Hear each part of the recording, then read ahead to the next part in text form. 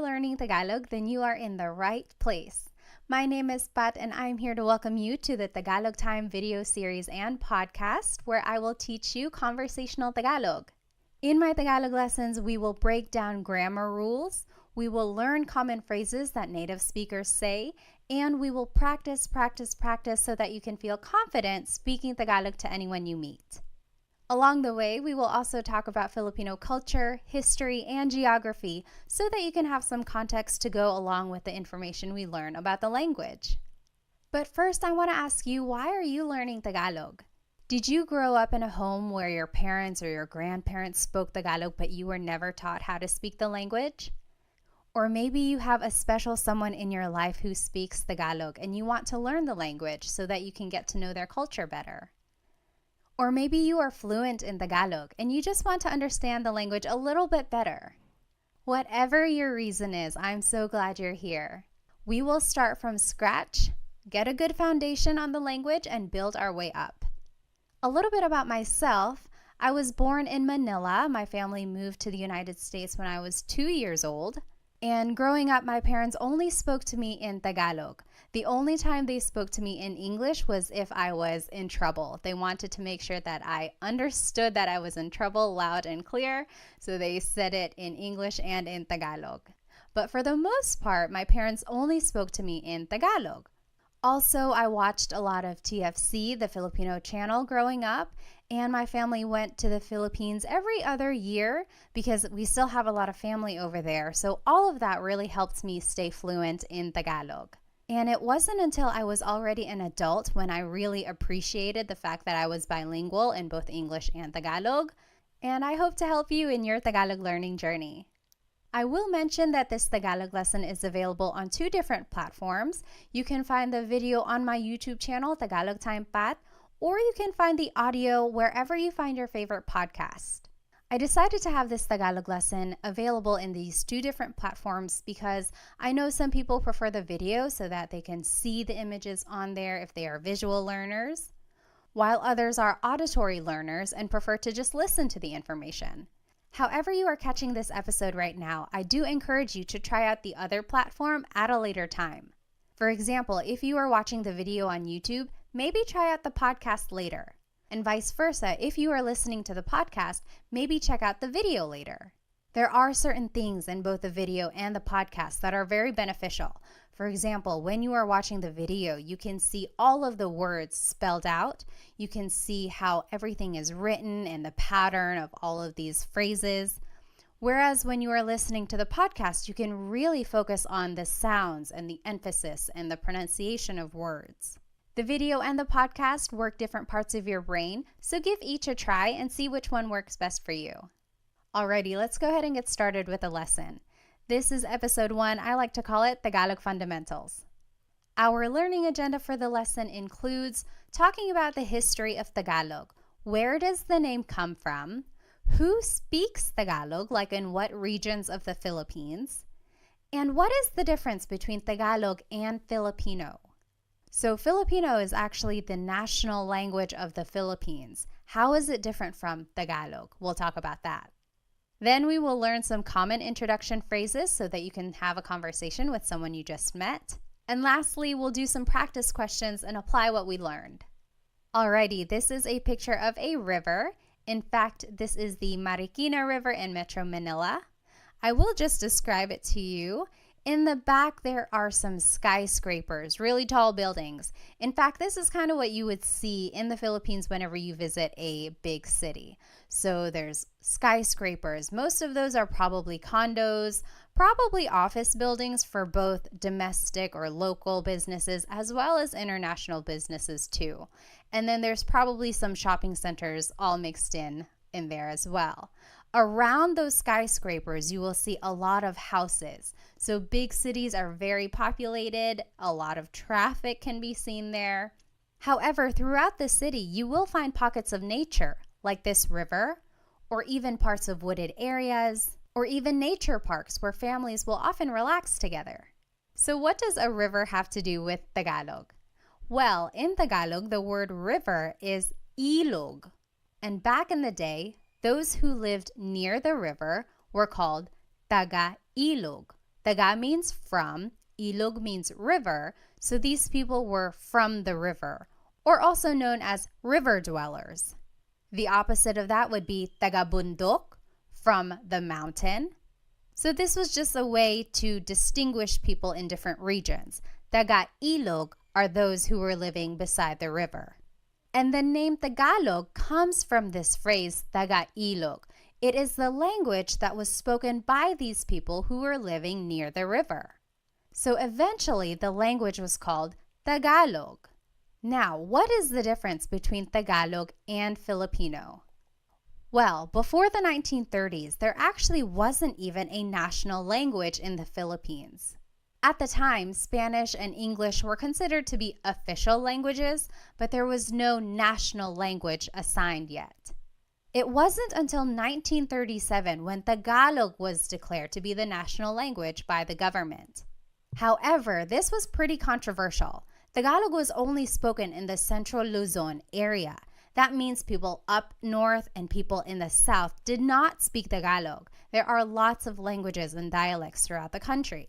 In fact, some people didn't even recognize Tagalog as the national language. Some people did not support this decision, but ultimately Tagalog was chosen for a number of reasons.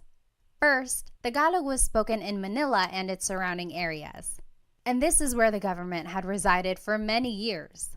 So since this is the area where government decisions were being made about politics, economics, and social issues, many people decided that Tagalog would be more suitable to be the national language.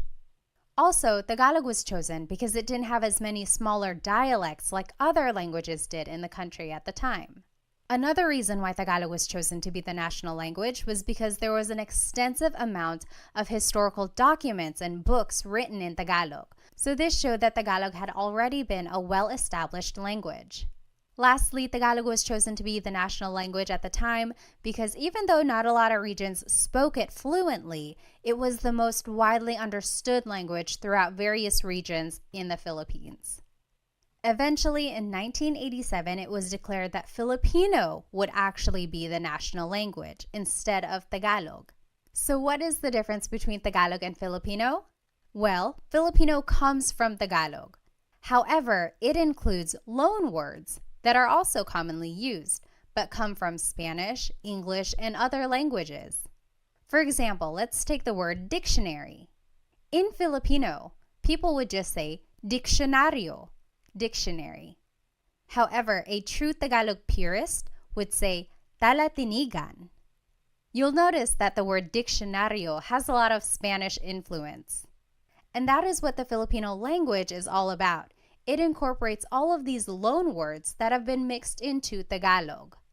So that's the main difference between Tagalog and Filipino.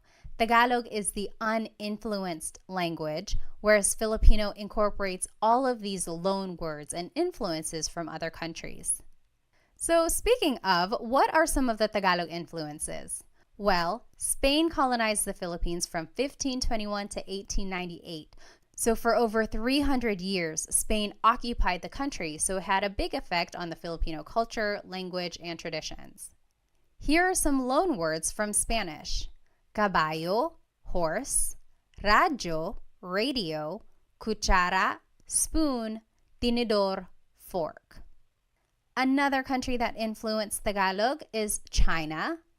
There were a lot of immigrants from the Hokkien community who were from the southern tip of China, and they immigrated to the Philippines between the 16th and 19th centuries. There are a lot of Chinese influences in the Filipino culture. For example, the cuisine, pancit and lumpia, come from the Chinese culture. Also, beliefs in feng shui and other things like that come from Chinese culture as well. Here are some Tagalog words that were influenced by China. Hikaw, earring; susi, key; ate and kuya, so older sister and older brother. Those are some words from the Chinese culture. Next, America influenced Tagalog. America occupied the Philippines between 1898 and 1946. And here are some English words that have influenced Tagalog.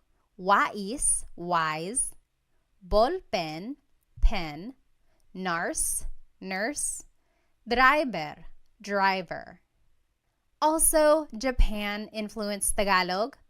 They occupy the Philippines between 1942 and 1945, and here are some Tagalog words that were influenced by Japanese. Karaoke, katol, which is the incense or some smoke that's used to deter mosquitoes, and then tsunami. And again, this is what the Filipino language incorporates. It adds all of these words that have been borrowed from other countries into Tagalog, whereas Tagalog purists would use other words that were more used in pre-colonial times. All right, so now let's take a look at where Tagalog is spoken throughout the Philippines. There are three main island groups in the Philippines: Luzon, Visayas, and Mindanao. Luzon is up in the north, then Visayas is in the central area, and then Mindanao is way down in the south.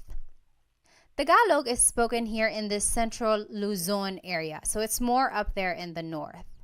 There are so many languages in the Philippines, and here are just some of them. Ilocano is spoken up there in the north, northern Luzon area. Tagalog again is the central Luzon area. Bicolano is in the southern Luzon area. Waray is spoken in the Visayas region, also Cebuano and Bisaya. All of that is spoken in the southern areas of the Philippines. And then Hiligaynon is on the western side of the Visayas region. Now the big question is, what is the difference between language and dialect? I will say that not everyone agrees. Some people think Tagalog is a language. Some people would say Tagalog is just a dialect. Same with Bisaya. Some people would say, oh, Bisaya is a language. Others would say that Bisaya is a dialect. Based on my research, language is considered to be more broad, whereas dialect is more regional. So yes, someone could argue, oh, Bicolano is regional, Hiligaynon is regional. I like to consider all of these as different languages, and I know I'm going to get people who disagree, and I apologize, but I also just like to give these regions their own recognition as having this developed language and form of communication. I've been corrected before. I've called it a dialect and someone said, no, actually it's a language, and vice versa. I've called it a language and people say, no, it's a dialect. I would encourage you to maybe do your research. You figure out what you want to call these different forms of communication and call it what you would like. I will call them languages. All right. Now let's take a look at where Tagalog is spoken all throughout the world. Well, just think about where Filipinos go. Wherever there are Filipinos, there's likely to be someone who speaks Tagalog. And Filipinos travel all around the world, either for their families, they want to be closer to people who have moved away, or maybe just for work. There are a lot of overseas Filipino workers, so Filipinos have moved everywhere, all around the world. So Tagalog is spoken in almost every continent. Did you know that there has been a Filipino on Antarctica who did some research there? Other than that, they can be found in South America, Africa, North America, Australia, Europe, Asia, everywhere, really. So it is a very widespread language. In the United States, especially on the West Coast, like California, Nevada, Washington State, Tagalog is one of the most spoken languages in households, according to the U.S. Census. So good for you for learning Tagalog. It is a very useful language when you're meeting someone new. All right, so let's go ahead and learn some common phrases in Tagalog. If you want to say hello, how are you in Tagalog, it's Kamusta ka? Kumusta ka? So it's spelled K-U-M, kumusta ka. But sometimes you might hear some people say kamusta ka, like it's a K-A sound. Kamusta ka?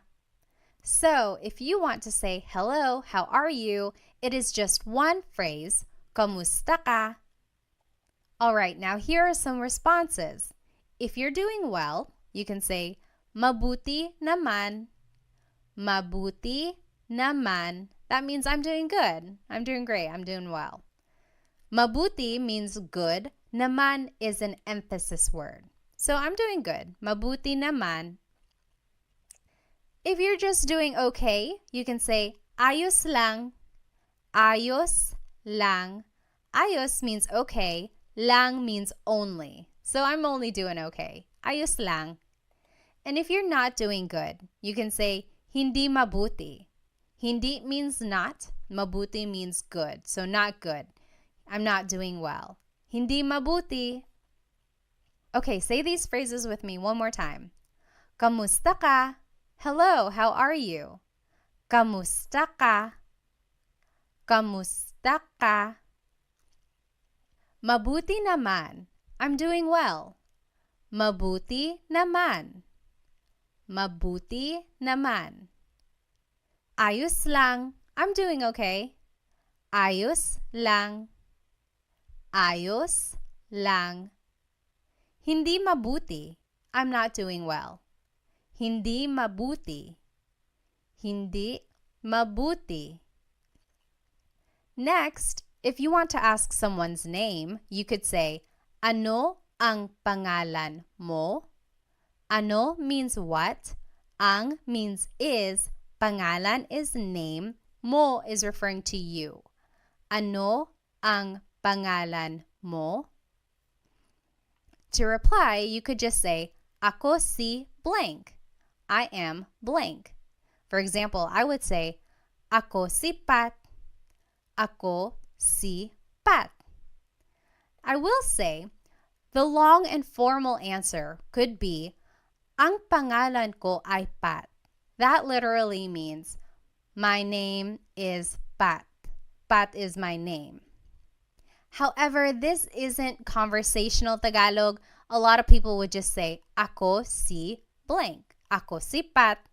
All right, let's try saying these phrases one more time. Repeat after me. Ano ang pangalan mo? What is your name? Ano ang pangalan mo? Ano ang pangalan mo? Ako si blank. I am blank. Ako si Pat. Ako si blank. All right, if you want to ask someone where they're from, you would say, taga saan ka? Taga means from. Saan means where. Ka is referring to you. Taga saan ka? Where are you from? Taga saan ka? To reply, you would say, taga blank ako. I am from blank. Taga means from. Ako means I am. Taga Manila ako.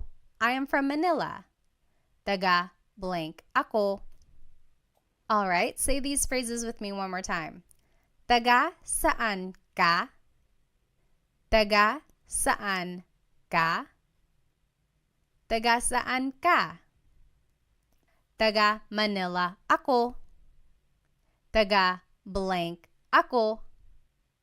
Taga blank ako.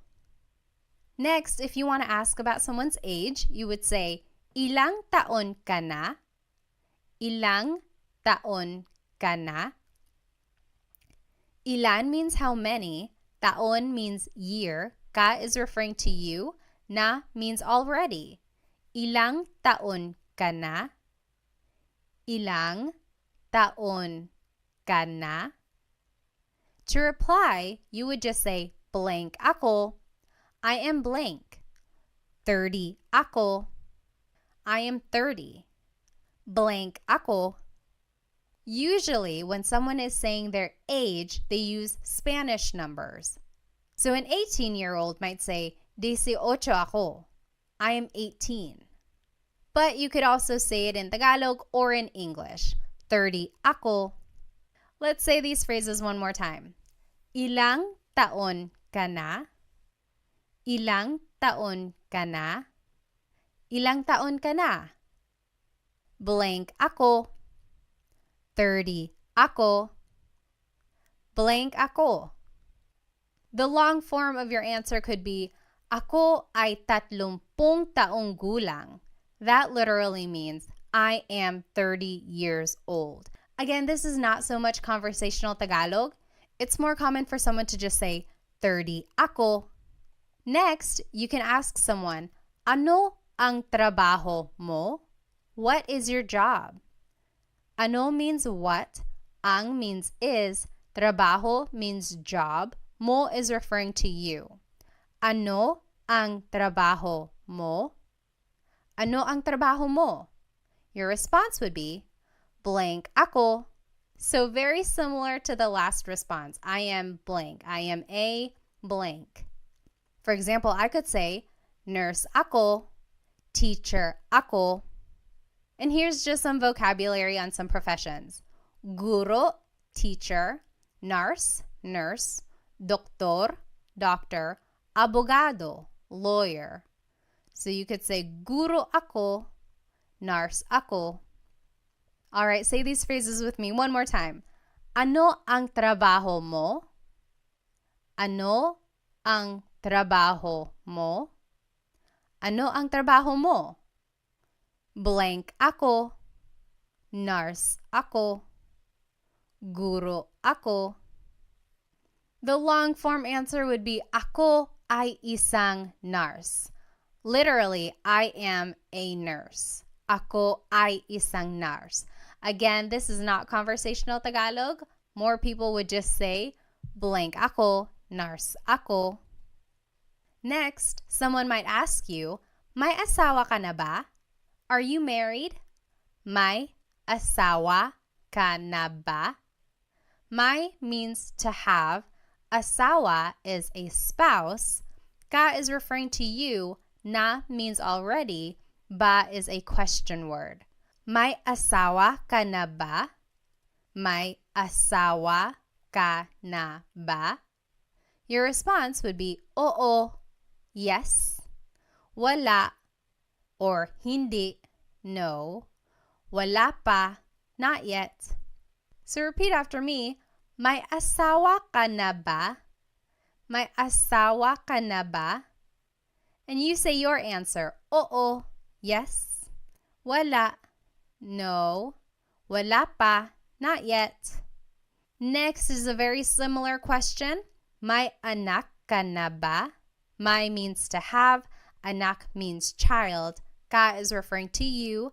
Na means already. And ba is a question word. May anak ka na ba? Do you have any kids? May anak ka na ba? May anak ka na ba? Your response would be the same as the last question. Oo, yes. Wala or hindi, no. Wala pa, not yet.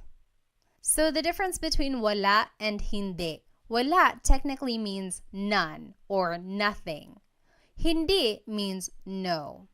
And since the question has the word may, which means do you have, it's almost like a quantity, then you could answer with wala, none. I have none yet. I don't have any kids yet. So wala, none. Sometimes you might also hear someone say hindi, no. Most commonly you would hear someone say wala, none. If you do want to answer and say that you do have kids, you can add the number of kids in your response. Oo, may dalawang anak na ako. Let's review some Tagalog numbers. Isa, 1, dalawa, 2, tatlo, 3, apat, 4, 5, 5. Now, if you listen again to the response, it's oo, may dalawang anak na ako. When the number ends with a vowel, like dalawa, ends with the letter A, you have to add an NG at the end when you respond. So, oo, may dalawang anak na ako. So instead of saying may dalawa anak na ako, you have to add an NG to the end of the word dalawa so that it connects to the word anak. It's almost like you're saying two of child. You have two children. And you add this NG to the end of any number when it ends with a vowel. So, isa, dalawa, tatlo, 5, 5. But for the word apat, 4, it ends with a consonant. You would have to add the word na before the word anak. So, oo, may apat na anak na ako. So anytime the number ends with a consonant, you add the word na. All right. Say that again with me. May anak ka na ba? May anak ka na ba? Do you have any kids? May anak ka na ba? And your response, oo, yes. Wala or hindi, no. Wala pa, not yet. And to talk about how many kids you do have, you could say, oo, may dalawang anak na ako, and just fill in the number in the phrase. Lastly, to get to know someone, you can ask them, ano ang hilig mo? What are your hobbies? Ano means what, ang means are or is, hilig means your likings or things that you like. Mo is referring to you. Ano ang hilig mo? What do you like to do? What are your hobbies? Your response would be, mahilig ako blank. I like to blank. And here are some examples of some hobbies. Mahilig ako magluto, to cook, magluto, magbasa, to read, magbasa, manood ng TV, watch TV, manood ng TV, sumayaw, dance, sumayaw, mag-exercise, to exercise, mag-exercise. Now, this is a great Taglish tip. When you don't know a verb in Tagalog, you can use the mag pattern. So mag-exercise is just the way to say exercise. That's commonly how people would say it. If you wanted to say that you like to swim, but you don't know how to say swim in Tagalog, you could say, mahilig ako mag-swim. I like to swim. Later on, go back and look up what to swim is in Tagalog. Then you can say, mahilig ako lumangoy, lumangoy. So I am a big supporter of using Taglish, especially while you are learning Tagalog. The main focus here is to learn the patterns and formation of phrases. And over time, you will learn more Tagalog vocabulary so that you can fill it into these phrases. But in the meantime, feel free to put English words wherever you need to. All right. Now, I always get asked, how do you use the word po? The word po is a part of speech that is used to show respect. Usually, kids say po throughout a conversation when they are speaking to an elderly person. Or adults even say po when they are trying to be respectful either to someone in authority or someone older than them. There are specific placements for the word po, but I will tell you about those in my next video, how to use po. But just as a rule of thumb, you can always add po to the end of anything you say and it will always work. It will always be respectful. So for any of the phrases that we learned today, add po at the very end when you are speaking to someone older than you. And that's just a good way to show respect. All right, now it's time to practice what we learned today. Translate these phrases in Tagalog. I will give you 10 seconds and then we'll go over the answer. Okay, so the first phrase that we're going to translate to Tagalog is, what is your name? What is your name? How do you say that in Tagalog?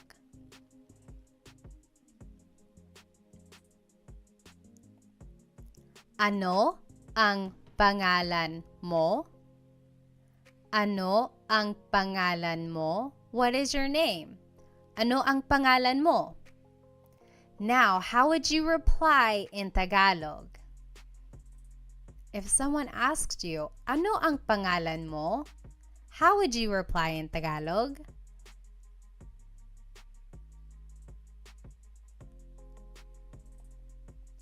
Ako si blank.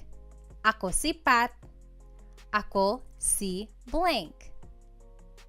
All right, next question. How do you say, what is your job in Tagalog? What is your job?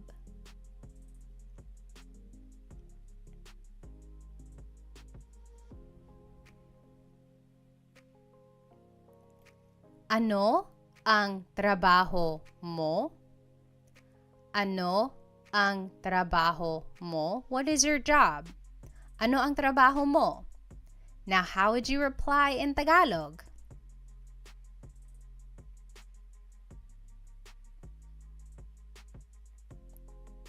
Blank ako. I am blank. Nurse ako. Teacher ako. Next, how would you say, hello, how are you in Tagalog? How do you say hello, how are you in Tagalog?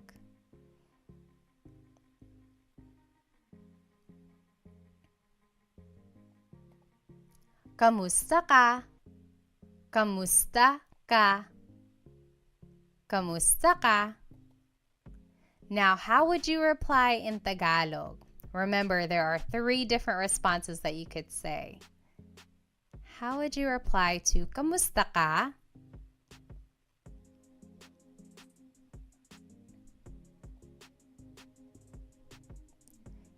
If you're doing well, you could say mabuti naman. Mabuti naman. If you're doing okay, you could say ayos lang. Ayos lang. And if you're not doing so good, you can say hindi mabuti. Hindi mabuti. All right, now how do you say, are you married in Tagalog? Are you married?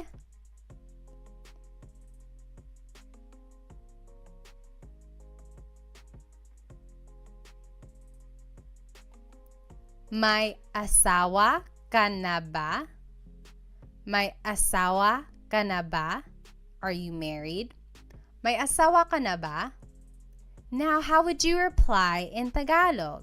Remember, there are 3 different types of responses you can give to this question. May asawa ka na ba?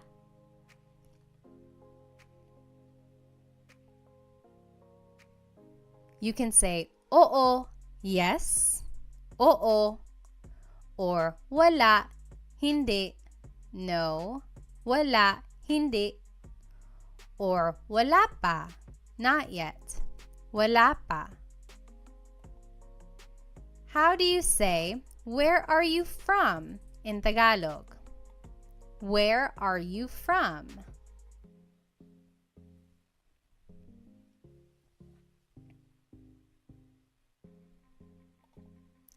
Taga saan ka? Taga saan ka? Where are you from? Taga saan ka?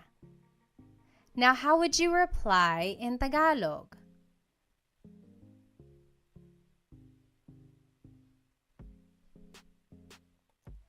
Taga blank ako.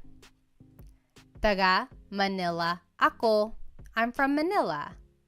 Taga blank ako. All right, how would you ask, how old are you in Tagalog? How old are you?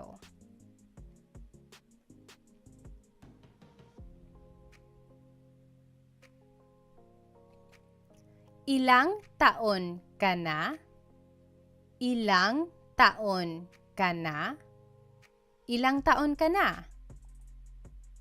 Now, how would you reply in Tagalog?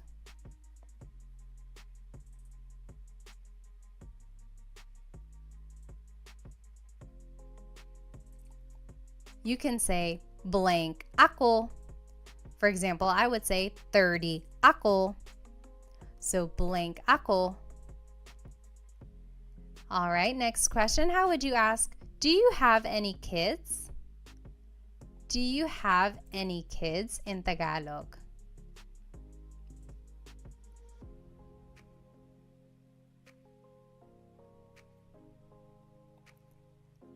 May anak ka na ba? May anak ka na ba? Do you have any kids? May anak ka na ba? And how would you reply in Tagalog?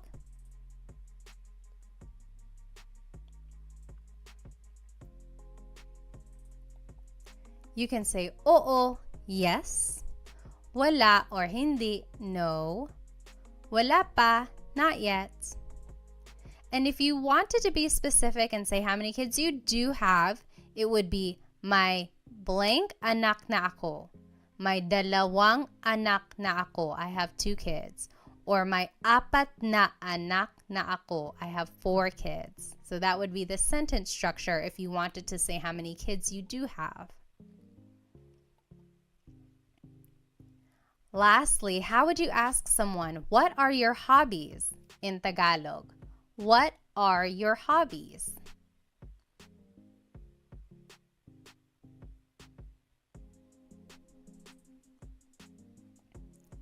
Ano ang hilig mo?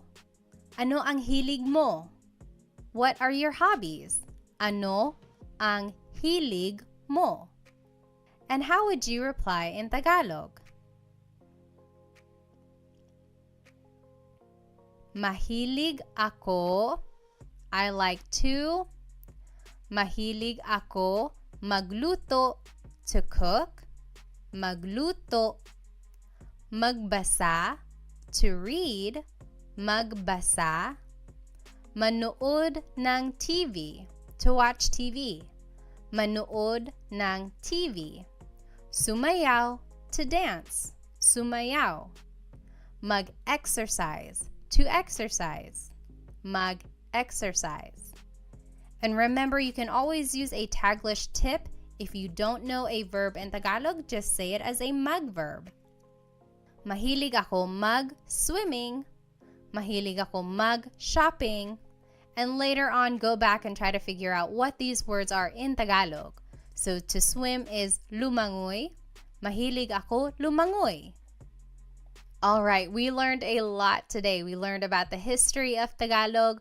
We learned where it's spoken and some influences of it. Then we learned some common phrases that hopefully you can start using when you meet someone new. And then we practiced. I encourage you to maybe write these phrases down on a note card. Write the English translation on one side and the Tagalog translation on the other side. And then just review them throughout the day. Practice really does make perfect. Try using these phrases to a native speaker that you know. Or if you don't have anyone you can speak to right now, really try practicing these note cards on your own. And a lot of people I meet get really nervous about their accent. I always say, ignore the accent. Forget about it for now. The accent will come the more you practice. I will say that even I have an English accent when I'm speaking Tagalog sometimes too. It usually comes out when I'm nervous or if I'm speaking too fast. But really, that doesn't matter. What matters in the end is that you are able to communicate in Tagalog. Be sure to subscribe to my YouTube channel for more Tagalog lessons and follow me on my other social media platforms. Thank you so much for joining me in this Tagalog lesson. In my next lesson, I will talk about how to use po when you want to be respectful. I hope to see you there. Paalam!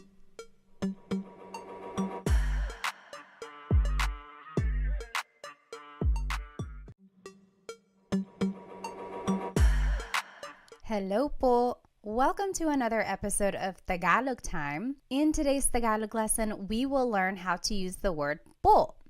If you have ever listened to a Tagalog conversation, specifically between two people who have a significant age gap, maybe a younger person and an older person, then you have likely heard them use the word po. So what is this word? Why is it used when people are speaking Tagalog? And how do you use it? We will go over all of that in today's episode. So today's lesson agenda will be all about the word po. We will go over the who, what, where, when, why, and how of using it. We will talk about the history of it, where it probably came from.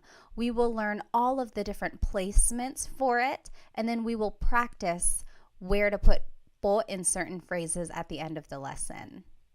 So first things first, what is po?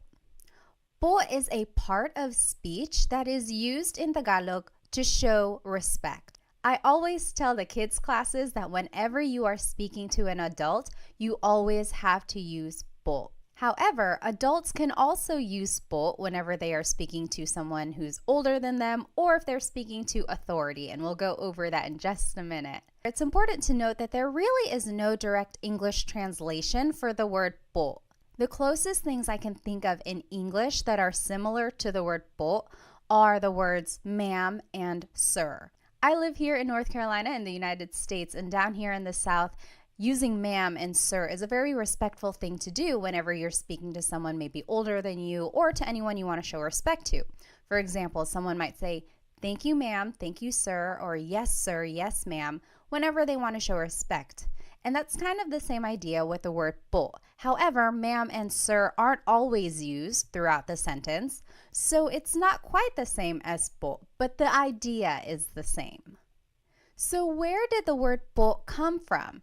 Some say that the word originated in pre-colonial times from this word apo. Now don't get confused, it's not the word apo, which means grandchild, but it's the Tagalog word apo, and it means Lord. But in pre-colonial times, and even in indigenous communities today, those who are well respected in the community were referred to as apo. That was kind of their title. That's what they were called. Just to tie it in with some current events, you might know the name Apo Wang Od. She was recently on the cover of Vogue, and she was the oldest woman to be on the cover of the magazine. She is a Filipino woman who comes from an indigenous community called Kalinga, and she is known for her tribal tattoos. She's one of the few people who still do these tattoos in the area, so it really is such a special thing. But again, she is called Apo in the community because she is well respected. And so with the word po, people think that it comes from this word apo. For example, back in the day, someone might have said, "Oo, apo, yes, Lord." And then eventually it was so commonly used that it was just shortened to the word po, and it was added throughout the sentence to show respect when someone was speaking. So that's kind of an accepted idea of where the word po came from. So why is po used? Well, the Philippines has a very respectful culture, and that can be seen through many practices. For example, children are taught at a very young age to do the mano po, also known as bless. And that is where the young person takes the hand of an older person and touches the back of the hand to their forehead. It's said that this was a way for them to grant a blessing from the elderly person. And that just emphasizes the idea of how people are taught to really respect their elders. Another way people show respect towards others is through the way they refer to each other. For example, the titles ate and kuya are used for people who are older than you. Ate is what you call an older sister or even an older cousin or friend who's a girl. These are usually someone who's just a little bit older than you, not too much older, otherwise they would be tita and tito. But if they are just like one generation older than you, then they would be considered your ate. Same with the name kuya. These are your older brothers or older cousins and friends who are boys. For example, if I am older than you, you could call me Ate Pat. Your older cousin might be Kuya Sam, and so on. So again, these titles just show how respect is embedded in the family and community unit. As I mentioned, kids are taught to say po whenever they are speaking to their elders. So their parents, their aunts and uncles, their grandparents. However, it's important to note that adults also use the word po whenever they are speaking, of course, to their elders, so maybe their grandparents or their parents, but also to anyone in authority, so bosses or police or priests or doctors. So anyone they want to be respectful to, they would say po. When and where is the word po used? It can be used anytime, whether you are just at home with your family, or if you're at the grocery store, or if you're at work, it's always appropriate whenever you want to show respect. Other than using the word po personally with your family, you might also hear the word po in hospitality settings. So for example, at hotels and restaurants. You will likely hear the staff speaking to you with the word po. And that again is just a way to show respect because you are a guest in that area. And that is just a way for them to be professional and respectful. All right, so how do you use the word po? Before we jump into the proper placements of po, let's go over some common Tagalog phrases that we can use as a reference. So first, the basic way to say hello and how are you in Tagalog is just kamusta ka, kumusta ka. To reply, you can say mabuti naman, I'm doing well. Mabuti naman. Or if you're just doing okay, you can say ayos lang, ayos lang. And if you're not doing well, you can say hindi mabuti, hindi mabuti. Say these phrases with me one more time. Kamusta ka? Hello, how are you? Kamusta ka? Mabuti naman. I'm doing well. Mabuti naman. Ayos lang. I'm doing okay. Ayos lang. Hindi mabuti. I'm not doing well. Hindi mabuti. Next, if you want to ask for someone's name, you can say, ano ang pangalan mo? Ano ang pangalan mo? Your response would be, ako si blank. I am blank.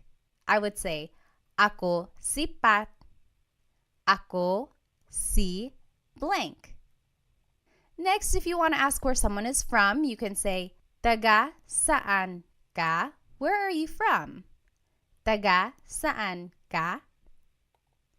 To reply, you can say, taga blank ako.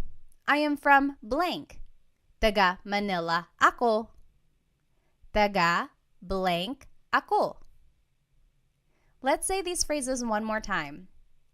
Ano ang pangalan mo? What is your name? Ano ang pangalan mo? Ako si blank. I am blank. Ako si Pat. Ako si blank. Taga saan ka? Where are you from? Taga saan ka? Taga blank ako. I am from blank. Taga Manila ako. Taga blank ako. Next, if you want to ask how old someone is, you can say, ilang taon ka na? How old are you? Ilang taon ka na? To reply, you can say, blank ako. I am blank. 30 ako. Blank ako. Next, if you want to ask about someone's job, you can say, ano ang trabaho mo? Ano ang trabaho mo? To reply, you can say, blank ako. I am a blank. Nurse ako or teacher ako. Let's say these phrases one more time. Ilang taon ka na? How old are you? Ilang taon ka na? Blank ako. I am blank. 30 ako. Blank ako. Ano ang trabaho mo? What is your job? Ano ang trabaho mo? Blank ako. I am a blank. Nurse ako. Blank ako. Alright, so we learned some common phrases. Now let's see where po would go in these phrases. First, the most common placement for po is that it is the second word in the sentence. For example, saan po ang CR? Saan means where, po is a sign of respect, ang means is, CR stands for comfort room. It's what they call the bathroom in the Philippines sometimes. So saan po ang CR means where is the bathroom? So po is the second word in this question. Another example is natutulog po siya. Natutulog means sleeping. Po is a sign of respect. Siya means he or she. It's gender neutral. So we would have to find more of the context clues about this phrase. But this essentially means he or she is sleeping. Natutulog po siya. Again, po is the second word in this phrase. The second rule for the word po is that it goes after the words ko, which means I, or na, which means already. So if either of these words appear in a phrase, po would go after that word, ko or na. For example, nakita ko po yung kotse. Nakita means saw. Ko means I. Po is a sign of respect. Yung means the. Kotse means car. So, I saw the car. Nakita ko po yung kotse. Po is after the word ko. Another example, kumain na po ako. Kumain means ate. Na means already. Po is a sign of respect. Ako means I. So, I already ate. Kumain na po ako. Po goes after the word na. Lastly, po goes after a set phrase. For example, maraming salamat po. Thank you very much. Maraming salamat po. Also, it can go after the phrase magandang umaga po. Good morning. So these are just some set phrases and po goes after them. I will note that if you don't remember these po placements, you can always add po at the end of anything you say, and it will always work. It will be respectful. It might not be the most common placement for the word po, but it does the job. So if you don't remember that po goes after the word ko or after the word na, just add it to the end of the phrase and you will be respectful. And that's the ultimate goal. All right.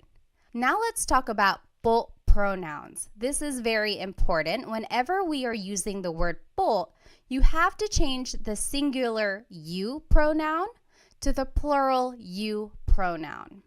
For example, the word mo turns into the word nyo. The word ko turns into the word kayo. Depending on the sentence, mo means you or your, and ko means I or my. And these are singular pronouns. So anytime you are using the word po, you have to use the plural you pronoun, nyo and kayo, respectfully. And they do this in other languages as well. They do this in French. I took 5 years of French between high school and college. And anytime you refer to someone in a respectful way, you have to use the plural you pronoun. And you do this even if you are just speaking to one person. So that can get a little confusing. People always ask, so if I'm only speaking to one person, but I'm still using the word po, I still have to refer to them in the plural you? Yes, you do. So anytime you are trying to be respectful and you are using the word po, you have to use the plural you pronoun. And we will see how that works in these examples. So just to review the common phrases we just learned, kamusta ka? Hello, how are you? Mabuti naman, I'm doing well. Ayos lang, I'm doing okay. Hindi mabuti, I'm not doing well. Now, if we want to be respectful, let's see where po would go in these phrases. Kamusta ka turns into kamusta po kayo. So po is the second word in this question. And then ka becomes kayo. So that is an example of where the singular you pronoun becomes a plural you pronoun. So kamusta ka becomes kamusta po kayo. Next, mabuti naman becomes mabuti naman po. So that's just a set phrase. It would go at the end of that. Very similar, ayos lang becomes ayos lang po. Again, it just goes at the end because it's a set phrase. And then lastly, hindi mabuti becomes hindi mabuti po. Again, that's just a set phrase. You might hear someone say, hindi po mabuti. I've heard that before, so it can also be the second word in this phrase, hindi po mabuti. But since it's a set phrase, I would add it to the end, hindi mabuti po. So those are some examples of where po would go. Just some more common phrases. Let's review. Ano ang pangalan mo? What is your name? Ako si Pat. I am Pat. Taga saan ka? Where are you from? Taga Manila ako. I am from Manila. Now let's see where po would go in these phrases. Ano ang pangalan mo becomes ano po ang pangalan nyo? So po is the second word here, goes right after the word ano. And then mo becomes nyo. So again, the singular you pronoun becomes a plural you pronoun. Next, ako sipat becomes ako po sipat. Po is the second word in this phrase. Taga saan ka becomes taga saan po kayo. So this po placement does not really fall into any of the three major placements that we learned. But I do want to point out that ka becomes kayo. Again, that is where the singular you pronoun becomes a plural you pronoun. And lastly, to respond, taga Manila ako becomes taga Manila po ako. So in this case, po is the third word, so it doesn't really fall into any of the categories that we learned earlier. But when in doubt, you can always add po to the end. Taga Manila ako po. That will also work. In fact, when I was a kid, that's what I was taught. Just always add po to the end of anything you say. The more you hear people speaking Tagalog, you'll catch on to where po typically goes. You'll hear the flow of the sentence, and you'll learn where po might and might not go.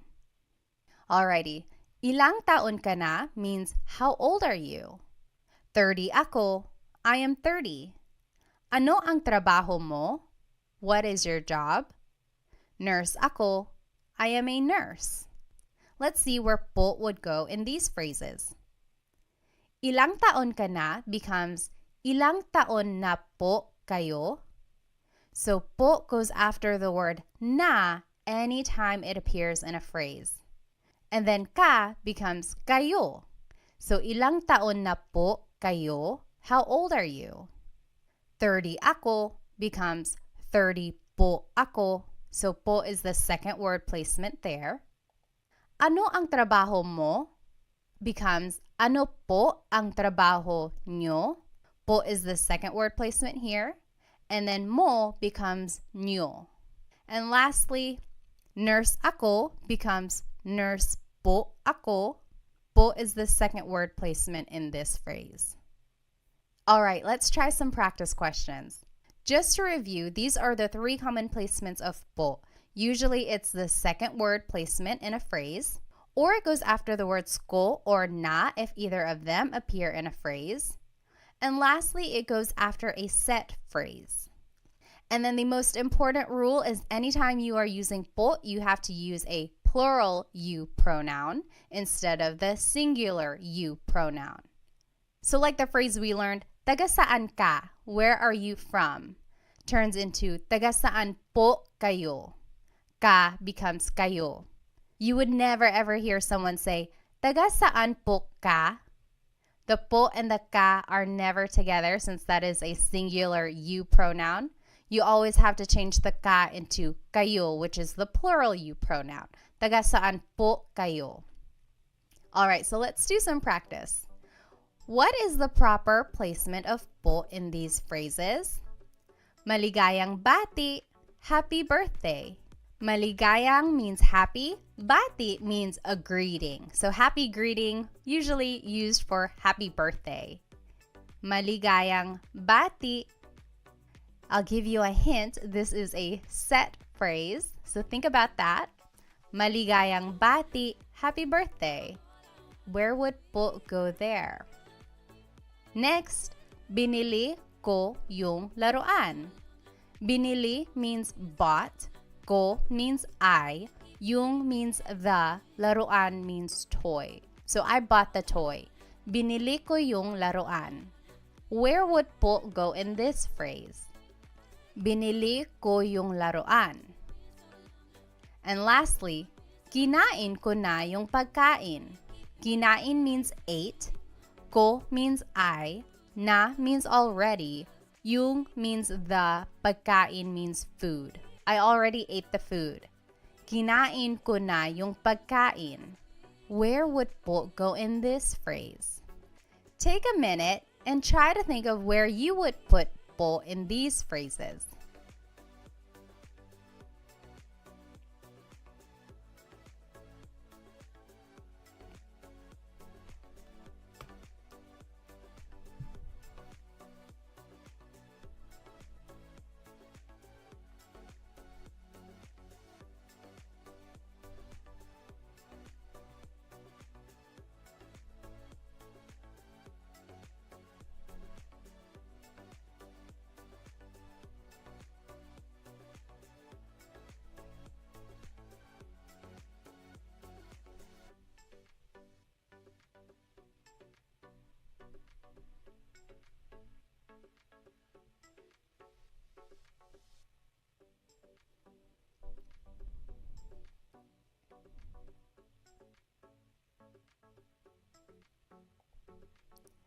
All right.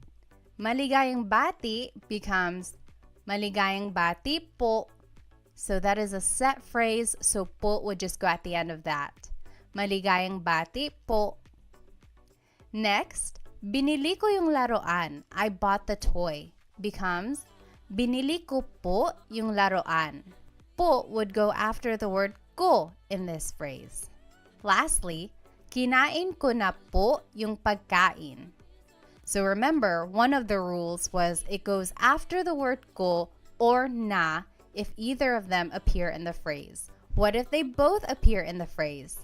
It would just go after both of them. So kinain ko na po yung pagkain. Po goes after the word na, which is after the word ko. So did you get it right? I hope you did. It does take some practice, but remember you can always add po to the end of your sentence. All right, so just a quick note. What is the difference between po and ho? For example, someone might say ano po, which means what? Someone else might say ano ho, which also means what? What is the difference between po and ho? Well, both are a sign of respect. They have the same placement rules that we just learned. However, ho is considered to be a little bit more informal and po is formal.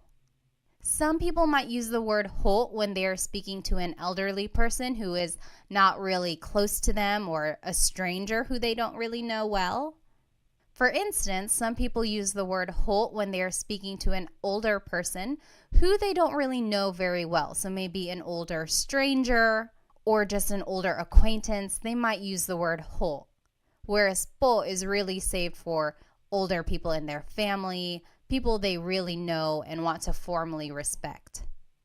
I personally don't use the word ho very often. I just use po for everyone when I want to be respectful. However, I have heard people use the word ho whenever they're speaking to someone kind of informally, but also still respectful. You might hear it in movies or Filipino shows or things like that. Just know that it is equivalent to the word po, but just a little bit less formal. Alrighty, so we learned a lot today. We learned the placements of po. We learned a little bit about the history, where it comes from, how to use it, when and where. And then we were able to practice a little bit. So I encourage you, maybe when you are speaking to your parents or to your grandparents, just practice saying po, even if it's in English. Try adding po to anything you say at the end, even if it's an English phrase. That way you can get in the habit of using po and being respectful towards others in this way. If you would like to stay connected and get notified whenever I have a new Tagalog lesson, I encourage you to subscribe to my YouTube channel. And please follow me on my other social media platforms. I have a lot of other good content there as well. I'll see you in our next Tagalog lesson. Paalam!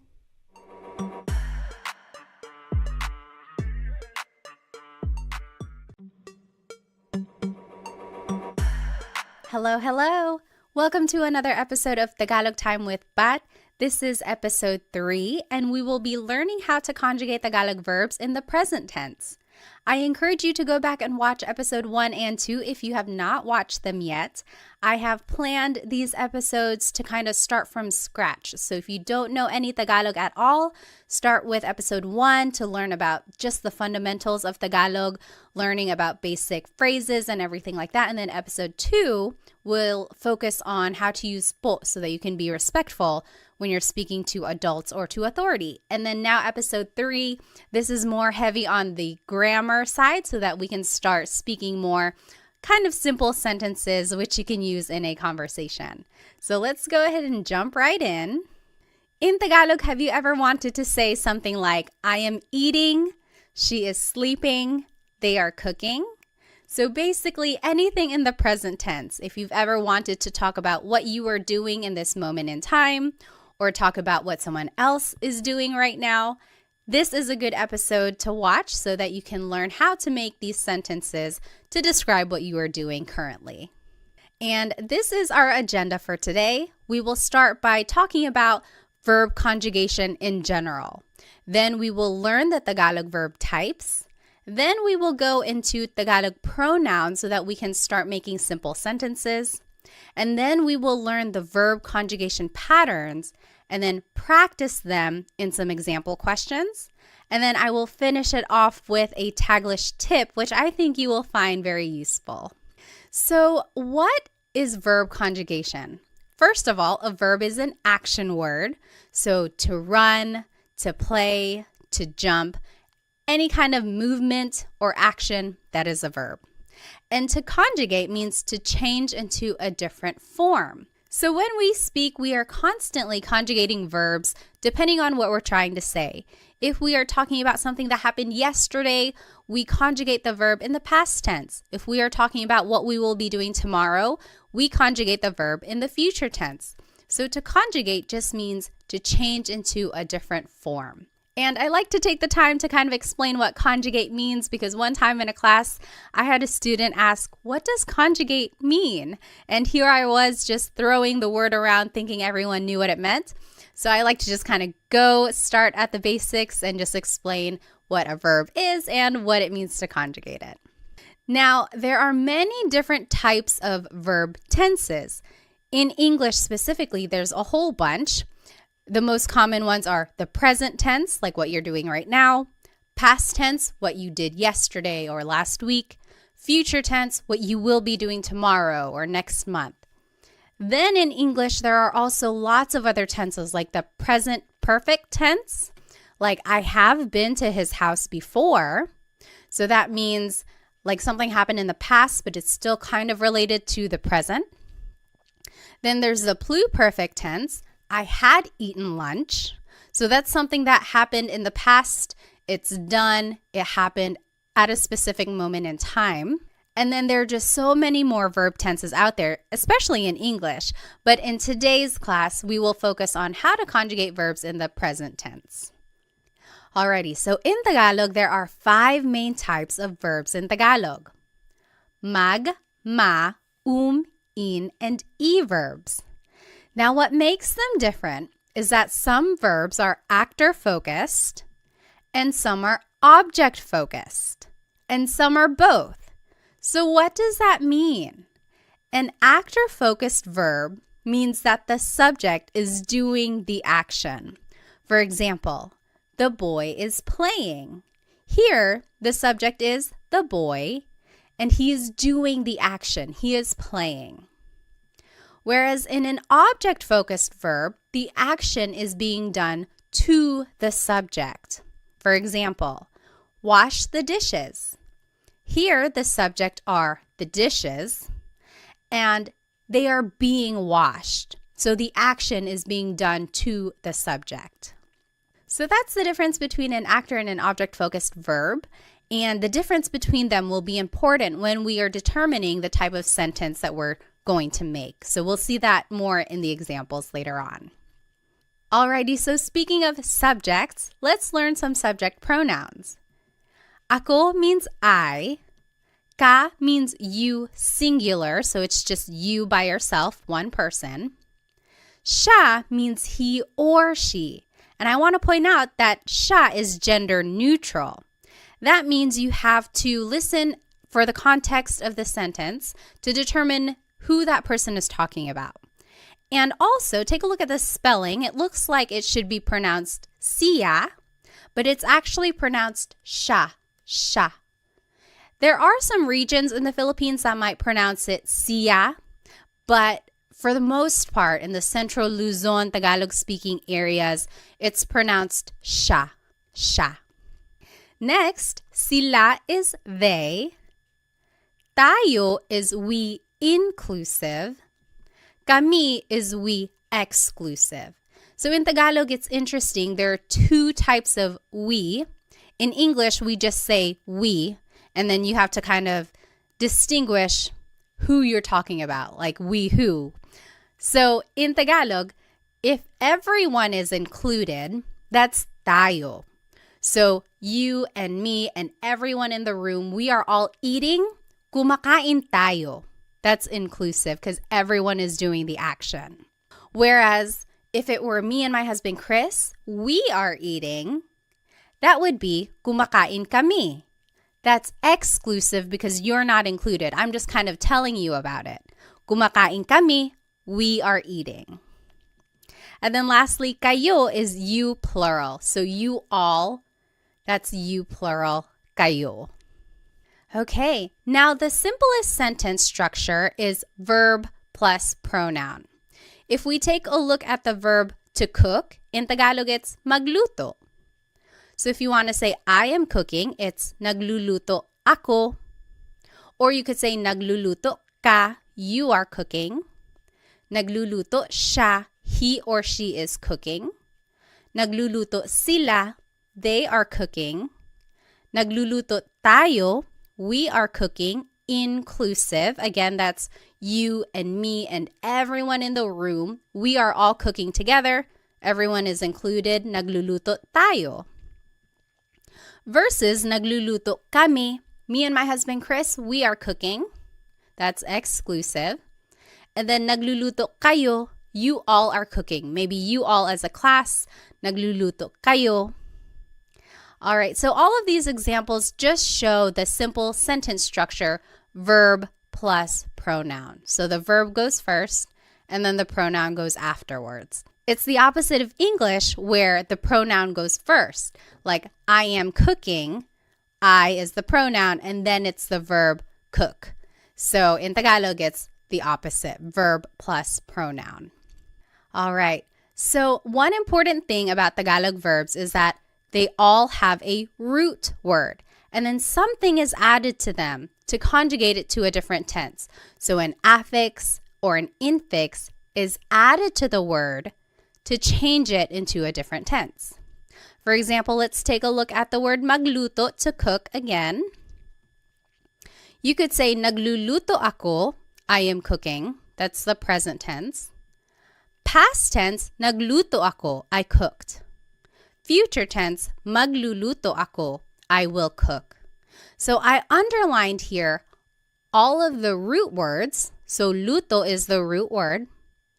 And then there's the affix that goes before the root, and that will determine the tense. And what I want you to get from this slide is that if you can pick out the root word in a conversation, then that will really help with the translation of Tagalog for you. So if I heard someone say, oh, nagluto ako kahapon, then I would say to myself, okay, I know luto means to cook. Now I have to use context clues to figure out, are they talking about something that happened yesterday, or are they cooking right now, or are they going to cook tomorrow? So if you can pick out root words when you're listening to Tagalog, that will really help with the translation and understanding of the language. Alrighty, so let's go ahead and jump right into these conjugation patterns. We will start with the mag verbs. They are usually actor focused, and they are the most common type of verb in Tagalog. Here are some examples. Maglakad, to walk. Magluto, to cook. Magbasa, to read. Now, in the present tense, if you want to conjugate a mag verb in the present tense, here is the pattern. It's the affix nag, then it's the repeated first syllable, and then it's the root. For example, maglakad becomes naglalakad. Here's the affix nag, then there's a repeated first syllable, and then the root. Naglalakad ako, I am walking. Naglalakad sila, they are walking. Alrighty, let's take a look at magluto, to cook. In the present tense, it becomes nagluluto. Here's the affix nag, then there's the repeated first syllable, and then the root.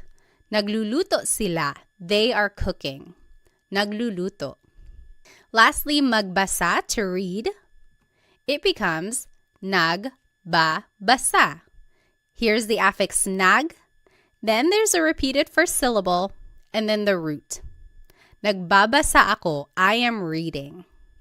So that is how you would conjugate a mag verb in the present tense. Let's take a look at ma verbs. They are very similar in their pattern. These are usually actor focused, and here are some examples. Maligo, to shower. Matulog, to sleep. Manood, to watch. In the present tense, if you want to conjugate a ma verb, here's the pattern. Now the affix is na, then it's the repeated first syllable and then the root. So maligo, to shower, will be naliligo. Naliligo ako, I am taking a shower. Naliligo siya, he is taking a shower. You jot it down on your paper. What do you think matulog and manood will be in the present tense? And feel free to pause the video if you need. All right, matulog in the present tense, to sleep, is going to be natutulog. The affix is na, then there's a repeated first syllable, and then the root. Natutulog ako, I am sleeping. Natutulog. Manood, to watch, will be nanonood. Nanonood sila. They are watching. Affix is na, then there's a repeated first syllable, and then the root, nanonood. So mag and ma verbs have a very similar pattern. The only difference is that affix in the beginning. Now let's take a look at verbs. These can be actor or object focused, depending on the context. And here are some examples. Kain is to eat. Takbo is to run. Tawa is to laugh. Now you might be wondering, why are these verbs? Doesn't appear in the word at all. It's because is the infix that goes into the word when you are conjugating it. So in the present tense, to conjugate an verb, the infix goes between the first and second letter, and then it's the root at the end. So for example, kain, to eat, becomes kumakain. Goes between the first and second letter, and then you add the root at the end. Kumakain ako. I am eating. Kumakain ako. Next, takbo means to run. In the present tense, it would be tumatakbo. Tumatakbo siya. He is running. Goes between the first and second letter, and then it's the root at the end. Tumatakbo. You jot it down. What do you think tawa will be in the present tense? And just use the pattern we learned. In the present tense, tawa, to laugh, will be tumatawa. Goes between the first and second letter, and then the root goes at the end. Tumatawa sila. They are laughing. Tumatawa. Alrighty, now let's move on to verbs. These are also object focused. And here are some examples. Gamit means to use. Walis means to sweep. It has a very similar pattern to verbs. The only difference now is that the infix in goes between the first and second letter, and then it's the root. So gamit, to use, in the present tense becomes ginagamit. In goes between the first and second letter, and then it's the root. Ginagamit ko, I am using something. Ginagamit. What do you think walis will be in the present tense? Remember to just use the pattern and plug everything in. Walis in the present tense is winawalis. So in just goes between the first and second letter, and then the root goes at the end. Winawalis ko yung sahig. I am sweeping the floor. Winawalis. Lastly, verbs. These are object focused. Some examples are isara, to close, ibigay, to give, itago, to hide. And now the pattern is the infix in goes between the second and third letter, and then it's the root. So isara, to close, becomes isinasara. Isinasara. So in goes between the second and third letter, and then the root goes at the end. Isinasara ko yung pinto. I am closing the door. You jot it down. What do you think ibigay and itago will be in the present tense? In the present tense, ibigay, to give, will be ibinibigay. ibinibigay. In just goes between the second and third letter, and then it's the root at the end. Ibinibigay. So, ibinibigay ko, I am giving something to someone. Lastly, itago, to hide, in the present tense will be itinatago. Itinatago. The in just goes between the second and third letter, and then the root goes at the end. Itinatago. All right, so those are the conjugation patterns for the 5 different types of verbs in Tagalog. So as you can see, there are some similarities among the patterns. You just kind of have to figure out what type of verb it is and then go from there. So I always get asked, how are verbs categorized? Why are some verbs mag, some are ma, some are some are in, some are e? And I've looked it up, and honestly, I have not found a consistent answer for that question. I think it goes back to baybayin, the ancient Philippine script.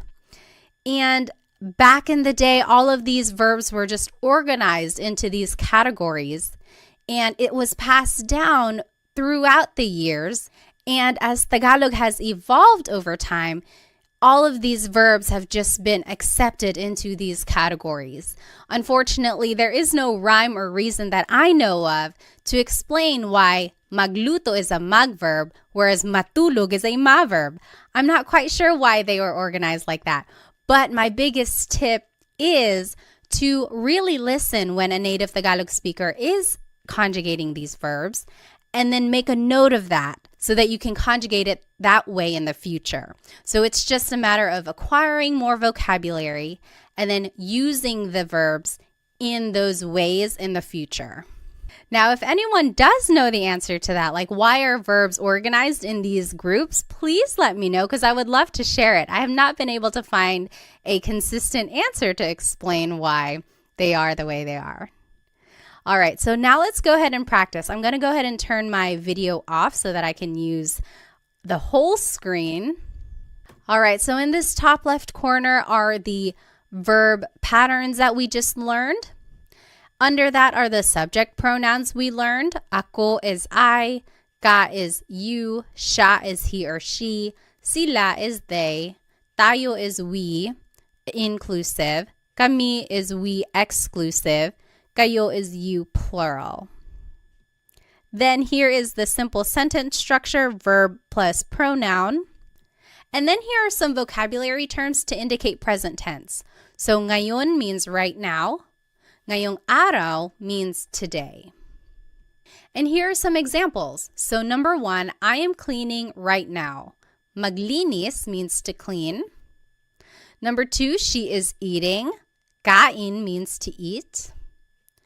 Number 3, you all are cooking. Magluto means to cook. Number 4, we are walking. Maglakad, inclusive. Number 5, they are sleeping. Matulog. And number 6, we are watching TV. Manood, exclusive. So let's do number 1 together just so we are all on the same page. Remember our sentence structure here, verb plus pronoun. So the verb for to clean is maglinis. In the present tense, it's naglilinis. So mag verbs, remember the pattern is affix nag, then there's a repeated first syllable, and then the root. Naglilinis, then I, the subject pronoun for I is ako. And then right now, ngayon. Naglilinis ako ngayon. I am cleaning right now. Naglilinis ako ngayon.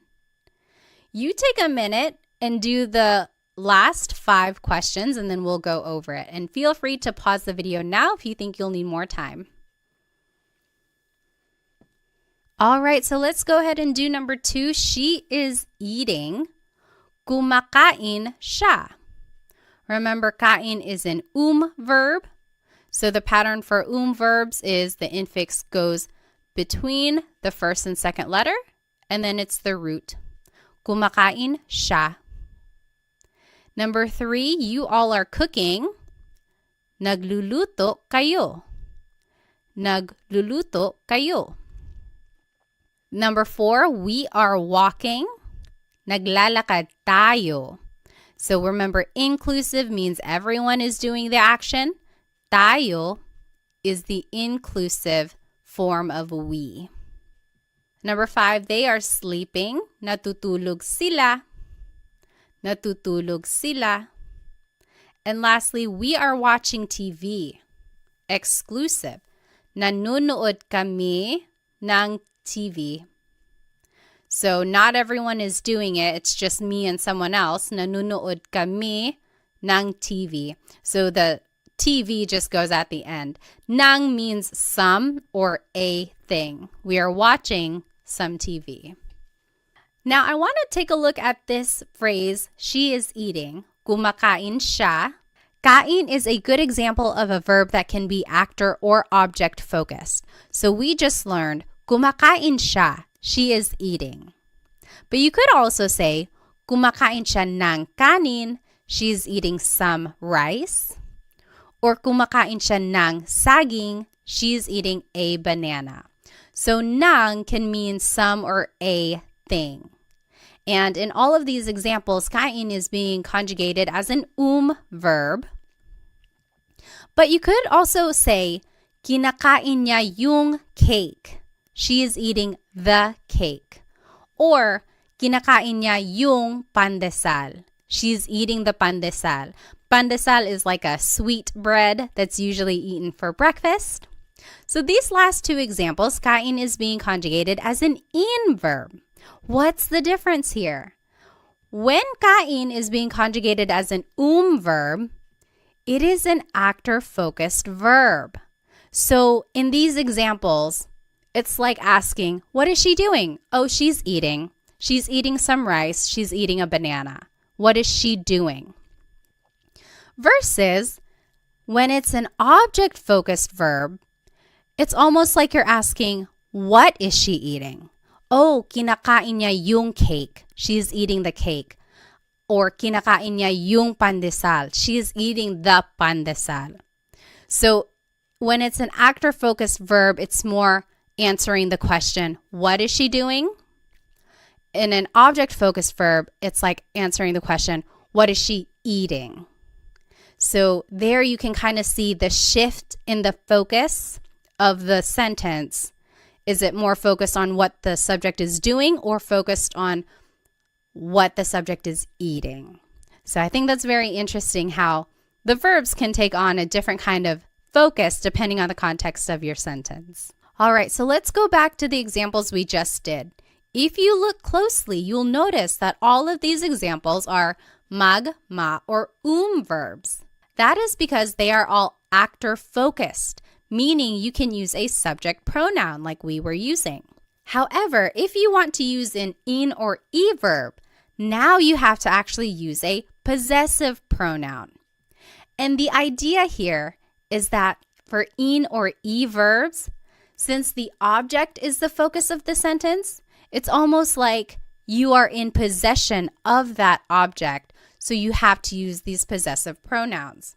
So let's take a look down here in the bottom left corner. Here are possessive pronouns. Ko means my or I. Mo means your or you singular. Niya means her or his, he or she. Nila means their or they. Natin means our or we inclusive. Namin means our or we exclusive. Ninyo means your or you plural. So you might be wondering, how can it mean my or I, your or you? Because you can use these pronouns in different ways. So you could say like, bahay ko, my house, or bahay mo, your house. So when you're attaching it to an object, it takes on the possessive quality of like my or your or his or her. But when you're using it in a sentence with an object-focused verb, then it takes on the translation of I, you, he or she. So now this is the sentence structure we will be using when we use an in or verb. Verb plus pronoun like we were just doing. Then it's the word yung. And then it's the noun. A very similar word is ang, A-N-G. That also means the. However, yung is specific. It's like that thing. So for our purposes, let's just use yung because it's a little bit more specific to the examples we will be going over. And then again, here are some vocab words to indicate present tense. Ngayon means right now. Ngayong araw means today. And here are some examples. I am using the car, and I gave you some vocabulary words. Gamit means to use. Coche is car. Number 2, he is closing the door. Isara means to close. Pinto means door. Number 3, you all are sweeping the floor. Walis means to sweep. Sahig means floor. Number 4, they are hiding the toys. Itago means to hide. Mga laruan means toys. So this is interesting. If you want to make a noun plural, you have to add the word mga in front of it. It's not like in English where you just add an S at the end. To make a noun plural, you have to add this word mga. So let's do the first one together. Just so we're on the same page, keep an eye on your new sentence structure here, verb plus pronoun, then yung, then the noun. So I am using the car. Gamit is to use. In the present tense, it's ginagamit. Remember, the in just goes between the first and second letter, and then it's the root. Ginagamit, and then the pronoun I in the possessive pronoun is ko. And then yung car is coche. Ginagamit ko yung coche. I am using the car. Ginagamit ko yung coche. So as you can see, we just kind of plugged everything into this sentence structure. And then we also used the pattern that we learned for these different types of verbs. So go ahead and take a minute. You do the last 3 examples and then we'll go over it. Feel free to pause the video if you need. All right, let's do number 2. He is closing the door. Isinasara niya yung pinto. Isinasara niya yung pinto. So the pattern for E verbs, the in just goes between the second and third letter, and then it's the root. He, as a possessive pronoun, is niya. Yung pinto, the door. Number 3, you all are sweeping the floor. Winawalis nyo yung sahig. Winawalis nyo yung sahig. And then lastly, they are hiding the toys. Itinatago nila yung mga laruan. Itinatago nila yung mga laruan. So it really is just a matter of plugging everything into the sentence structure and then using the patterns that we learned for these different verbs. And the trickiest part really is trying to remember that for actor-focused verbs like magma and verbs, you can use subject pronouns. But then for in and e verbs, you have to use possessive pronouns. And again, it's because it's almost like you or the subject are in possession of that object. Alrighty, so let's take a look at this verb walis. This is another example of where it can be an actor or object-focused verb. We learned winawalis ko yung sahig. I am sweeping the floor. That's an in verb. The focus is on the object, sahig. What are you sweeping? I'm sweeping the floor. Winawalis ko yung sahig. But you could also say, nagwawalis ako. I am sweeping. Now the focus is on me, the subject. I am sweeping. What are you doing? I'm sweeping. So here, when it's an in verb, it's an object-focused sentence. Versus when it's a mag verb, it's an actor-focused sentence. So very interesting there. Alrighty, let's finish it off with this Taglish tip. Taglish is Tagalog and English together. And I am a big supporter of using Taglish. There are people out there who might say, oh, don't use Taglish. That's a bad way to learn a new language. On the contrary, I think it's a great way to learn a language because you can use it as a stepping stone while you get more vocabulary. So you don't want to rely on Taglish forever. The idea is that hopefully over time you can get more vocabulary and learn how to say the whole phrase in Tagalog. But in the meantime, let's learn this Taglish tip, and I think you can use it every day. So let's take a look at these examples. I am driving, she is swimming, they are jumping.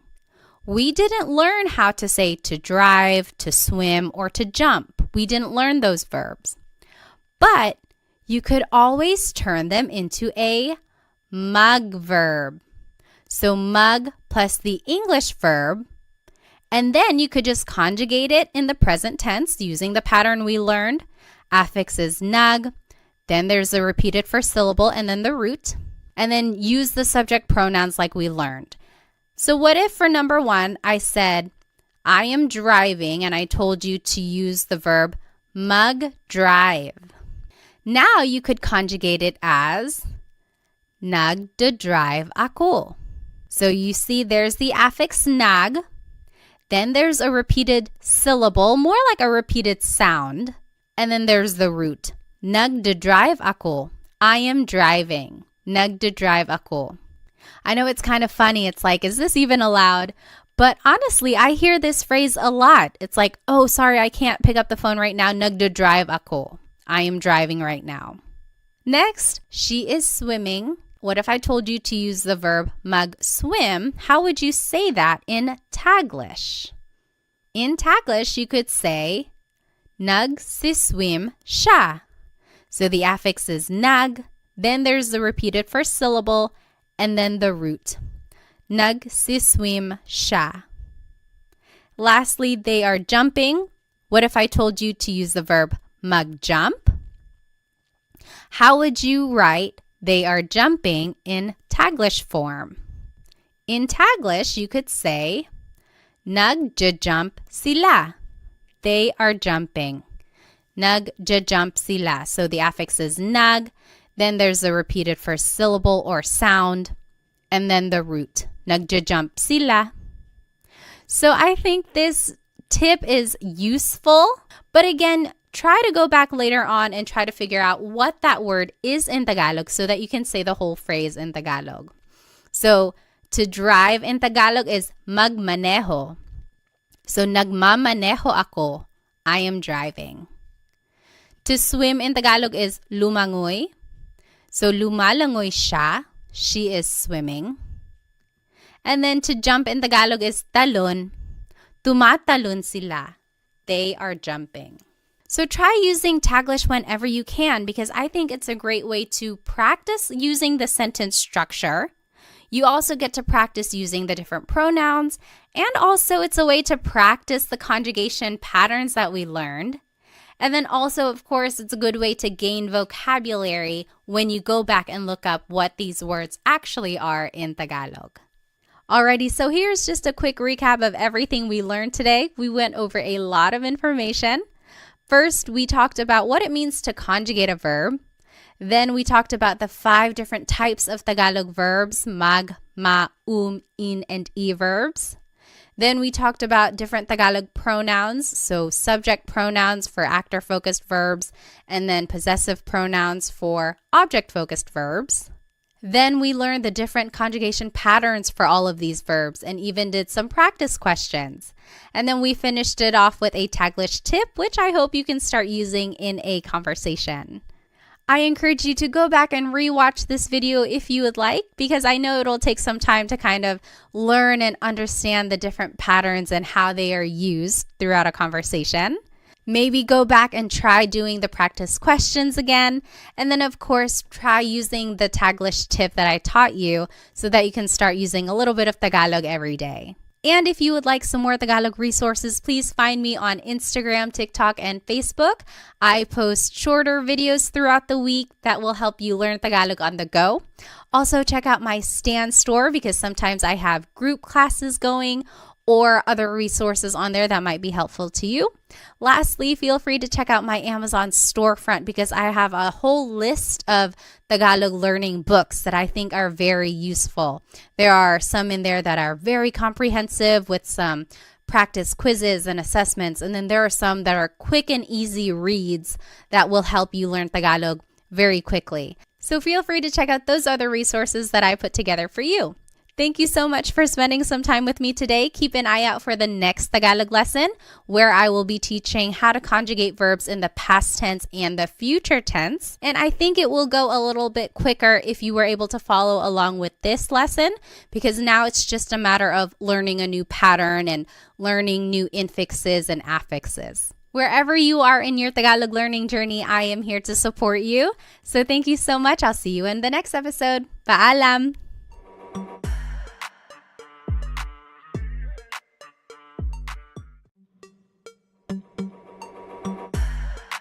Hello, everybody. Welcome to another episode of Tagalog Time with Pat. This is episode 4, and today we're going to be learning how to conjugate verbs in the past and future tense. So this is actually a continuation of episode 3, where we learned how to conjugate verbs in the present tense. So I highly encourage you to go back and watch episode 3, where I go over what it means to even conjugate a verb, just giving an overview of Tagalog verb types and everything like that. And then also some practice and conjugation patterns on how to conjugate verbs in the present tense. So since this is kind of a continuation, I encourage you to go back and watch episode 3 if you have not watched it yet, because we will be building upon those ideas that we've already learned so far. Okay, so in Tagalog, have you ever wanted to say something like, I ate something earlier today, or she slept early? So anything in the past tense. Or have you ever wanted to say something like they will cook something, or we will use something? So things in the future tense. If you ever wanted to say things about the past or the future, this is the episode for you. So here's the agenda for today's lesson. We will do a quick review of the Tagalog verb types. Then we will talk about Tagalog pronouns so that we can make simple sentences. And then we will review very briefly the present tense conjugation of verbs. Then we'll jump right into the past tense conjugation patterns, and then the future tense conjugation patterns, and then some practice questions throughout as well. And then we'll finish off with a Taglish tip, which I think you will find very useful. Alrighty, so there are 5 main Tagalog verb types in Tagalog: mag, ma, in, and e verbs. And what makes them different is that some are actor-focused, like mag, ma, and and then some of these verbs are object-focused, like in, and e. So you can see that the verbs, some of them can be actor or object-focused, depending on the context of the sentence. And again, in lesson 3, I go over which types of verbs can be actor or object-focused. So that's a really good episode to watch. Okay, so what does it mean to be an actor or an object-focused verb? Well, an actor-focused verb means that the subject is doing the action. For example, the boy is playing. Here, the subject is the boy, and he is doing the action. He is playing. So the focus here is on the subject. Whereas for an object-focused verb, the action is being done to the subject. For example, wash the dishes. Here, the subject is the dishes, and something is being done to them. They are going to be washed. So here the focus is more on the object, which is the dishes, versus when the focus is on a subject like a person or the actor. And then let's just review some subject pronouns. Ako is I. Ka is you singular. Siya is he or she. Again, this is gender neutral. You have to listen to the context of the sentence to figure out who someone is talking about. And again, just to point out the pronunciation, it looks like it should be pronounced siya, but it's usually pronounced siya, siya. Sila is they. Tayo is we inclusive. Kami is we exclusive. We'll go back to that. Kayo is you plural. So you all as a class, kayo. So now let's go back to the 2 different types of we here. So tayo is all of us together. You and me and the whole class, we are all doing the action. So kumakain tayo. We are all eating. Kumakain tayo. So it's inclusive because everyone is doing the action. Versus kami means me and someone else. So me and my husband Chris, we are eating. Kumakain kami. we are eating. You're not doing the action. I'm just telling you about it. So maybe you're calling me and I'm like, oh, kumakain kami. We are eating. So that's exclusive. So the simplest sentence structure in Tagalog is verb plus pronoun. It's the opposite of English where the pronoun goes first. I am running. I am eating. So there the pronoun I goes first. But in Tagalog, it's the opposite. The verb goes first. So for example, let's take a look at the verb to cook, which is magluto. Using the subject pronouns we just learned, here are some simple sentences. Nagluluto ako. I am cooking. Nagluluto ako. Nagluluto ka. You are cooking. Nagluluto siya. He or she is cooking. Nagluluto sila. They are cooking. Nagluluto tayo. We are all cooking together. So remember, that's inclusive. We're all doing it. Nagluluto kami. We are cooking. So me and my husband Chris, nagluluto kami. That's exclusive. And then nagluluto kayo. You all are cooking. Maybe you all as a class, you all are cooking. So this is a good slide to know just because it shows how you can put the verb and the pronoun together, and then it shows how the different subject pronouns are used. Okay, so now just a review that all Tagalog verbs have a root, and then something is added to them, whether it's an affix at the beginning, maybe an infix in the middle, or even a suffix at the end, which we will see today. So something is added to the root to conjugate it to a different tense. So for example, the word magluto, to cook, in the present tense, it's nagluluto ako. I am cooking. Nagluluto ako. In the past tense, nagluto ako. I cooked. Nagluto. In the future tense, magluluto ako. I will cook. Magluluto. And I've underlined and bolded the root here. So luto, that's the root word of to cook. And then an affix is usually added to indicate the different tense. So you can see the different affixes there. And what I want you to get from this slide is that if you can pick out the root word in a conversation, then that's kind of half of the battle, right? Try to pick out root words that you can recognize and then use context clues to determine what is actually being said. So if I heard someone say, oh, nagluluto ako ngayon, then I would say, okay, I know luto means cook. Are they saying that they're cooking right now, or did they cook something yesterday, or will they be cooking tomorrow? So just kind of try to pick out the root words that you know and then kind of go from there for the translation of Tagalog. Okay, so all of that was a review from Lesson 3. Let's jump into the new material now of Lesson 4, the past tense conjugation patterns. So let's start with the mag verbs. These are usually actor-focused and they are the most common type of verb in Tagalog.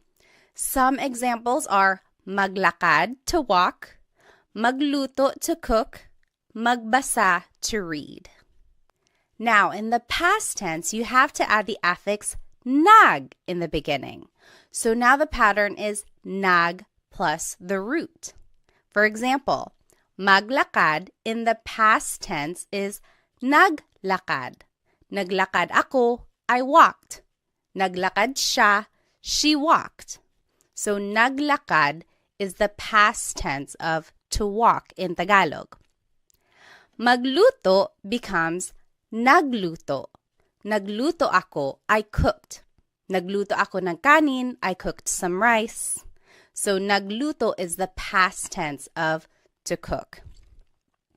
Magbasa becomes nagbasa. Nagbasa ako, I read.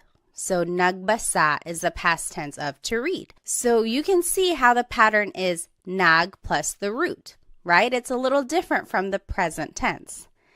Speaking of, let's go ahead and just compare the present tense to the past tense conjugation of mag verbs. So in the present tense, we learned naglalakad is walking. Naglalakad. If you recall, the present tense conjugation of mag verbs is nag plus the repeated first syllable plus the root. Naglalakad ako, I am walking. Naglalakad. The present tense conjugation of to cook is nagluto. Nagluto ako, I cooked. Then in the present tense, magbasa is nagbabasa. That means reading. Nagbabasa ako. I am reading. Now let's compare these to the past tense conjugation. This is what we learned today. So naglakad is walked. Nagluto is cooked. Nagbasa is read. So there is a slight difference here from the present tense to the past tense. There's no repeated sound, right? So naglalakad ako means I'm walking. Naglakad ako means I walked. So the difference between the tenses can be a little subtle. It's one of those things that you have to train your ear for, right? So for the present tense, you can hopefully recognize that there's a repeated sound. Naglalakad ako. Versus the past tense, naglakad. It's like done. There's no repeated sound. So that's kind of one way to distinguish between the present and the past tense conjugation of mag verbs. All right, now let's take a look at ma verbs. They have a very similar pattern. These are also actor-focused, and some examples are maligo to shower, matulog to sleep, manood to watch. In the past tense, this is the pattern for ma verbs. Now the affix is na, and then it's the root. For example, maligo becomes naligo. Naligo ako. I took a shower. Naligo siya. He took a shower. So it's just naligo. You jot it down. What do you think matulog and manood will be in the past tense? Just use this pattern that we learned, affix na and then the root. What do you think matulog and manood will be in the past tense? Okay, matulog, to sleep, in the past tense is natulog. Natulog ako. I went to sleep. Natulog ako. And then manood will be nanood. So, nanood ako ng sine. I watched a movie. So again, we are just using this pattern, affix na plus the root, and that is how you change ma verbs into the past tense. Let's compare. So in the present tense, I think it'll help if I put them both up together. So in the present tense, shower is naliligo. I am taking a shower. Naliligo ako. Naliligo. In the past tense, it's naligo. Naligo ako. Naligo. That's showered. I took a shower. For the verb matulog, in the present tense, it's natutulog siya. So natutulog is sleeping. In the past tense, it's natulog. That means slept. Then for the verb manood, in the present tense, it's nanonood. Nanonood ako. I am watching something. In the past tense, it's nanood. Nanood ako. I watched something. So it is a very similar pattern to the mag verbs. The only difference is that it doesn't have the G in the affix. But you can see here in the present tense, there is that repeated syllable, whereas in the past tense, there is no repeated syllable. It's just the affix, then the root. All right, so now let's take a look at verbs. These can be actor or object focused depending on the context, and here are some examples. Kain means to eat. Takbo means to run. Tawa means to laugh. And again, you might be wondering, why are these verbs? There is no in there. Is the infix that is put into the word to conjugate it in the present tense. But in the past tense, this is the pattern. So goes after the first letter when you're using it in the past. For example, kain, to eat, becomes kumain. Kumain ako. I ate. Kumain. Takbo becomes tumakbo. Tumakbo siya. He ran. Tumakbo. So again, the infix just goes after the first letter. Tumakbo. You give it a try. What do you think tawa, to laugh, will be in the past tense? Just use that pattern that we learned. Tawa in the past tense becomes tumawa. Tumawa sila. They laughed. Tumawa. So again, we are just adding the infix after the first letter. So now let's compare. In the present tense, kain is kumakain. Kumakain ako, I am eating. Kumakain ako. In the past tense, it's kumain. Kumain ako, I ate. Kumain. For the word takbo, in the present tense, it's tumatakbo. That means running. Tumatakbo siya, he is running. In the past tense, it's tumakbo. He ran. Tumakbo. Then for the word tawa, which means to laugh, in the present tense, it's tumatawa. Tumatawa sila. They are laughing. Tumatawa. In the past tense, it's tumawa. Tumawa sila. They laughed. Tumawa.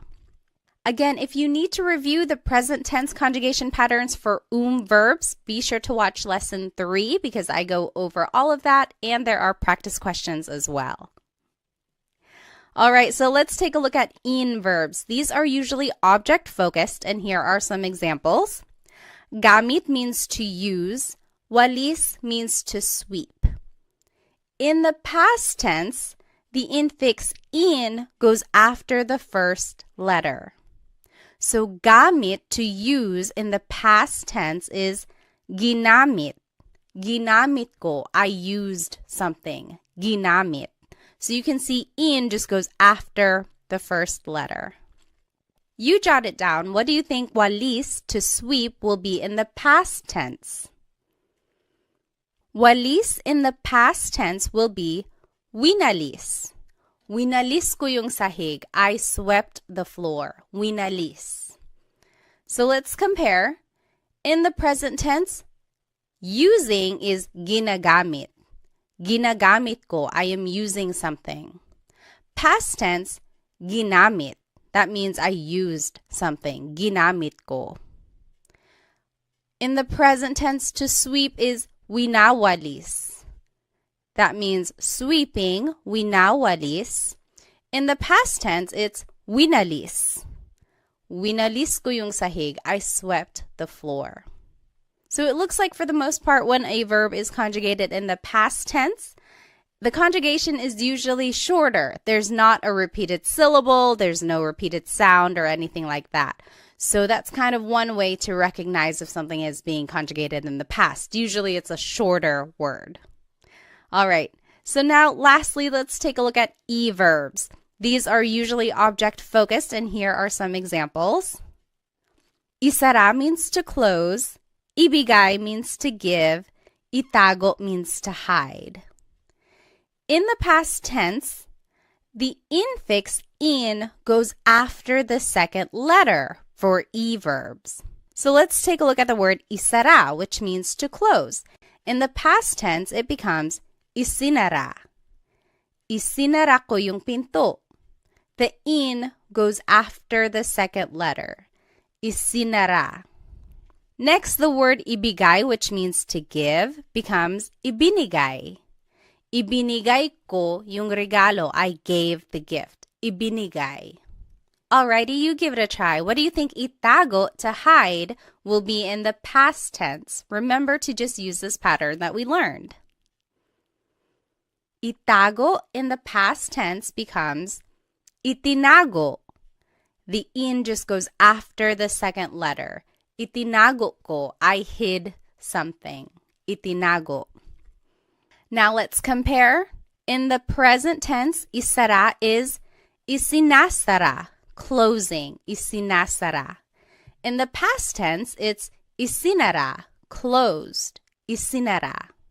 In the present tense, ibigay becomes ibinibigay. Ibinibigay, that means giving. In the past tense, it's ibinigay, gave. Ibinigay. Lastly, itago, which means to hide, in the present tense is itinatago. That means hiding. Itinatago. In the past tense, it's itinago, hid. Itinago. So those are all of the past tense conjugation patterns for the different types of verbs in Tagalog. I will go ahead and turn off my screen so that we can do some practice questions. All right, so up here in the top left corner are the conjugation patterns that we just learned for all of the different types of verbs. Then here are some subject pronouns that we learned. And then the sentence structure is verb plus pronoun, and then the time goes at the end. And then here are some vocabulary terms to indicate past tense. So kahapon is yesterday, kahapon. Kanina is earlier, kanina. Nung isang araw means the other day, nung isang araw. Nung isang linggo is the other week or last week. Nung isang buwan means the other month or last month. Nung isang taon means the other year or last year.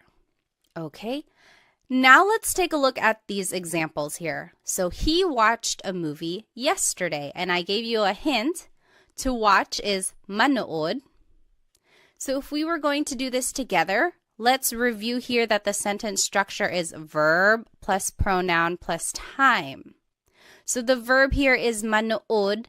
In the past tense, ma verbs, the pattern is affix na and then the root. So it becomes nanood. Then it's the pronoun siya, he. Ng sine, a movie, kahapon, yesterday. So in our sentence structure, I didn't point out where an object would go. It would go before the time. So nanood siya ng sine kahapon. He watched a movie yesterday. Nanood siya ng sine kahapon. Now you give it a try. You answer 2 through 5. You can pause the video now if you need more time, and then we will go over it. Alrighty, we'll go ahead and go over the answers. So she ran earlier. Remember, the sentence structure is verb plus pronoun plus time. So it would be tumakbo siya kanina. She ran earlier. Tumakbo siya kanina. Number 3, you all cleaned the other day. Maglinis means to clean. Naglinis kayo nung isang araw. Naglinis kayo nung isang araw. You all cleaned the other day. Number 4, we ate some adobo. Kain is to eat. And I wanted you to use the inclusive we, so everyone is eating. Or everyone ate, sorry. Kumain tayo ng adobo. We all ate some adobo. Kumain tayo ng adobo. And then number 5, they walked the other month. Maglakad means to walk. That would be naglakad sila nung isang buwan. They walked the other month. Naglakad sila nung isang buwan. Now, if you noticed, all of these examples are asking about mag, ma, and verbs. Because they are actor-focused, we can use subject pronouns. But if you wanted to use an in or e verb, you actually have to use a possessive pronoun. Remember, for an object-focused verb, the subject here is an object, so we have to use a possessive pronoun because it's almost like the person possesses that object that is in focus. Okay, so that's kind of why we have to use a possessive pronoun. And then the sentence structure now would be verb plus pronoun plus the word yung, which means the. Sometimes it can be ang. They are interchangeable usually. Then it's the noun and then time. And then again, down here in the bottom left corner are the vocab terms to indicate past tense. And let's take a look at some examples. So number 1, I used the car the other week. And I gave you some hints. Gamit means to use. Coche means car. So let's do this one together. So the sentence structure is verb plus pronoun. So it would be ginamit.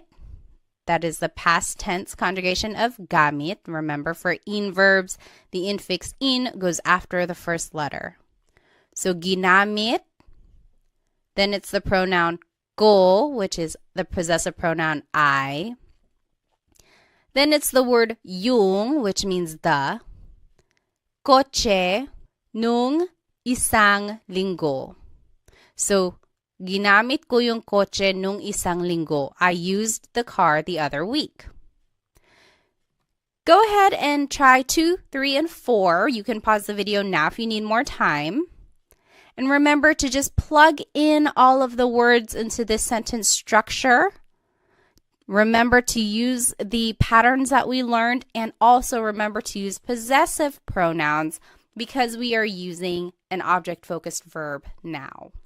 Okay, go ahead and do these examples and we'll go over it in just a bit.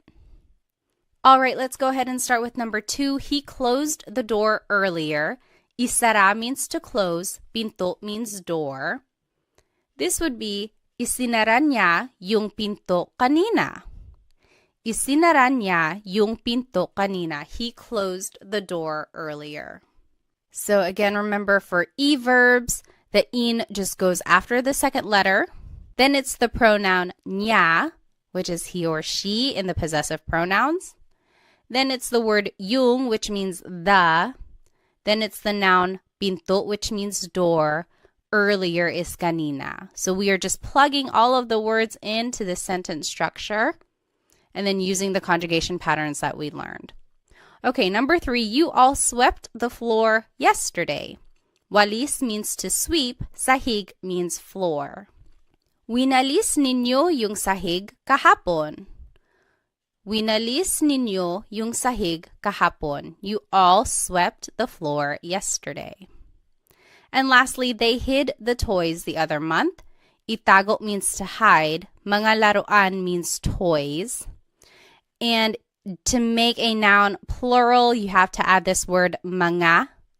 So mga laruan means toys. It's not like in English where we can just add an S. You actually have to add this word mga.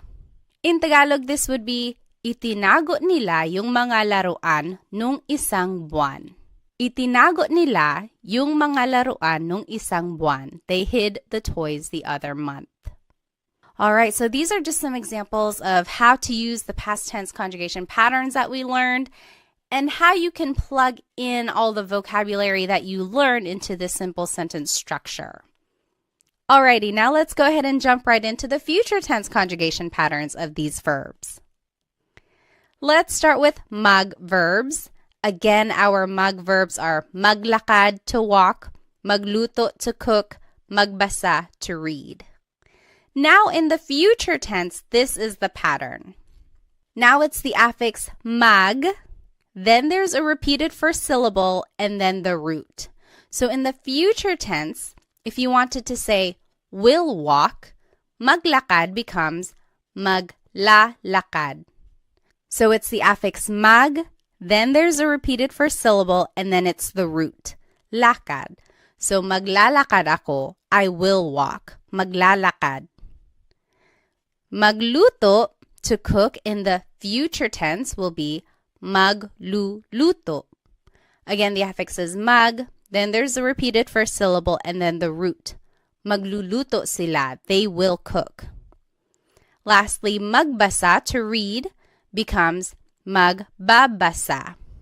Magbabasa ako, I will read. So let's compare all of these tenses together. And let's just take a look at the highlighted ones. So in the present tense, to walk, it is naglalakad. That means walking, naglalakad. In the past tense, to walk is naglakad, walked, naglakad. In the future tense, it's maglalakad, maglalakad. That is will walk. So future tense and present tense are very similar for mag verbs. The only difference is the first letter. So it's one of those things where you have to listen very carefully, but also rely on the context clues in case you miss what that first letter was. Okay, so it is a very similar pattern for present and future tense conjugation of mag verbs. Next, let's take a look at ma verbs. It's a very similar pattern to the mag verbs. Again, here are some ma verbs. Maligo, to shower. matulog to sleep, manood to watch. In the future tense, here is the pattern for ma verbs. Now the affix is ma, then there's a repeated first syllable, and then it's the root. So maligo, to shower, in the future tense will be maliligo. The affix is ma, then there's a repeated first syllable, and then it's the root. Maliligo ako, I will take a shower.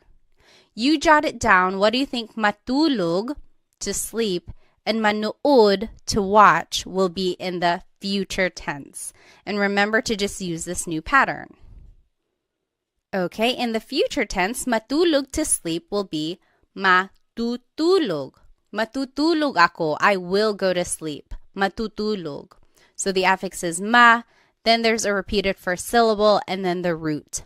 Matutulog. And then manood, to watch, will be manunood. Affix is ma, then there's a repeated first syllable, and then the root.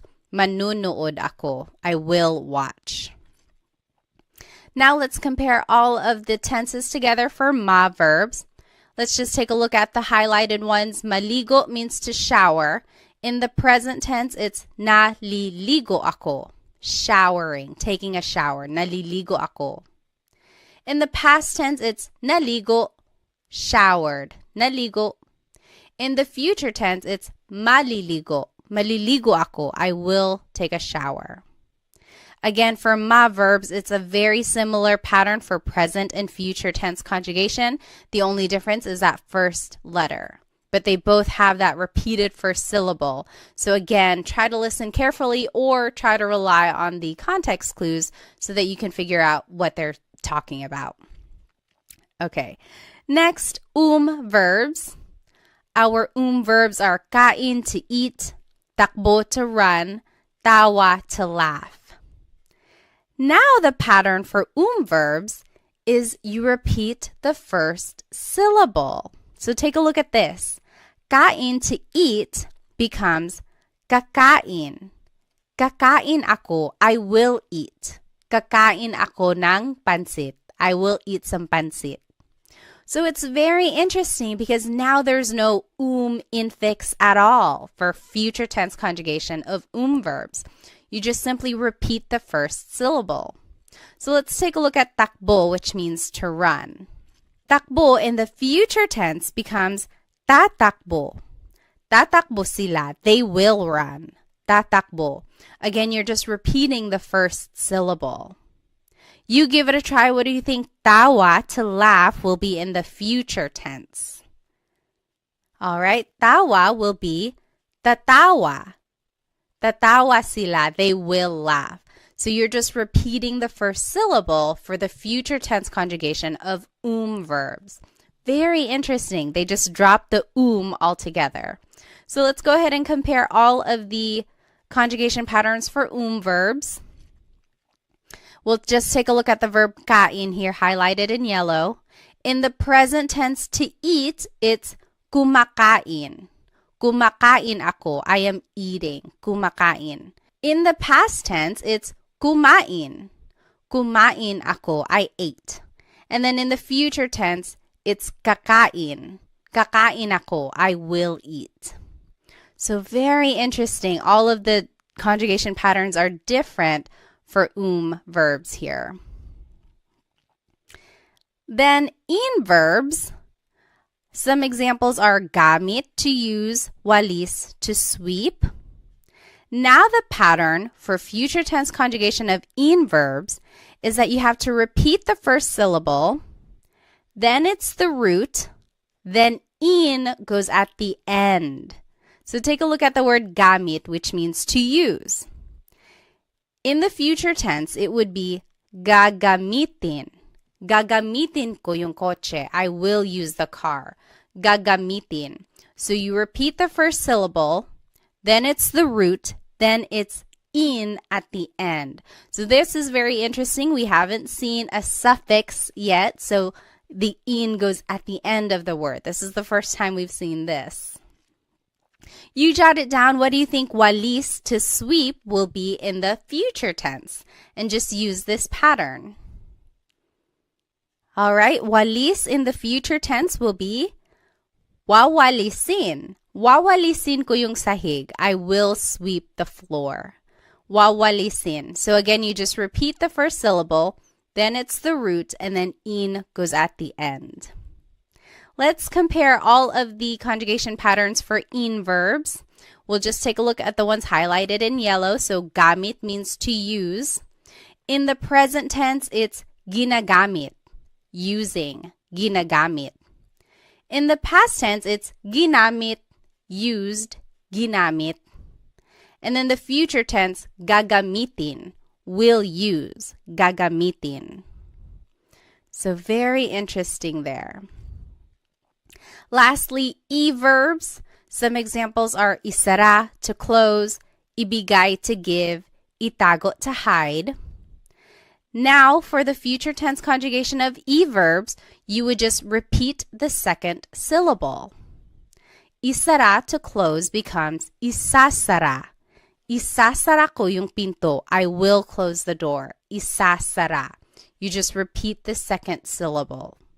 You give it a try. What do you think ibigay, to give, and itago, to hide, will be in the future tense? And just follow this pattern. Okay? Ibigay will be ibibigay. Ibibigay ko yung regalo. I will give the gift. Ibibigay. And then itago, to hide, will be itatago. Itatago ko yung pera. I will hide the money. Itatago. So again, you are just repeating the second syllable. Let's go ahead and compare all of these conjugation patterns for e-verbs. In the present tense, isara, to close, is isinasara. Isinasara. That means closing. Isinasara. Past tense, it's isinara, closed. Isinara. And then in the future tense, it's isasara, will close. Isasara. All right, so those are all of the future tense conjugation patterns for the verb types in Tagalog. Now let's do some practice questions. I'm going to go ahead and turn off my screen again. Now in the top left corner are the future tense conjugation patterns that we learned for all of the verbs. Then are the subject pronouns. And then it's the sentence structure down in the bottom left corner. And now in the green are some vocabulary terms to indicate future tense. So bukas is tomorrow, bukas. Mamaya means later, mamaya. Sa susunod na linggo, next week. Sa susunod na buwan, next month. And sa susunod na taon, next year. Now here are some examples. Let's do the first one together. I will watch a movie tomorrow. Manood means to watch. So again, let's take a look at our sentence structure. It should be verb plus pronoun plus time. Manonood is the future tense conjugation of manood. Manonood, ako means I.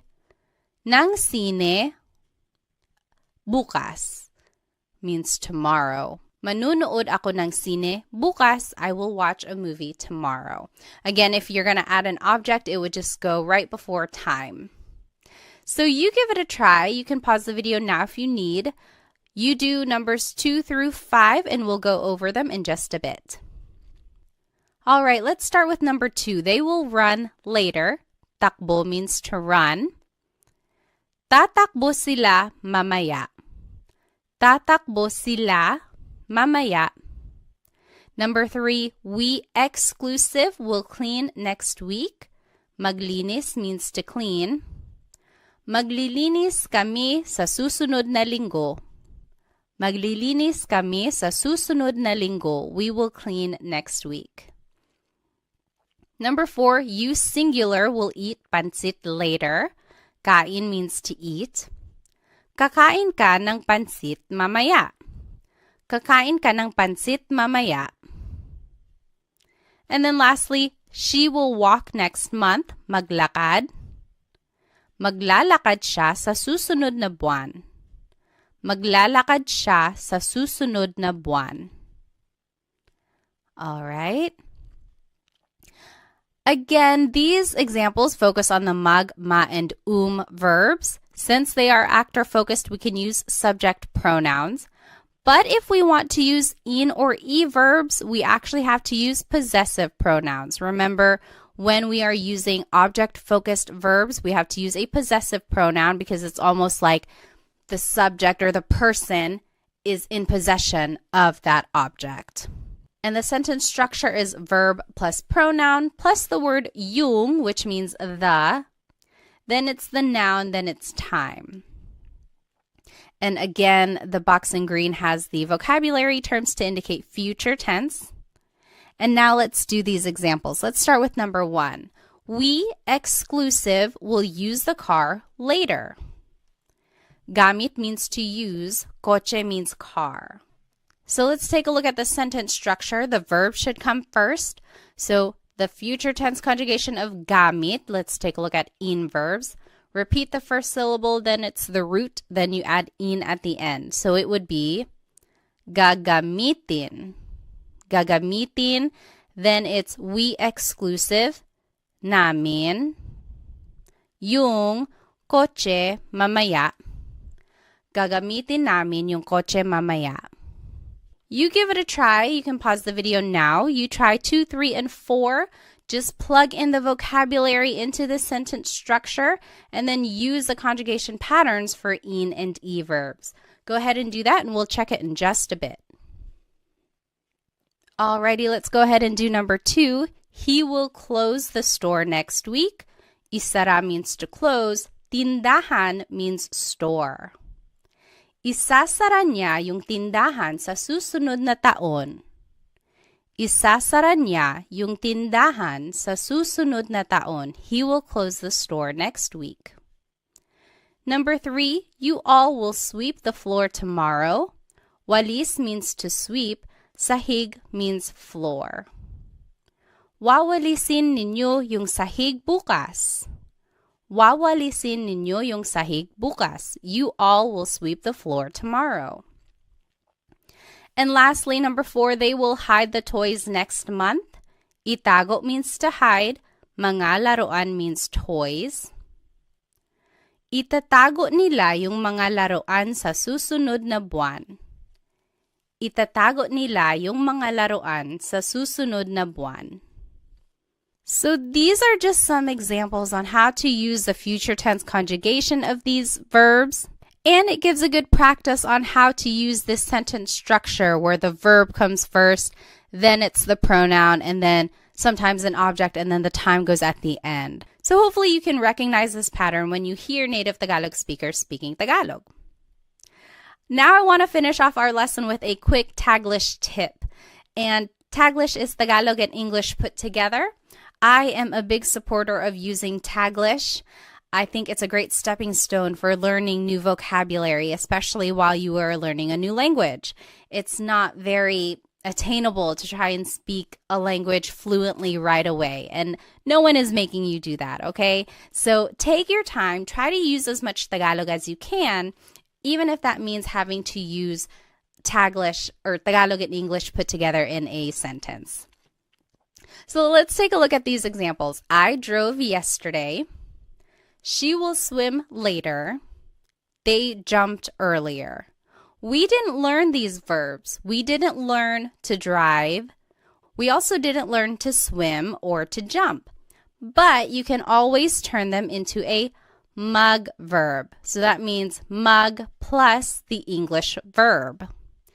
Then conjugate it like you would in the past or the future as a mug verb.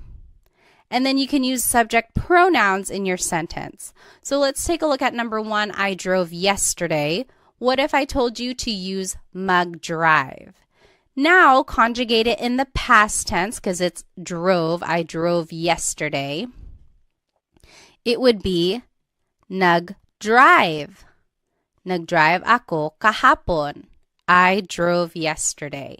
Nag-drive ako kahapon. So see, we are just using the pattern that we've already learned and using this mug plus an English verb. So go ahead and try number 2 and 3. You can use mag-swim and mag-jump, and then we'll go over it in just a second. Alrighty, for number 2, she will swim later. If I told you to use mag-swim, it would be magsiswim siya mamaya. Magsiswim siya mamaya. So again, for the future tense conjugation of a mag verb, it's mag plus the repeated first syllable plus the root. Magsiswim siya mamaya. She will swim later. Lastly, they jumped earlier. If I told you to use mag-jump, it would be nagjump sila kanina. The affix is nag, then it's the root for a past tense conjugation of mag verbs. So nagjump sila kanina. So that is just a quick way to use Taglish, but I do encourage you to go back and look up these words in Tagalog so that you can say the whole phrase in Tagalog eventually. For example, to drive in Tagalog is magmaneho. So this would actually be nagmaneho ako kahapon. I drove yesterday. Nagmaneho ako kahapon. To swim is langoy. So this would be lalangoy siya mamaya. Langoy is an verb. So lalangoy siya mamaya. And then lastly, talon. Talon means to jump. So tumalon sila kanina. It's also an verb. So those are just some ways to use Taglish in a conversation. Now, you don't want to rely on Taglish forever. The goal is to hopefully get fluent in Tagalog. So look up words that you don't know so that you can say the whole phrase in Tagalog eventually. Alrighty, well, we learned so much in today's lesson. Here's just a quick recap. We reviewed the different types of Tagalog verbs and the pronouns that we can use in a simple sentence. Then we reviewed the present tense conjugation of these verbs and then jumped right into the past and future tense patterns. Then we did some practice questions and then finished off with a Taglish tip, which I hope you can start using in your everyday conversations. Again, I strongly encourage you to watch lessons 3 and 4 together because they build on each other. Be sure to take detailed notes so that you can keep all of these conjugation patterns straight. Hopefully, this will help you recognize some of these patterns and recognize the tenses and definitely root words now that you know some vocabulary when you're listening to Tagalog speakers. If you would like some more Tagalog resources, please follow me on Instagram, TikTok, and Facebook, where I post shorter videos throughout the week that will help you learn Tagalog on the go. I also have an Instagram subscription if you would like extended videos and also a monthly newsletter where I recap all of my Tagalog lessons that I post on Instagram. I also have a Stan store where I have some products and then sometimes some group classes if they are available. You might want to check that out. And lastly, feel free to check out my Amazon storefront where I have links to some fun products about the Filipino culture, which I think you might enjoy. Well, thank you again for spending some time with me. I hope to see you in the next Tagalog Time episode. Paalam!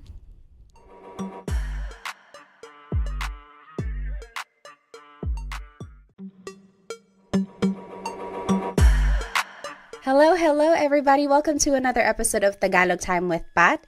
This is episode 5 and we will be learning how to use possessive pronouns with nouns. In Tagalog, have you ever wanted to say something like, my friend is funny, her dog is brown, or that's Sam and Mary's house, or that's mine? Basically, anything that shows possession or a way to express ownership, that is what we are going to be learning today. So here's today's lesson agenda. We will be learning the different types of possessive pronouns. Then we will learn the various sentence structures for how to use them. And then we will learn possessive sentence markers and demonstrative pronouns so that we can make a variation of sentences.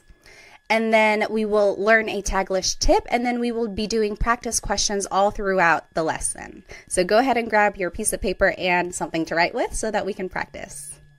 All right, so what is a possessive pronoun? Well, it's a part of speech that is used to describe ownership or possession of a noun. If you recall, if you've been following these series in a chronological order, we have already been learning possessive pronouns, but we've been using them with a verb.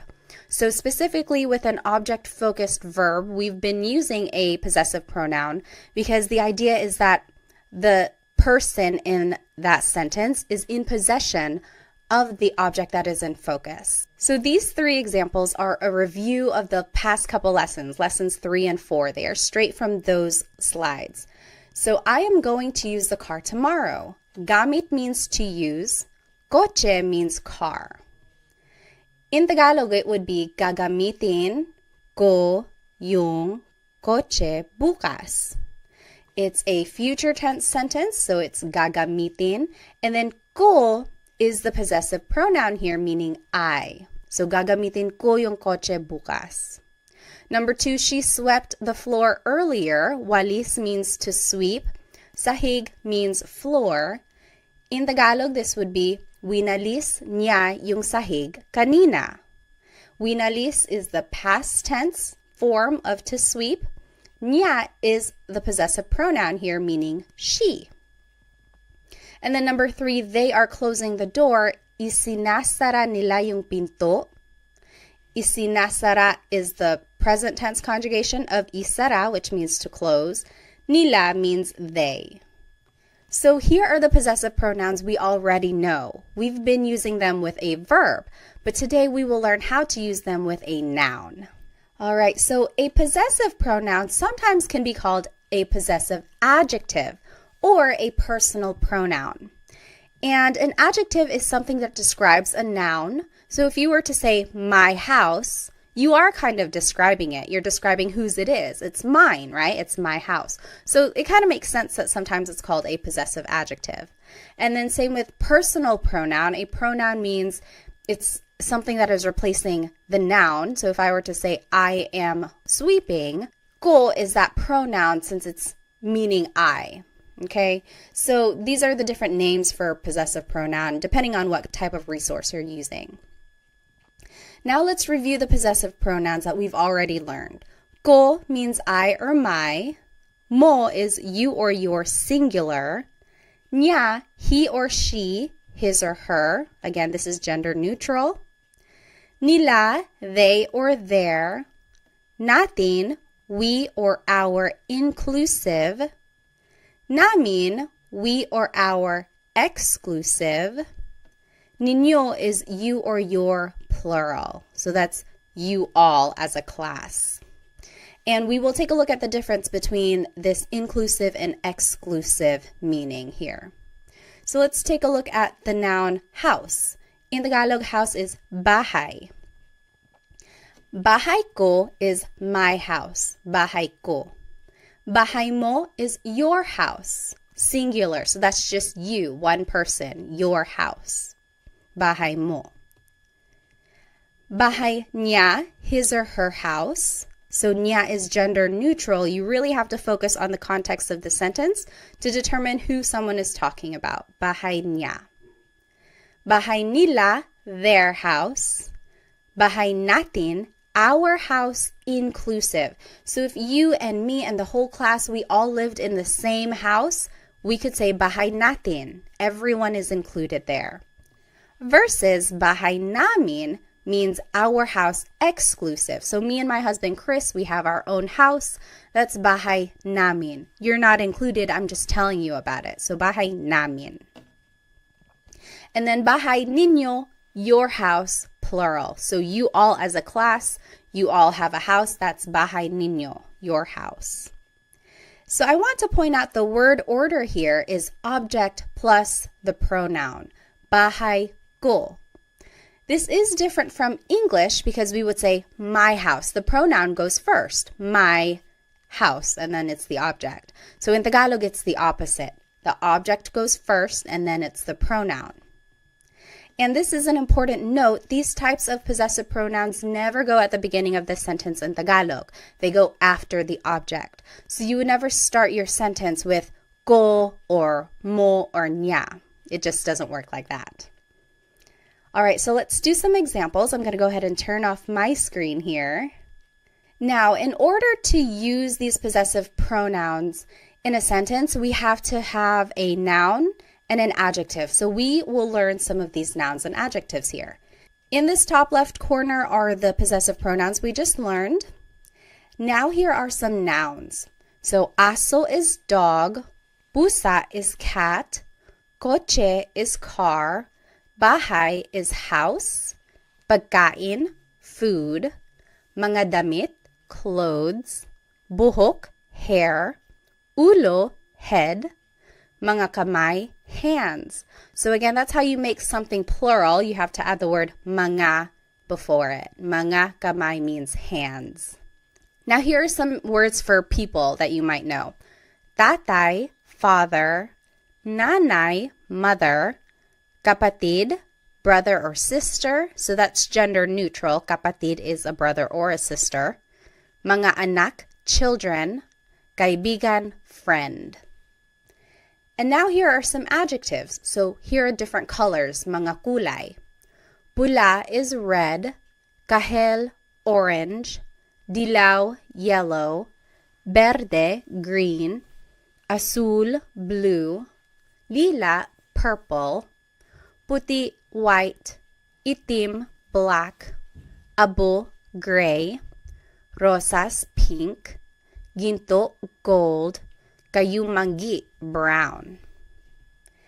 And some more adjectives, masakit, hurts, sira, broken, nawawala, missing, masaya, happy, bago, new, malayo, far away, masarap, delicious, malamig, cold. And lastly, let's finish off with some more adjectives. Matangkad, tall, maliit, little, malaki, big, mahaba, long, maikli, short, thing, nakakatawa, funny, maganda, beautiful, guapo, handsome. All right, so that's a lot of vocabulary right there, which is great because then we can make a variety of sentences. Now here is the sentence structure for using these possessive pronouns. So first comes the adjective, then it's the word ang, which means is or are, then it's the object, and then it's the pronoun. So let's take a look at some examples. Number 1, your, plural, food is delicious. Let's do this one together. So the adjective comes first. Take a look at the sentence structure. Adjective comes first, so it would be masarap. It's right over here in this pink box. Masarap means delicious. Then it's the word ang. Then it's the object, food, which is here in the noun section, food, pagkain. And then it's the pronoun, ninyo, plural. Your food is delicious. Masarap ang pagkain ninyo. So do you see how we just plugged everything into the sentence structure here? It's a matter of knowing these vocabulary terms and then just putting it into the sentence structure. This is a good phrase to know if you're visiting like a Filipino restaurant, or if you are visiting a family member, like someone who's older than you, and you want to be respectful after they fed you. You could say, masarap ang pagkain ninyo. Your food is delicious. All right, so go ahead and take a minute and do the rest of these examples, and then we will go over it in just a bit.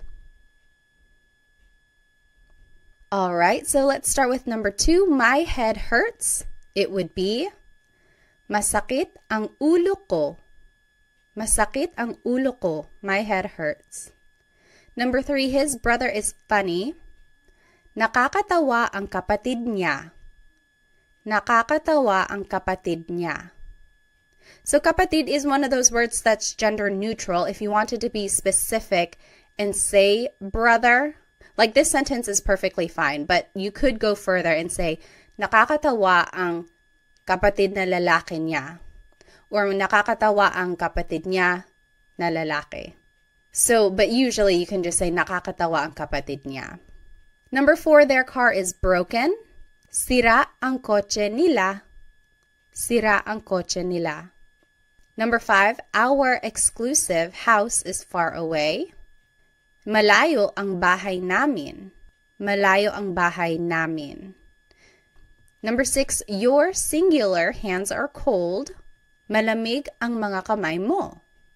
Malamig ang mga kamay mo. And lastly, number 7, our inclusive cat is black and white.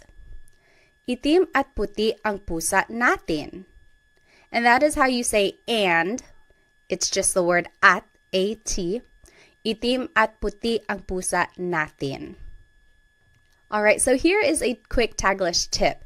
Taglish is Tagalog and English put together. I am a big supporter of using English in Tagalog if you are still learning new vocabulary. So here is one way you can use it. So here is the sentence structure we just learned. If you don't know an adjective or an object in Tagalog, just say that word in English. For example, his cousin is beautiful, or my child is heavy. We didn't learn the word for cousin, we didn't learn the word for heavy. So you can just say them in English. Maganda ang cousin niya. His cousin is beautiful. Maganda ang cousin niya. Or heavy ang anak ko. My child is heavy. Heavy ang anak ko. So that works. That's perfectly fine. But the idea is to go back and look up what those words are later so that eventually you can say the whole thing in Tagalog. Maganda ang pinsan niya. So pinsan is cousin. And this is gender neutral as well. Maganda ang pinsan niya. Or mabigat ang anak ko. Mabigat means heavy. So if you don't know a word in Tagalog, don't be discouraged. I do want you to try and use Tagalog as much as you can, even if that means having to sneak in some English here and there. And then hopefully someone will just correct you and say, oh, cousin in Tagalog is pinsan. So then you can just start saying pinsan in your sentences. All right, so here are the examples we just did, and I want to take a closer look at number 1. Your food is delicious. And you can say it in an alternative way. So your food is delicious. We just learned, masarap ang pagkain ninyo.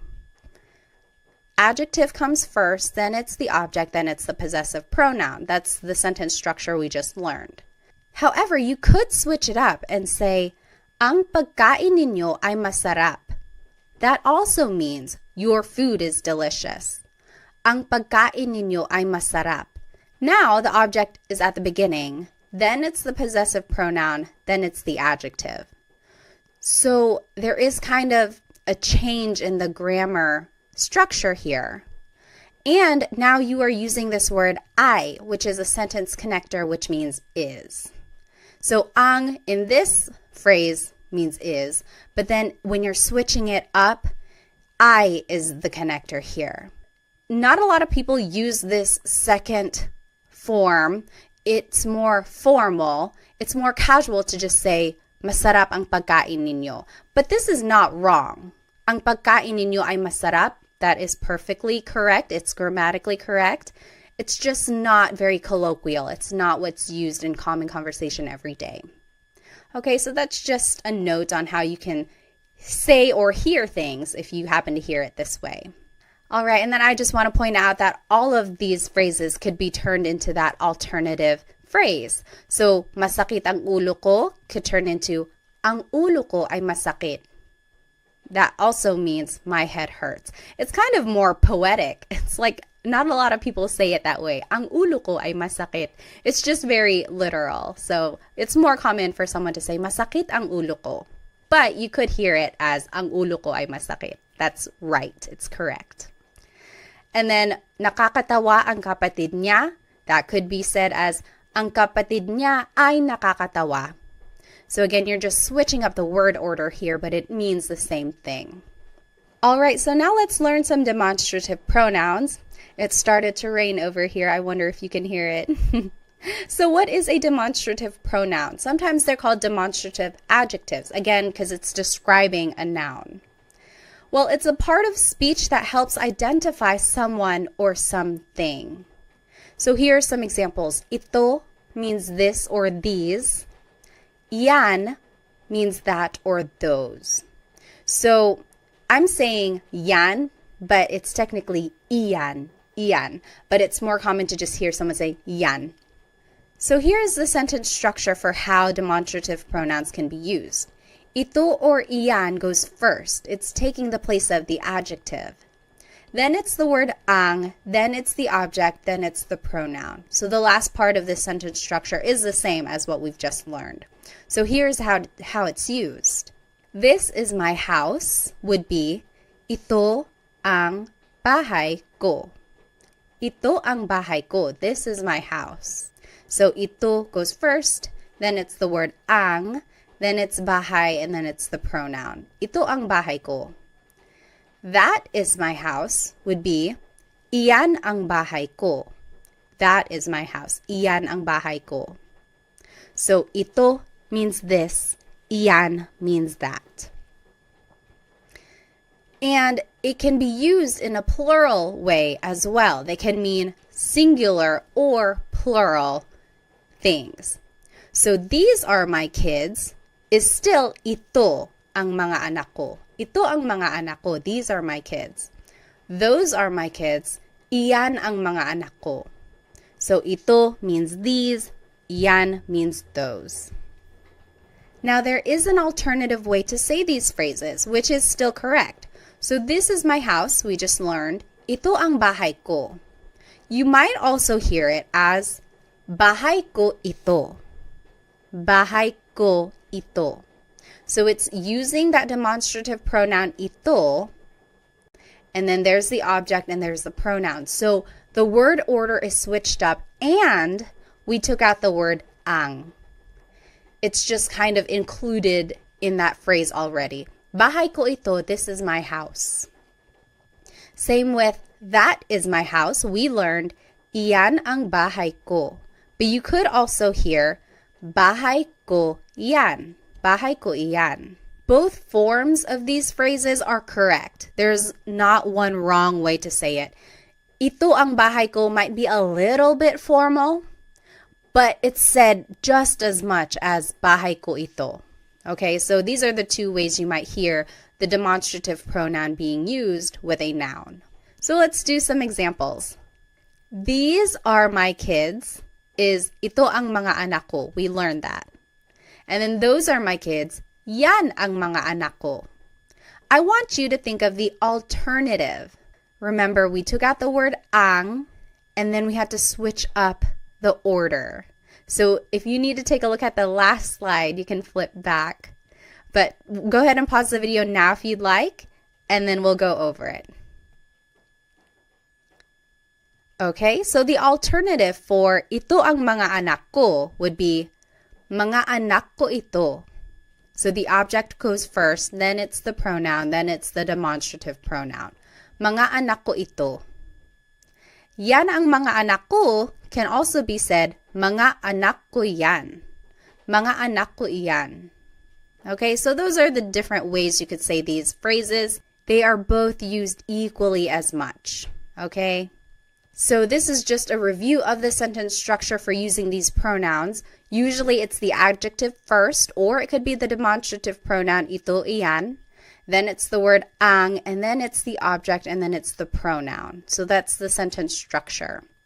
And then remember that these possessive pronouns never go at the beginning of the sentence. They always go after the object. Okay? Now I want to take a look at some possessive sentence markers. What is a possessive sentence marker? Well, it's a part of speech that indicates ownership specific to a person or multiple people. So now if we want to say someone's name, like we're saying it belongs to someone specific, this is how we're going to do it. So we would use the word ni for one person. We would use the word ni na for multiple people. So take a look at this. Mary's children are smart. So it's just one person. It's Mary. It would be matalino ang mga anak ni Mary. So this is the same sentence structure. It's the adjective, then it's the word ang, then it's the object. And instead of a pronoun, now we're adding someone's name. And in order to do that, we have to use this possessive sentence marker, ni, because it's just one person. Matalino ang mga anak ni Mary. Mary's children are smart. Now, if we're talking about multiple people, like this is Sam and Jane's car, then you would have to use the word nina. Ito ang kotse nina Sam and Jane. So it's still that same sentence structure. Ito is the demonstrative pronoun, then it's the word ang, then it's the object kotse, and now instead of a pronoun, we're using someone's name, But then we have to use this possessive sentence marker ni na because it's multiple people. So ito ang kotse ni na Sam at Jane. This is Sam and Jane's car. All right, so this is that sentence structure I was just talking about. It's the adjective plus it's the word ang, then it's the object, then it's ni or ni na, and then the names go at the end. So here are some examples. Let's do number 1 together. Sarah's head hurts. Head is ulo, hurts is masakit. So let's just follow this sentence structure. So adjective comes first, masakit, ang, ulo, which is the object, ni, Sarah. So it's just one person, so we would choose ni. Masakit ang ulo ni Sarah. Sarah's head hurts. You take a minute, you do number 2 and 3, and then we will go over it. Okay, number 2, John and Amy's house is far. House is bahay, far is malayo. Malayo ang bahay ni na John at Amy. Malayo ang bahay ni na John at Amy. So we use ni na because it's multiple people. And number 3, that is Mario's cat. Cat is pusa. Yan ang pusa ni Mario. Iyan ang pusa ni Mario. So it's just one person, so we would use the possessive sentence marker, ni. Now, there are some different ways to say these phrases. Let's take a look at the example. This is Sarah's house. We learned, ito ang bahay ni Sarah. But you could also hear, bahay ito ni Sarah. So in this case, the object goes first, then it's the demonstrative pronoun, then it's the possessive sentence marker, ni, and then it's the name. Bahay ito ni Sarah. Another example, that is Mark and Molly's house. It would be, iyan ang bahay ni Mark at Molly. So we've learned these sentence structures already. It's the demonstrative pronoun, then it's the word ang, then it's the object, and then it's usually the pronoun, or in this case, it's the people with the possessive sentence marker. Now, the alternative way to say this is bahay iyan ni Mark at Molly. So the object goes first, then it's the demonstrative pronoun, then it's the sentence marker, and then it's the people's name. Bahay iyan ni Mark at Molly. So these two ways to say these phrases are both correct. They are used equally as much. So you might hear them in those ways, or you could practice saying them either way. I would say it's more casual to say, bahay ito ni Sarah. But if I'm walking around and we happen to be walking by Sarah's house, I could say, oh, ito ang bahay ni Sarah. This is Sarah's house. So it kind of just depends on the context of what you're trying to say. Okay, but they are both used equally as much. Okay, now let's take a look at this last set of possessive pronouns. They are different from the first set that we learned. These are also known as sa personal pronouns, and you'll see why. So these pronouns can replace the noun in the sentence. Not always, but they can, and you'll see what I mean. So akin means mine, akin. Iyo means yours, singular. That's just you, it's yours. Kanya means his or her. Kanila is theirs. Atin is ours, inclusive. Amin is ours, exclusive. Inyo is yours, plural.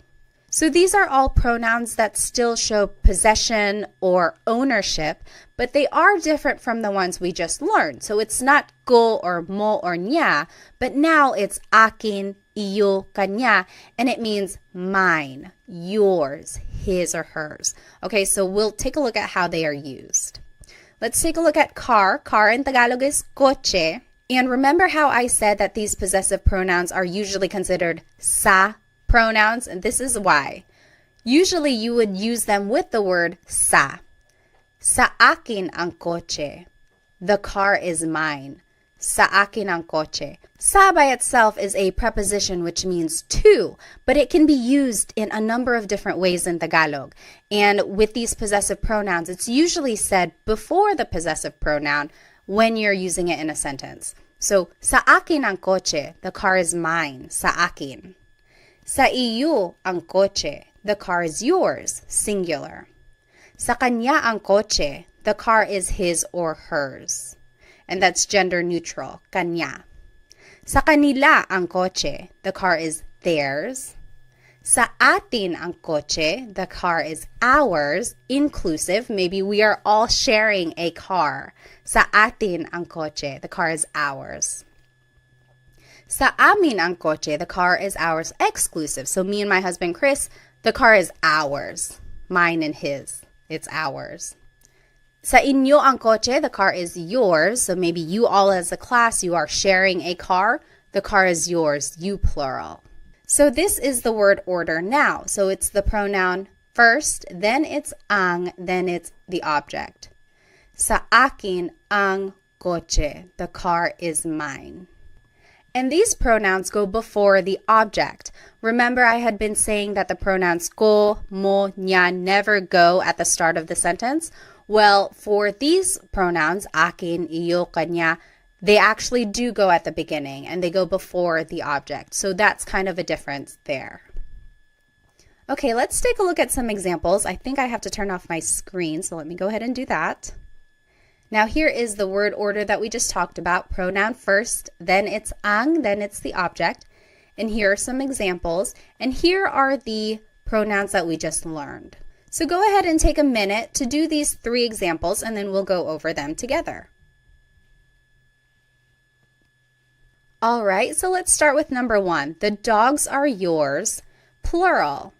Sa inyo ang mga aso. So the pronoun is sa inyo, which is yours, plural.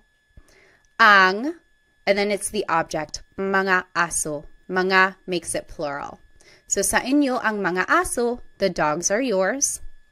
Number 2, the food is ours, inclusive. So yours and mine together, we are sharing it. The food is ours. Food is pagkain. It would be sa atin ang pagkain. Sa atin ang pagkain. Lastly, number 3, the clothes are hers. Clothes is mga damit.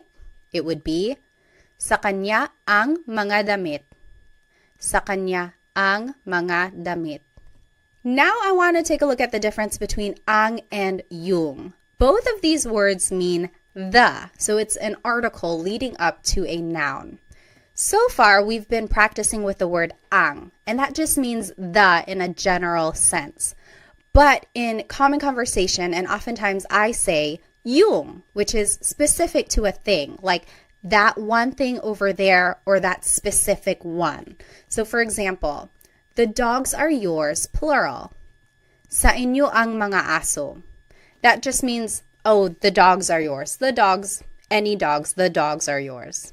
Whereas if I were to say, sa inyo yung mga aso, maybe we had already been talking about specific dogs, like, oh, the 2 right there. Sa inyo yung mga aso, the dogs are yours. So it's a very subtle difference there, ang and yung. And oftentimes people are just using them interchangeably. But when I use yung, it's like I'm already talking about something specific. We had already been talking about some specific dogs, and I'm like, oh yeah, the dogs are yours. Now the next example, the clothes are hers. We learned, sa kanya ang mga damit. The clothes are hers. We're just talking about it in a general sense. We don't know what clothes specifically. We're just saying, oh, the clothes are hers. But if we had already been talking about maybe a box of clothes that's on the floor and someone was like, whose clothes are these? We could say, sa kanya yung mga damit. Oh, the clothes are hers. These specific ones, the clothes are hers. So that is the slight difference there between ang and yung. You will certainly hear them interchangeably in common conversation. Just for our practice, I indicate which one I want you guys to use. So sometimes it's ang, sometimes it's yung, but just know that there is a slight difference, but they are mostly the same. All right, now let's switch gears a little bit. Na is a sentence marker that is used to connect an adjective. So for example, the house is theirs. We learned, sa kanila yung bahay. The house is theirs. Sa kanila yung bahay. It's a very simple sentence. If you want to add an adjective, the big house is theirs. This is how you would do it. Sa kanila yung bahay na malaki. So see, we added an adjective now. And you would do it by adding this sentence marker na, and then it's the adjective malaki. Sa kanila yung bahay na malaki. But you could also hear it this way. Sa kanila yung malaking bahay. So this is an alternative phrase, but it still means the big house is theirs. Sa kanila yung malaking bahay. Technically, this is malaki na bahay.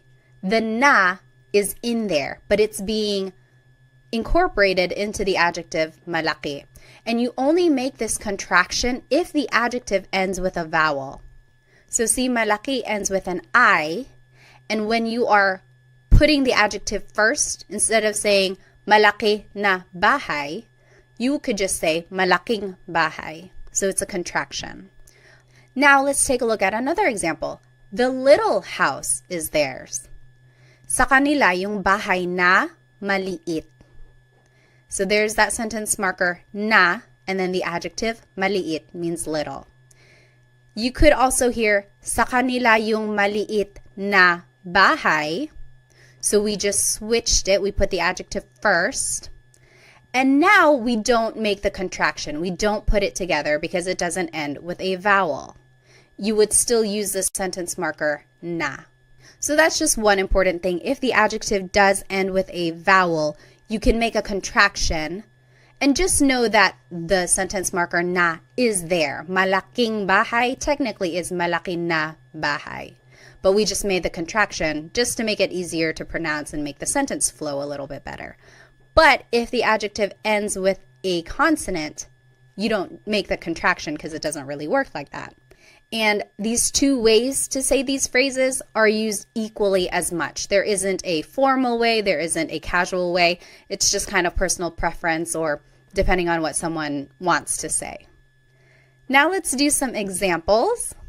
It is the sentence structure pronoun first, then the word yung. Now I want you guys to just practice yung, but again, remember it means the, and it's interchangeable with the word ang usually. Then it's the object, then it's the word na, and then it's the adjective at the end. And then here are the possessive pronouns that we learned. And here are some examples. Let's do the first one together. The white car is mine. White is puti, car is coche. So let's just follow this sentence structure. Pronoun first, sa akin, yung, then it's the object coche, then it's the sentence marker na, and then it's puti, the adjective. Sa akin yung coche na puti. The white car is mine. Sa akin yung coche na puti. What do you think the alternative way to say this would be? So remember, you can put the adjective before the object, and depending on whether or not there's a vowel at the end, you can make the contraction. What do you think the alternative phrase would be for sa akin yung coche na puti? The alternative phrase you could say is sa akin yung puting coche. So remember, the adjective can go first, and technically the sentence marker na is here, but we just made a connection. So puting coche. Sa akin yung puting coche. So for these next examples, I want you to make the sentence using the sentence structure, but also write it in the alternative way. Remember, these two ways to say it are equally used as much. So there is the vowel again, just pointing it out. You can make the contraction because puti is the adjective and it ends with a vowel. Go ahead and take a minute, do these examples, and then we'll go over it. All right, number 2, the black and orange cat is ours, inclusive. Black is itim, orange is kahel, cat is pusa. it would be, sa atin yung pusa na itim at kahel. Sa atin yung pusa na itim at kahel. Remember to say and if you have more than one adjective, it's just the word at. That means and. Now, the alternative way to say this would be, sa atin yung itim at kahel na pusa. So, na is still there because itim and kahel end with a consonant. There's nothing to make a contraction for. So, sa atin yung itim at kahel na pusa. All right, number 3, the new clothes are not yours. Singular. New means bago. Clothes is mga damit. So this is a way to kind of negate a thought. So it's not something we've seen so far, so this is how you do it. Hindi sa iyo yung mga damit na bago. So everything here is the same. We've already learned it. Pronoun, then it's yung, then it's object, then it's not, and then bago, the adjective. The only difference is that we've added the word hindi, which means no, but in this sentence, it can mean not. So the new clothes are not yours. Hindi sa iyo yung mga damit na bago. So that's how you would say not. And the alternative way to say it is, hindi sa iyo yung mga bagong damit. Hindi sa iyo yung mga bagong damit. Here you can make the contraction, bago na damit. Could just be bagong damit. All right, now let's practice with some demonstrative pronouns. Ito means this or these. Yan means that or those. If you wanted to say this is mine, it would be sa akin ito. Sa akin ito. Or you might hear sakin to.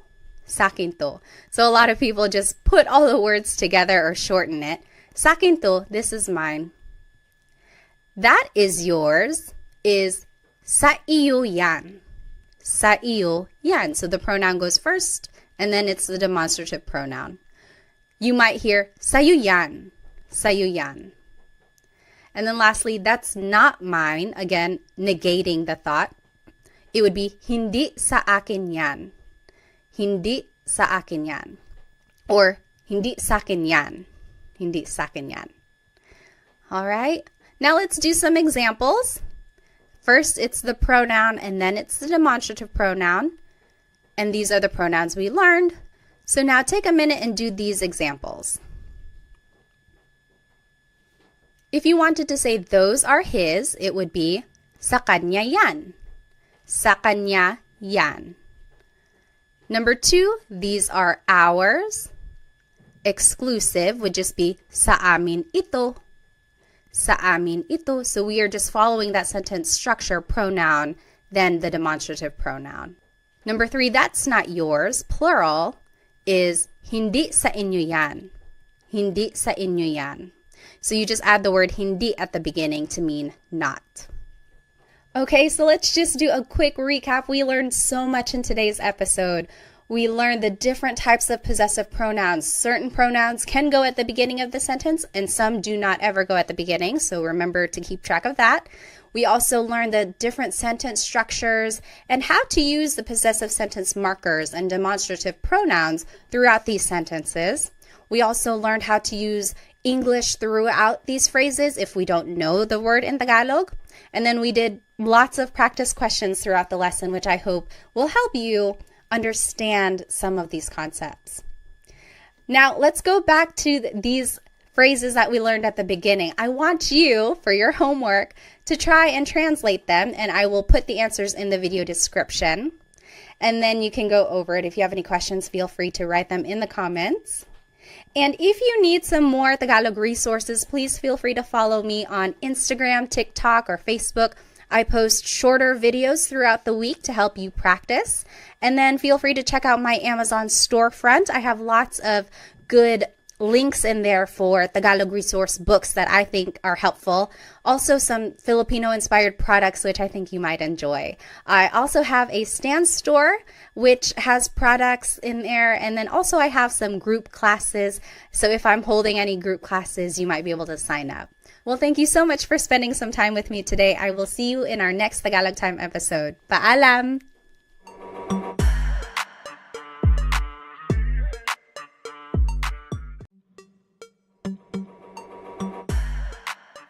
Hello, hello, everyone. Welcome to another episode of Tagalog Time with Pat. Today, we will be learning how to ask questions in Tagalog. And someone asked me if they could get a copy of these slides, maybe like a PDF form, so that you can print them out and then write on them when you are studying. I have uploaded them onto my Stan store, so you are able to download them if you would like. The link to that is in the description. So let's go ahead and get started. Here is today's agenda. Today we will be learning the different Tagalog question words. Then we will be learning how to use them to make a question formation. We will also be practicing some Tagalog responses and learning some common questions and then doing a lot of practice questions as well. So go ahead and grab a piece of paper and something to write with so that we can get started. So here are some Tagalog question words. There are a lot, and then we're going to be talking about them and then some variations as well. So let's just go through them. They don't have the translation just yet, but as we go through them, the translation will pop up as well. So ano, bakit, saan, kailan, sino, kanino, paano, ilan, alin, and ba.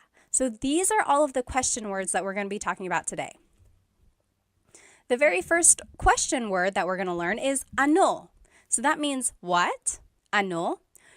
If you have ever heard a native Tagalog speaker, they might sometimes say ano as a filler in their conversation. Like if they can't think of the word, they say yung ano, yung ano. So it's like sometimes it can mean or the thing, but technically it means what.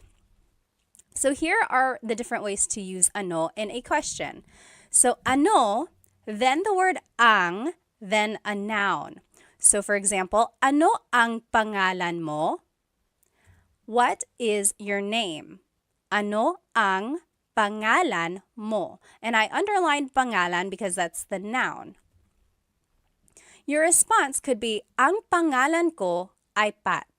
That literally means my name is Pat. But you might also hear someone say, Pat ang pangalan ko. Pat ang pangalan ko. That also means my name is Pat. Or you might just hear someone say, ako si Pat. Ako si Pat. I am Pat. So all of those are the different ways to respond. I will say the most common response in casual conversation is, ako si Pat. So ano ang pangalan mo? Ako si Pat. After that, the most common response would probably be, Pat ang pangalan ko. Pat ang pangalan ko. Ang pangalan ko ay Pat is a little bit formal. It's not very natural. It's kind of what you would read, like if something is written out. That is like the grammatically correct way to say, my name is Pat. But those are different ways to respond, and they're all correct. Another example, ano ang trabaho niya? Trabaho means job. So ano ang trabaho niya? What is her job? His or her. Niya is a gender-neutral pronoun. So you have to listen to the context of the conversation to determine who someone is talking about. So ano ang trabaho niya?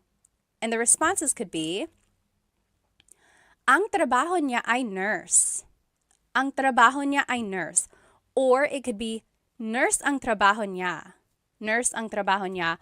Or nurse siya. Nurse siya. I will say nurse siya is a little bit more like grammatically correct because it's like a person. You're not really, I don't know, it just kind of doesn't sound as correct when you say, ang trabaho niya ay nurse. It's almost, I guess it does work. It does work. Don't listen to me. But yeah, so these are the different ways to say this. Again, ang trabaho niya ay nurse is a little bit more on the formal side. Not a lot of people say it like that. It's more common for someone to say, nurse siya. She is a nurse. Which I am. Surprise, surprise, right? A lot of Filipinos are nurses. Here's another example. Ano ang blank sa Tagalog? That means, what is blank in Tagalog? What is blank in Tagalog? This is a good question to know while you are learning Tagalog vocabulary. If you see something and you want to be like, oh, what is this in Tagalog? You can say, ano ang blank sa Tagalog? For example, ano ang dog sa Tagalog? the answer would be, dog sa Tagalog ay aso. Dog sa Tagalog ay aso. Or, aso ang dog sa Tagalog. Aso ang dog sa Tagalog. So these both mean dog in Tagalog is aso. So you might be wondering, why are there so many different ways to respond? And I think it's just, a lot of languages have that. It's like you can move around some of the words, change up the grammar a little bit, and it means the same thing, but there are certain phrases or certain ways that things are more used in common conversation.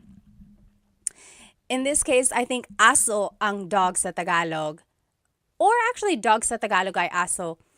I think aso ang dog sa Tagalog is a little bit more casual. Okay. Next, ano ang verb? So this is another way to use ano. So ano ang kinakain mo? Ano ang kinakain mo? That means, what are you eating? Kinakain is the present tense form of to eat. So what are you eating? Ang kinakain ko ay adobo. Ang kinakain ko ay adobo. I'm eating adobo. Or adobo ang kinakain ko. Or kumakain ako ng adobo. So those all mean I am eating adobo. The more commonly used way to say it would be kumakain ako ng adobo. I'm eating adobo. Usually the last example that I give is the one that's more natural, like less formal and used in common conversation. Another example, ano ang sinabi niya? Sinabi means to have said. Like, what did he say? Ano ang sinabi niya? Responses could be, ang sinabi niya ay hindi. He said no. Ang sinabi niya ay hindi. Or, hindi ang sinabi niya. Or, sinabi niya hindi. Those are the different ways to say, he said no. Again, I would hear sinabi niya hindi, or hindi ang sinabi niya. Just a note about sinabi, you might hear someone say, sabi niya hindi. Sabi niya hindi. Technically, the past tense conjugation of sabi is sinabi, but people shortcut it and say sabi niya hindi. So if you hear that, that's what it means. Next, ano ang ginagawa mo? What are you doing? Ano ang ginagawa mo? And some responses, gumagawa ako ng cake. I am making a cake. And I'm going to explain this in a minute. Nanonood ako ng TV. I am watching TV. So why did I respond this way to this question? Gawa means to make or to do. So if someone asked you, ano ang ginagawa mo? They could be asking, what are you doing? And I responded, nanonood ako ng TV. I'm watching TV. Or if someone asks, ano ang ginagawa mo? That could also mean, what are you making? So I responded, gumagawa ako ng cake. I'm making a cake. So that's just the different ways gawa can be used. And then just another little note here, you'll see in the blue, verbs can be in any tense. So when you are using ano with a verb, it could be asking about what someone did in the past, what someone is doing currently, or what someone will be doing tomorrow or in the future. So verbs can be in any tense. And if you need a review of the different ways to conjugate verbs in Tagalog, go ahead and watch my previous videos. I have a video just for present tense conjugation, and then the video after that is for past and future tense. Once you get the patterns down, it's just a matter of learning new vocabulary and trying to remember the different ways they're conjugated. Okay, so here are the different uses for ano. So, ano na means what's up. Na is an emphasis word, or sometimes it means already. And in this case, it's kind of lost in translation. It's just an expression meaning, hey, what's up? For example, if someone was taking a long time to get ready and I'm like, hey, ano na, we're going to be late, ano na. So it's like, hey, what's up? Or if you haven't seen someone in a very long time, you're like, oh, ano na, hey, what's up? So that's just a different way to use ano na. Next, ano ba means what the heck. And ba is a question word, and we'll learn how to use that later at the very end of the lesson. But in this case, again, it's lost in translation, but it means like, what the heck? So for example, if someone bumped into you and they didn't say sorry, you can say, ano ba? Ano ba? What the heck? Or if someone is just joking with you, you can say, ano ba? Okay, so it's an expression meaning what the heck. Next, ano daw? That means what did they say? So daw means like you're referring to someone else after they've said something. So ano daw? What did they say? Ano daw? Next, ano ito? What is this? And then ano iyan? What is that? So that's just the different ways to use the demonstrative pronoun this and that. Ano ito? Ano yan? What is this? What is that? And then there's another demonstrative pronoun. Ano yun? Ano iyon? So what is that over there? So what is this? What is that? What is that over there? So it's like a little bit farther. That's the difference there. And then anong problema? What's the problem? Anong problema? So the NG at the end there is like ano ang problema. And you can put it together and it would be anong. So anong pangalan mo? That also works. Instead of ano ang pangalan mo, you can put it together, anong pangalan mo? And you will see this happen to a lot of the question words that we'll be learning. Anytime the previous word ends in a vowel, you can usually make this contraction or like putting the words together. You'll see that. Now let's just practice using ano.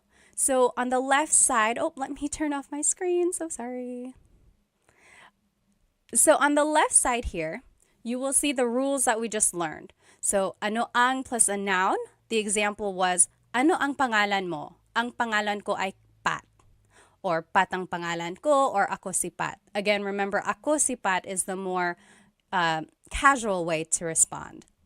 And then the next example we learned was ano ang plus a verb. So ano ang kinakain mo? What are you eating? And then those are the responses. Kumakain ako ng adobo. Now what I want you to do is to translate these examples. So they're in Tagalog. I want you to translate them to English. So number 1, what are you cooking? And then I gave you a vocab hint. Niluluto means cooking. Number 2, what is his girlfriend's name? Nobya means girlfriend. Number 3, what is cat in Tagalog? 4, what did Mark and John eat yesterday? Kinain means ate. Number 5, what are you watching? Pinapanood means watching. So let's do number 1 together. What are you cooking? Ano ang, and then the verb, right? So we're just following this sentence structure number 2. Ano ang niluluto mo? Ano ang niluluto mo? What are you cooking? And then a response could be, nagluluto ako ng pansit. Nagluluto ako ng pansit. So this kind of brings in all of the different conjugations that we had learned in the previous lessons. So try to remember how to conjugate them. And I'm just thinking here, I guess it can be a little bit confusing because in the question, it's conjugated as niluluto. And that wasn't really one of the conjugation patterns that we had learned. But nagluluto is a nag verb. So I will say there are some variations in the conjugations and you might not recognize them, but just try your best and then we'll go over it, okay? And then just follow this pattern when you're making your response as well. Take a look at the examples I did and then see if you can make the examples. And you can fill in the example with any answer that you want. So go ahead, pause the video now, and then you can come back and we will go over these questions. Okay, welcome back. Let's do number 2. What is his girlfriend's name? Nobya is girlfriend. Ano ang pangalan ng nobya niya? So we learned ano ang pangalan mo. Now if you want to talk about someone else, you would have to add ng nobya niya. Nang means of. So nobya is girlfriend, niya is his. So what is the name of his girlfriend? You see how everything just kind of fits together, but it might not be in the order that we're used to in English. So just take note of this. It would be, ano ang pangalan ng nobya niya? That's how you would say that. Response, Sara ang pangalan niya. Sara ang pangalan niya, or siya si Sara. Siya si Sara. Something like that, okay? Number 3, what is cat in Tagalog? Ano ang pusa? Oh gosh, I just told you. Ano ang cat sa Tagalog? Pusa ang cat sa Tagalog. Pusa ang cat sa Tagalog. Next, what did Mark and John eat yesterday? Ano ang kinain nila Mark at John kahapon? Ano ang kinain nila Mark at John kahapon? I want to show you this word nila. This is like a sentence marker that is used to indicate people. So it's like their ownership. When it's multiple people, Mark and John, it's nila. When it's just one person, it's ni. So for example, if it was just Mark, ano ang kinain ni Mark kahapon? Ano ang kinain ni Mark kahapon? It's just one person. But when it's multiple people, you have to use nila. Ano ang kinain nila Mark at John kahapon? Response, kumain sila ng lechon kahapon. Kumain sila ng lechon kahapon. So, sila is the pronoun here. And that's a subject pronoun. So, kumain sila ng lechon kahapon. Using subject pronouns can be tricky, and I don't expect you to know these pronouns or these conjugations right off the bat, but hopefully you can recognize them, and then from these examples, use them this way in the future, okay? So don't get too worried if you're not getting the questions right. Just use this as a way to learn them, okay? Number 5, what are you watching? Ano ang pinapanood mo? Ano ang pinapanood mo? The response, pinapanood ko yung bagong pelikula. I'm watching a new movie. Pinapanood ko yung bagong pelikula. Or pinapanood ko yung TV, something like that. You might also hear someone say, nanonood ako ng TV. So we learned in the previous lessons, nanonood or manood means to watch. But this one is pinapanood, and it's focusing more on the object. So the movie or the show, pinapanood. Okay. Next question word is bakit. Why? Bakit. And here is one way to use it. Bakit plus an adjective plus the word ang, and then a noun. So for example, bakit madumi ang kotse? Bakit madumi ang kotse? Why is the car dirty? And then the response, madumi ang kotse kasi maputik sa labas. Madumi ang kotse kasi maputik sa labas. So the car is dirty because it's muddy outside. Maputik means muddy, labas means outside. Okay, and then another example is, bakit mainit ang cellphone ko? Why is my cell phone hot? Bakit, mainit is an adjective meaning hot, ang cellphone ko. And then a response, mainit ang cellphone ko dahil masyado kong ginagamit. My cell phone is hot because I'm using it too much. So hopefully you can see here the pattern that we are following. Bakit goes first, and then it's the adjective, and then it's the word ang, and then it's the noun. Or you could also do bakit plus a pronoun and then a verb. So bakit ka umiiyak? Why are you crying? Bakit ka umiiyak?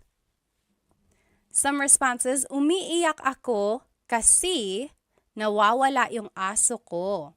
I'm crying because my dog is lost. Umiiyak ako kasi nawawala yung aso ko. Nawawala means lost or missing. Another example, bakit mo ginawa iyon? Why did you do that?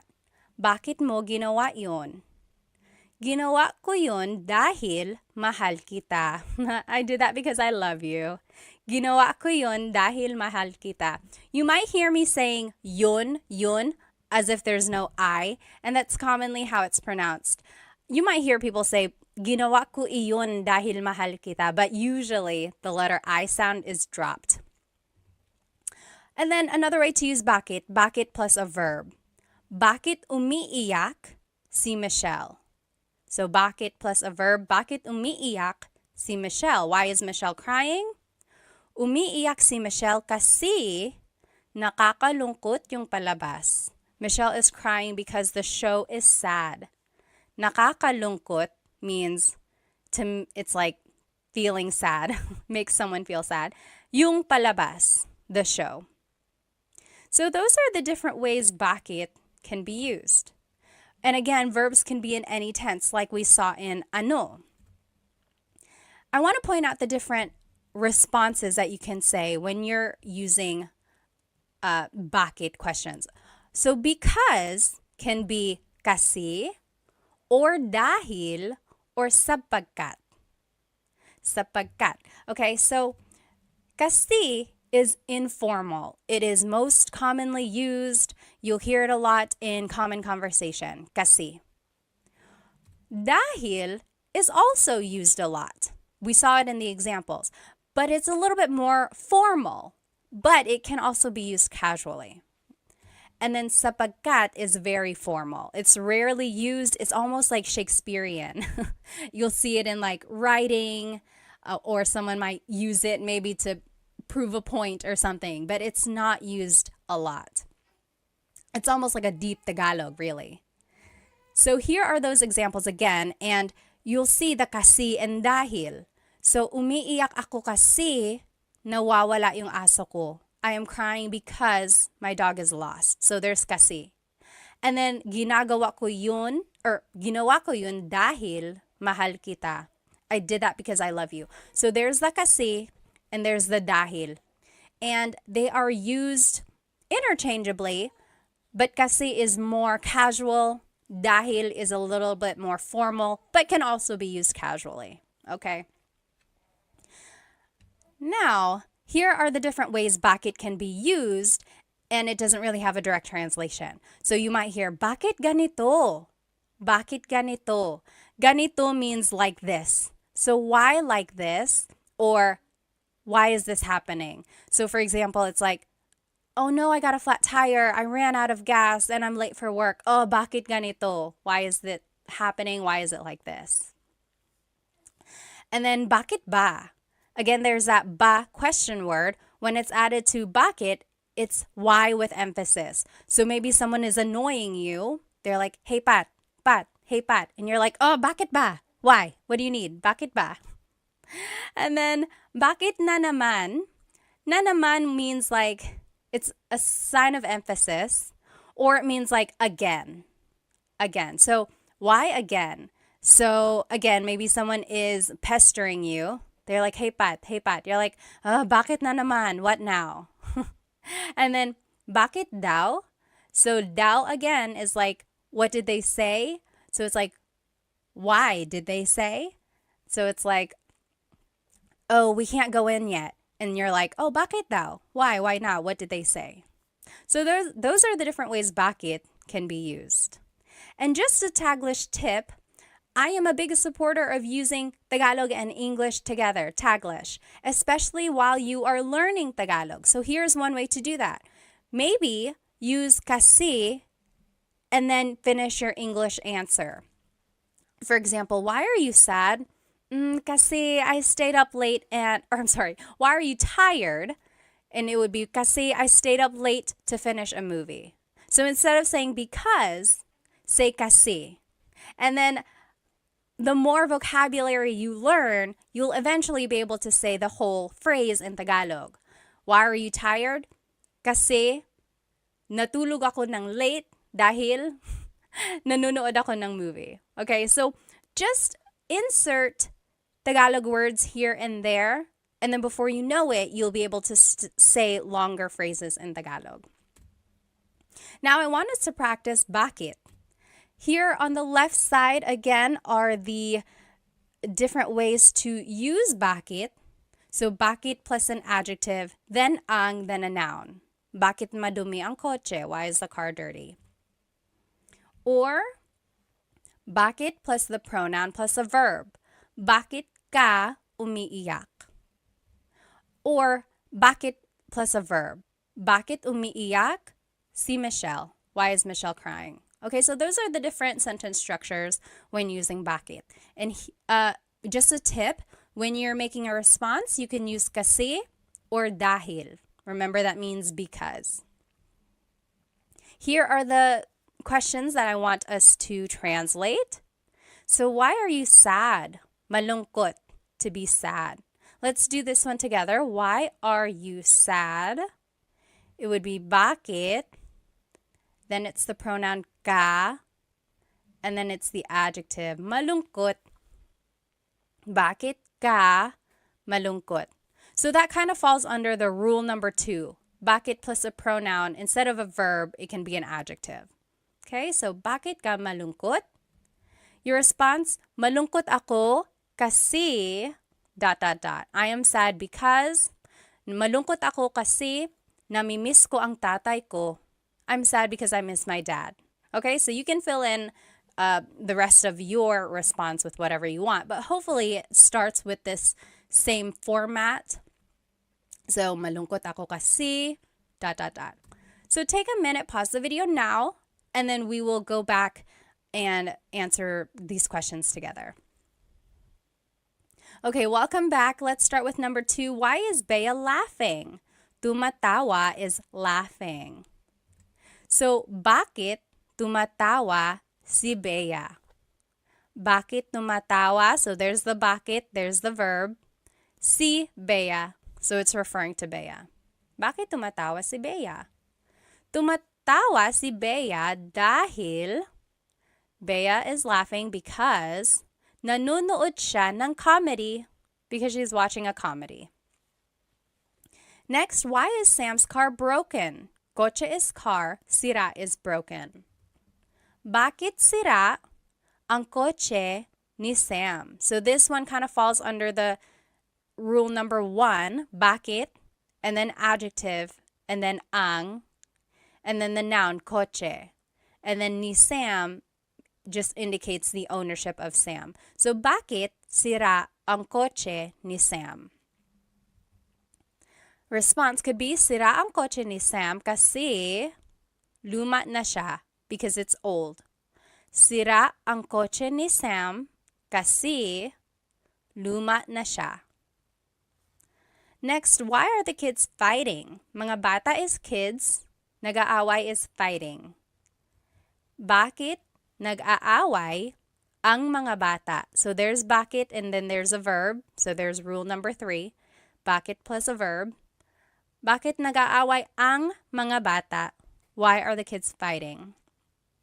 The response, nag-aaway sila dahil magkaiba ang gusto nilang laruin. They want to play with different things. So a couple things I want to point out. Nag-aaway sila. So instead of repeating mga bata, I just said sila, they. And you can do that. Or you could have said, nag-aaway ang mga bata dahil, like you can repeat it again. Or you can use a pronoun like I did. Nag-aaway sila dahil. And remember, you could have said kasi. So it's interchangeable. You'll see in my answer, sometimes I use kasi, sometimes I use dahil. Magkaiba means different. Ang means is. Gusto is to like. Nilang laruin. They are playing. They want to play with different things. Number 5, why is the house messy? Bahay is house. Magulo is messy. Bakit magulo ang bahay? So this one is just directly following rule number 1. Bakit, then an adjective, then ang, then a noun. Bakit magulo ang bahay? Response, magulo ang bahay kasi the house is messy because nagparty kami kagabi. We had a party yesterday.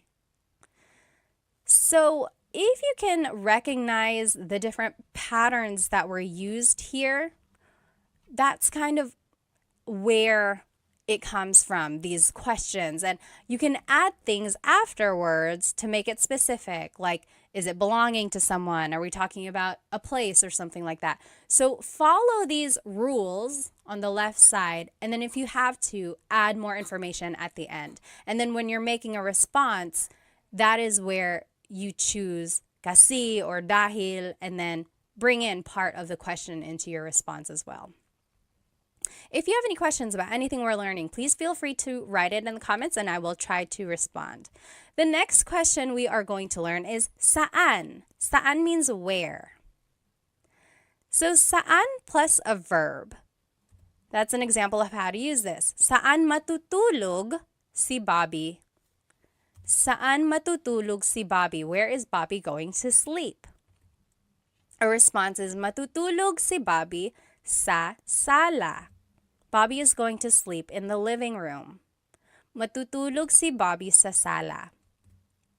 Now, you might also hear saan plus a pronoun plus a verb. For example, saan ka pupunta? Where are you going? Saan ka pupunta? That should have saan. It just says sa there. Sorry about that. So then the response, pupunta ako sa tindahan. I am going to the store. Pupunta ako sa tindahan. So that's the difference there. If you are talking about someone specific, you would add si and then their name. Saan matutulog si Bobby? Or if you just want to use a pronoun, the pronoun would go right after the question word. Saan ka pupunta? Okay, so those are the different ways to use it. I do want to point out that your response has this word sa. Sa. When the question is saan, the response is sa. Sa is a preposition and it means at a place, but it can mean to or from or something like that. So sa has a lot of different translations depending on the context. In this case, it means at a place or to, okay? Next, there's this question word, nasaan. So it's similar to saan, but it's nasaan. And here are the different ways to use it. Nasaan plus ang plus a noun. For example, nasaan ang CR? CR is comfort room in Tagalog, or in the Philippines, that's what they refer to the bathroom as. Where is the bathroom? Nasaan ang CR? The response, nasa labas ang CR. The bathroom is outside. Nasa labas ang CR. Or you could ask about a person. Nasaan si a person? Nasaan si nanay? Where is mother? Nasaan si nanay? The response, nasa trabaho si nanay. Mother is at work. Nasa trabaho si nanay. Now I want to point out that the responses all start with nasa. Okay, so when the question is nasaan, now your response has to have nasa. So that was a difference that's here. So when it's saan, the response has sa. When it's nasaan, the response has nasa. So just to go over it, when do you use saan? When do you use nasaan? Saan napunta ang cellphone ko? Where did my cell phone go? Versus nasaan ang cellphone ko? Where is my cell phone? Saan always goes with a verb. When you're asking about a verb or something that has happened with like an action, then you use saan. Saan napunta? Saan napunta? The root word of punta means to go. So napunta means went. Where did my cell phone go? Saan napunta? There's the verb. And then the response is sa. Oh, sa kotse. And then nasaan ang cellphone ko? Nasaan plus the word ang plus a noun. So when you're asking about the location of something, then it's nasaan. So it's like nasaan noun. Anytime there's like the ends, try to remember that. So your response has nasa. Nasaan ang cellphone ko? Nasa bag ko. It's in my bag. Okay? So this is just to look at it again. These are the examples we just saw. You might hear someone say asan or saan when they're referring to nasaan. So that's just like a short way to say it. So instead of saying nasaan ang CR, someone might ask asan ang CR? Where is the bathroom? Or they might even just say saan ang CR, even though technically it should be nasaan. So people shorten it, but technically, just so you know, it should be nasaan. Okay? Now let's take a look at this response. Nasa labas. Nasa labas ang CR. The bathroom is outside. These are the location vocabulary. So let's take the question, nasaan ang susi? Where is the key? Susi is key. Nasa labas, it's outside of the car. Nasa labas. Or nasa loob, it's inside the car. Nasa loob ng kotse. Nasa ibabaw, it's on top. Nasa ilalim, it's under. Nasa tabi, it's beside. So if you wanted to be specific, you would add the object afterwards. Nasa tabi ng kotse, it's beside of the car. Ng kotse. Nasa tabi ng kotse. So those are just the different location vocabulary words that you might hear. And just the sentence structure for the response, it would be nasa plus the location word that we just learned. Then it's nang, then it's a place, then it's ang, then the thing. So let's take a look at it. Nasa loob ng kotse ang susi.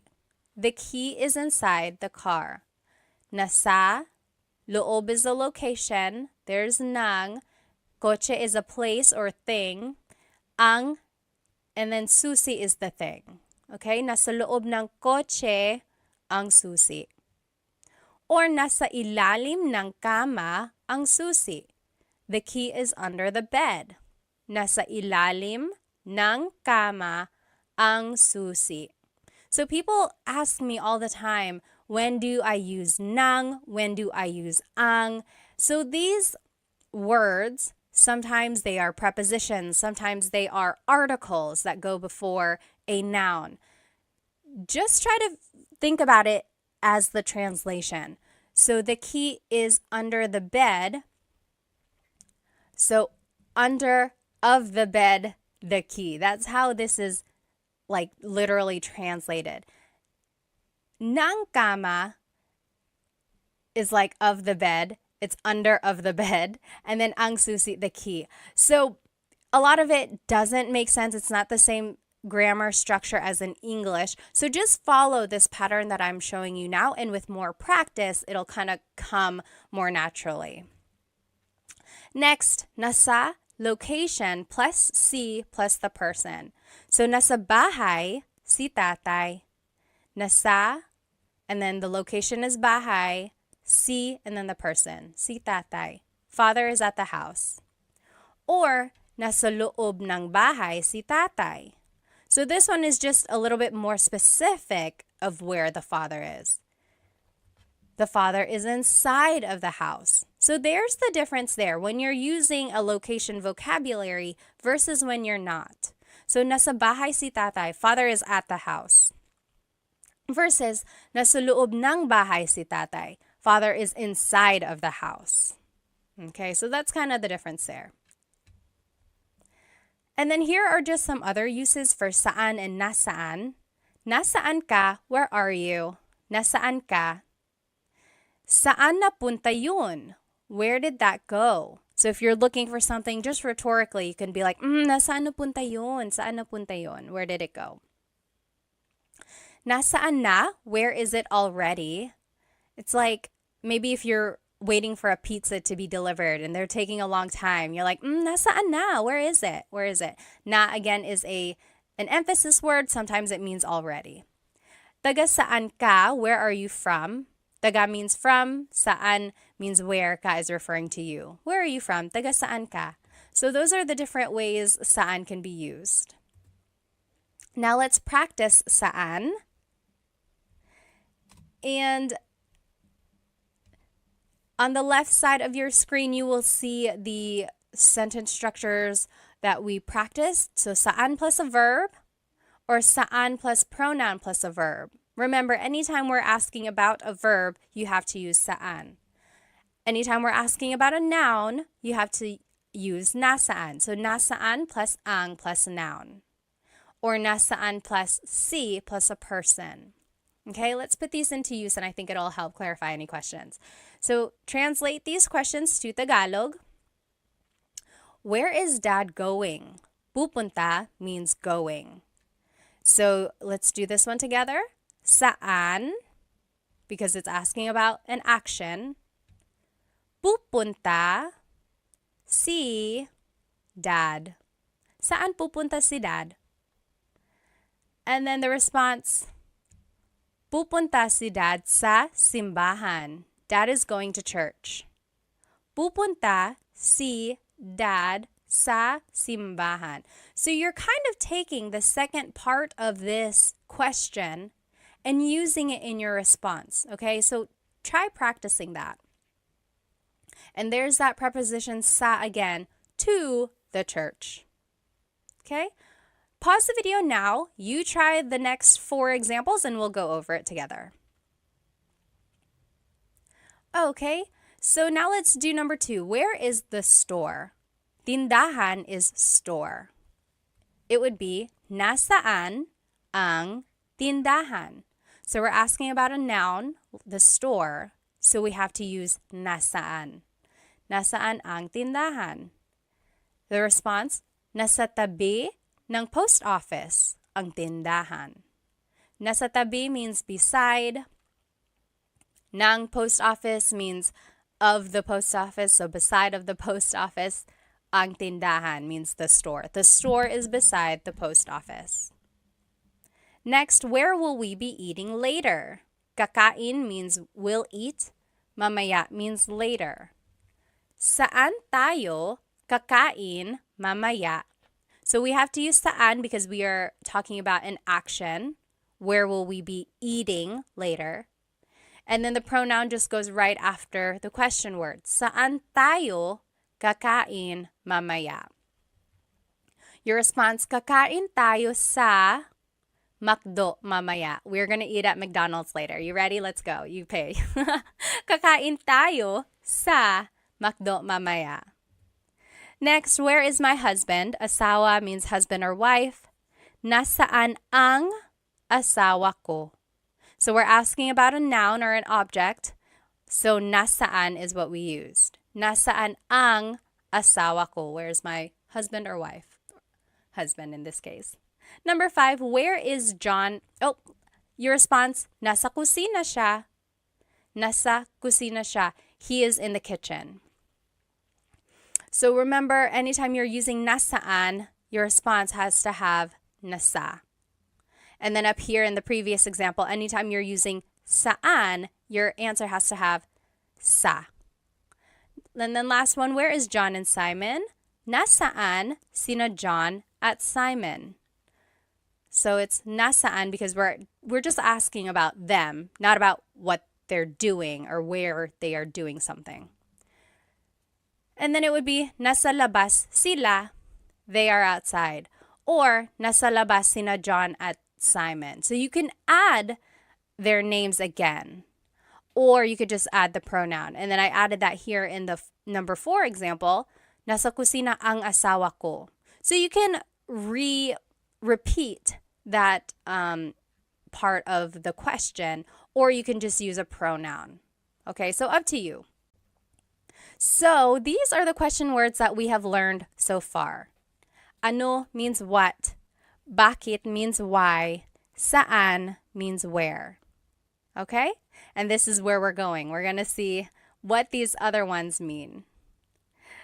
Now, we're going to talk about kailan. Kailan means when. When. So if you want to use it in a question, it would be kailan ang, and then a noun. Kailan ang kaarawan mo? When is your birthday? Kailan ang kaarawan mo? Sa March ang kaarawan ko. My birthday is in March. Sa March ang kaarawan ko. Kailan ang handaan? When is the gathering? When is the party? Sa Sabado ang handaan. The party is on Saturday. And again, you don't have to add this part at the end. You could just say sa Sabado. Kailan ang handaan sa Sabado? But the longer response, kailan ang handaan sa Sabado ang handaan? Okay, so those are the different ways you can use kailan. There's this word sa again, and in this case, it's being translated as on or at a certain time. So that's where, or that is the leading word in your responses. Next, you can use kailan with a verb. So, kailan aalis si Nadine? When is Nadine leaving? Kailan aalis si Nadine? Aalis si Nadine bukas. Nadine is leaving tomorrow. Aalis si Nadine bukas. So, this is just a phrase, and you use the conjugation patterns that we learned, and then you just answer. So depending on what the question is, just make a statement using that correct tense of the verb. Kailan dumating sina nanay at tatay? When did mother and father arrive?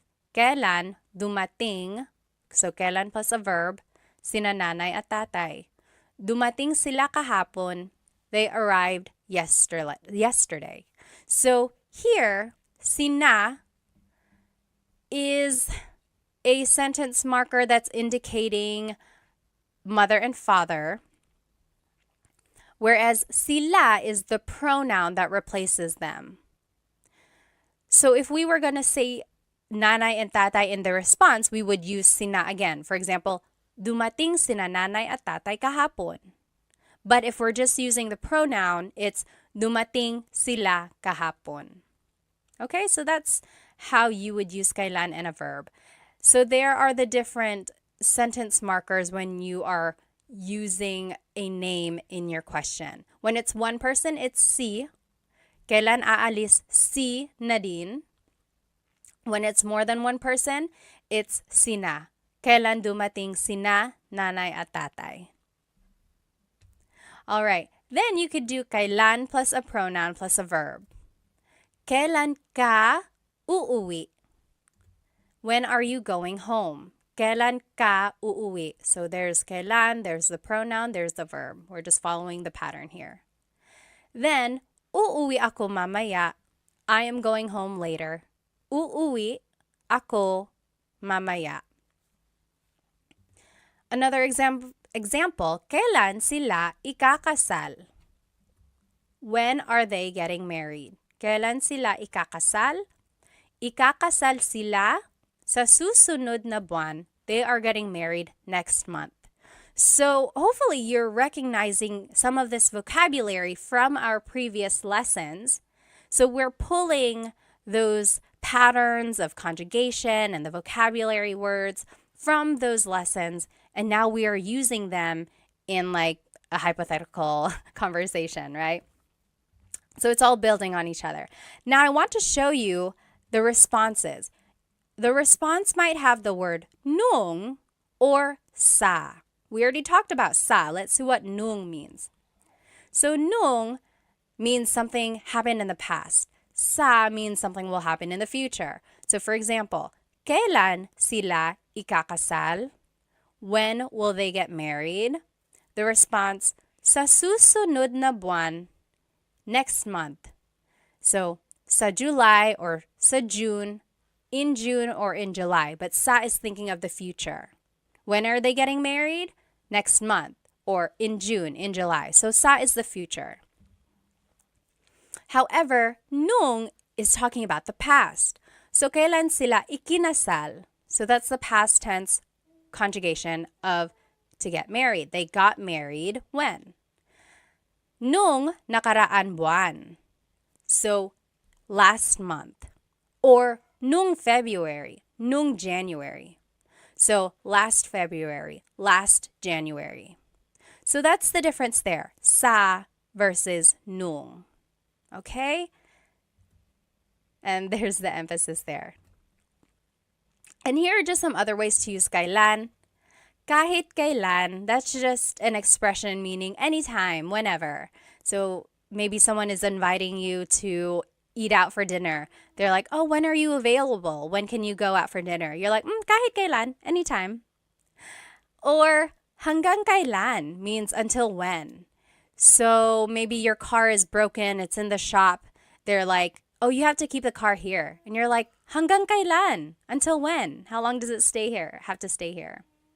And then next, kailan nangyari yun? When did that happen? Kailan nangyari yun? Nangyari means happened, and then yun means that. Kailan nangyari yun? And then just a pronunciation tip, it's pronounced kailan, kailan, but you will often hear it pronounced kailan, kailan. Kailan ang kasal? Kailan ang kasal? But it's not wrong to hear kailan ang kasal. It's a little bit more formal. Okay. So here are some examples. On the top left here, you will see the kailan rule. So kailan plus ang plus a noun. Kailan ang kaarawan mo? Kailan plus a verb. Kailan aalis si Nadine? Kailan plus a pronoun plus a verb. Kailan ka uuwi? When are you going home? And then here are the examples I want us to practice. Number 1, when is your vacation? Bakasyon is vacation. So let's just follow, I think it would be rule number 1. Kailan ang bakasyon mo? So kailan, then the word ang, then the noun, which is vacation, and then the pronoun. Kailan ang bakasyon mo? The response, sa susunod na linggo ang bakasyon ko. Next week. My vacation is next week. So a couple things I want to point out in the response. It should have the word sa because it's talking about the future, right? It will be next week. So there's sa. And then just try to remember how to phrase things. And if you weren't able to watch or if you don't remember the past lessons, just go from here and just copy my sentence structures. Okay, so moving forward when you answer these questions, see if you can follow these sentence structures. Okay, so go ahead and pause the video now, and then we will go over the examples in just a minute. Okay, so number 2, when are you leaving? Aalis means leaving. Kailan ka aalis? That's just rule number 3. Kailan plus the pronoun plus the verb. Kailan ka aalis? The response, aalis ako sa Lunes. Aalis ako sa Lunes. So there's sa because it's a future action. Number 3, when did Tony come back? Bumalik means came back. Kailan bumalik si Tony? So this is rule number 2. Kailan plus a verb. Kailan bumalik? And then you add si Tony. The response, bumalik si Tony kahapon. He came back yesterday. Bumalik si Tony kahapon. Number 4, when did you buy that? Binili means bought. Kailan mo binili yan? Kailan mo binili yan? So that's rule number 3. Kailan plus the pronoun plus the verb. Kailan mo binili yan? Binili ko yan nung isang linggo. Or binili ko ito nung isang linggo. I bought that last week or I bought this last week, depending on how you want to answer your question. Number 5, when are you going to sleep? Matutulog means will go to sleep. So, kailan ka matutulog? This is just rule number 3. Kailan plus a pronoun plus a verb. Kailan ka matutulog? Matutulog ako mamaya. Matutulog ako mamaya. I know it can get a little tricky figuring out which structure to use, and then when there's a pronoun or when there's like added information that has to be added to the end. I know it can get tricky, but use these examples to see the patterns in use and then try to use them in the future. Okay, so don't get bogged down if you're not getting the answers right. Really just use this as another form of learning, right? It's okay if it's not correct yet, but I want you to see how they are being used. Okay, so the next question word we are going to learn is sino, and that means who. Sino. So these are the different ways sino is used. Sino plus the word ang, then it's a verb, a noun, or an adjective. So it's easy because you just have to use sino ang, and then you just fill in the end with a verb, noun, or an adjective. Sino ang kumakanta? Singing. Who is singing? Sino ang kumakanta? Ang kumakanta ay si Mario. Si Mario ang kumakanta, or kumakanta si Mario? Si Mario. I wanted to show you all the different ways a response could be made. So, sino ang kumakanta? Who is singing? This first example is formal. Ang kumakanta ay si Mario. This next one is a little bit formal as well. Si Mario ang kumakanta. Si Mario ang kumakanta. That's kind of formal. This one is casual. Kumakanta si Mario. Mario is singing. Kumakanta si Mario. And then this last one is just a short answer. So, si Mario. Who is singing? Mario. So those are the different ways you can say Mario is singing. Those are the different responses. And then there is the word that has to be in the answer, si. Because we're asking about a person, your answer has to have si or sina if it's more than one person. We'll see that.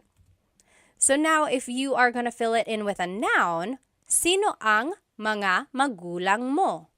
Mga magulang means parents. Sino ang mga magulang mo? Who are your parents? Ang mga magulang ko ay sina John at Mary. So that's what I was just saying. Si is for one person, sina is for more than one person. So, ang mga magulang ko ay sina John at Mary. My parents are John at Mary and Mary. Another way to say it is sina John at Mary ang mga magulang ko. Or sina John at Mary. So those are the different ways to say John and Mary are my parents. When in doubt, go ahead and just use the shortest answer. I don't want you to sound redundant, and then I also don't want you to have to think of too many vocabulary words or an extended sentence structure. So just answer it with the shortest answer because it's still correct. Sino ang mga magulang mo? Sino John at Mary. And then, if it's an adjective that you're asking about, it would be sino ang, and then the adjective. Sino ang pagod? Pagod means tired. Who is tired? Sino ang pagod? Ang pagod ay ang mga bata. The kids are tired. Ang pagod ay ang mga bata. That one's formal. Next, ang mga bata ang pagod. Ang mga bata ang pagod. That is also formal. Or, pagod ang mga bata. Pagod ang mga bata. That one is casual. That is what I would say a lot more than the other two. And then the short answer, ang mga bata. Sino ang pagod? Ang mga bata. The kids. The kids are tired. So those are the different ways to say the kids are tired. Now, let's take a look at the responses. Si and sina. Si is for one person. Sina is for multiple people. So an example, kumakanta si Mario. Si Mario, because it's just one person. Versus kumakanta sina Mario at Jane. Mario and Jane are singing. So sina is used because there's more than one person. Now you can also respond with a pronoun. So sino ang pagod? Who's tired? you can say, ako, me, ako. Or sino ang pagod? Siya. Him, he is, siya. Sino ang pagod?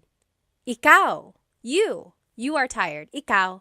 So you can just respond with a pronoun. So I would say that, like, sino ang pagod? Ako. Just say ako. Keep it easy, right? And then here are the different pronouns. So ako is I, siya, he or she, so that's gender neutral. Sila, they. Ikaw, you, singular. Kayo, you all, plural.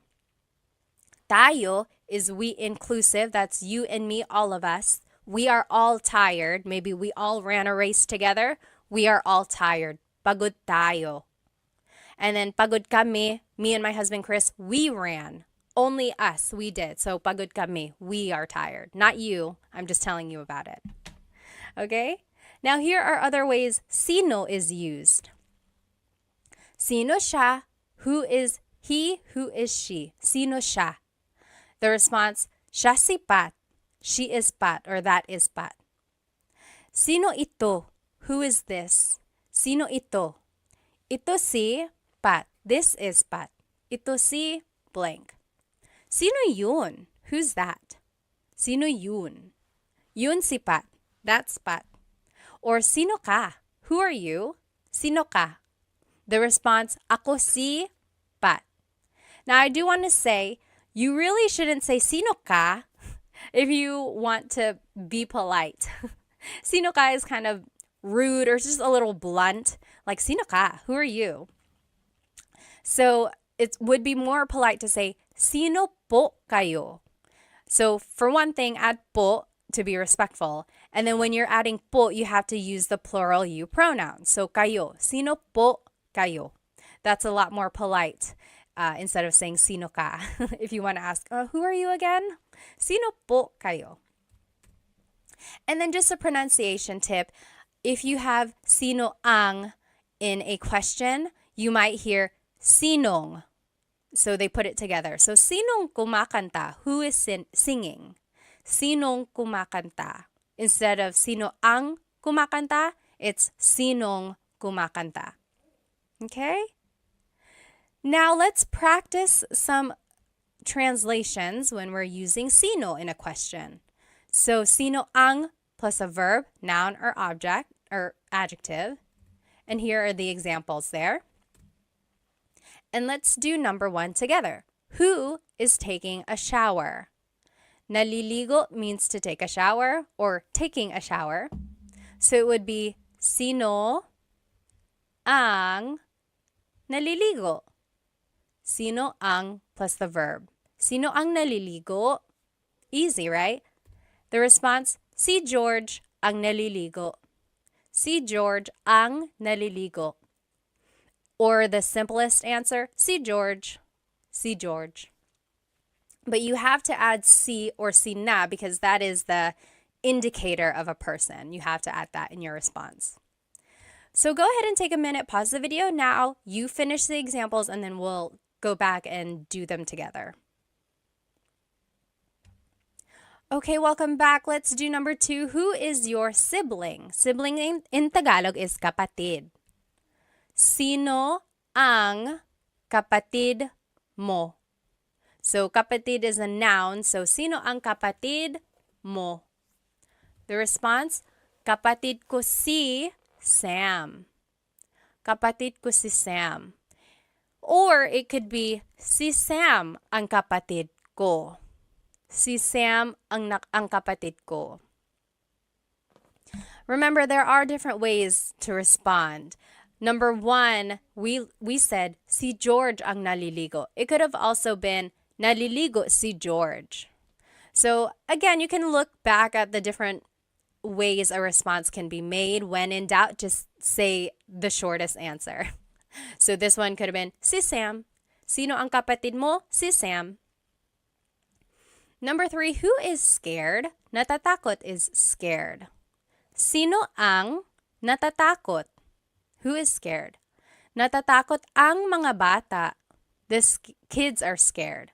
The kids are scared. Natatakot ang mga bata. Number 4, who cooked dinner? Nagluto is cooked, hapunan is dinner. Who cooked dinner is sino ang nagluto ng hapunan. So that's just sino plus ang plus a verb. Sino ang nagluto ng hapunan. Nang is the sentence marker before the noun. Si Lola ang nagluto ng hapunan.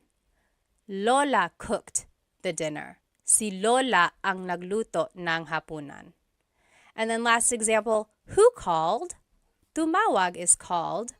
Sino ang tumawag? Sino ang tumawag? So it's just the verb. Tumawag ang nanay mo. Your mother called. Tumawag ang nanay mo. Or the simplest response, ang nanay mo. Okay, so try to keep it simple when you can, but hopefully you can see the patterns that you can use when you're making a question and then answering a question. All right, the next question word that we are going to learn is kanino. Kanino means whose. Kanino. It could be used like this. Kanino, then the word ang, then the noun, then na, and then an adjective. I know that's a lot. Let's take a look at it in action. So, kanino ang sombrero na itim? Whose black hat? Kanino ang sombrero is hat, na itim. Itim means black. Now the response. Kay Jacob ang sombrero na itim. The black hat belongs to Jacob.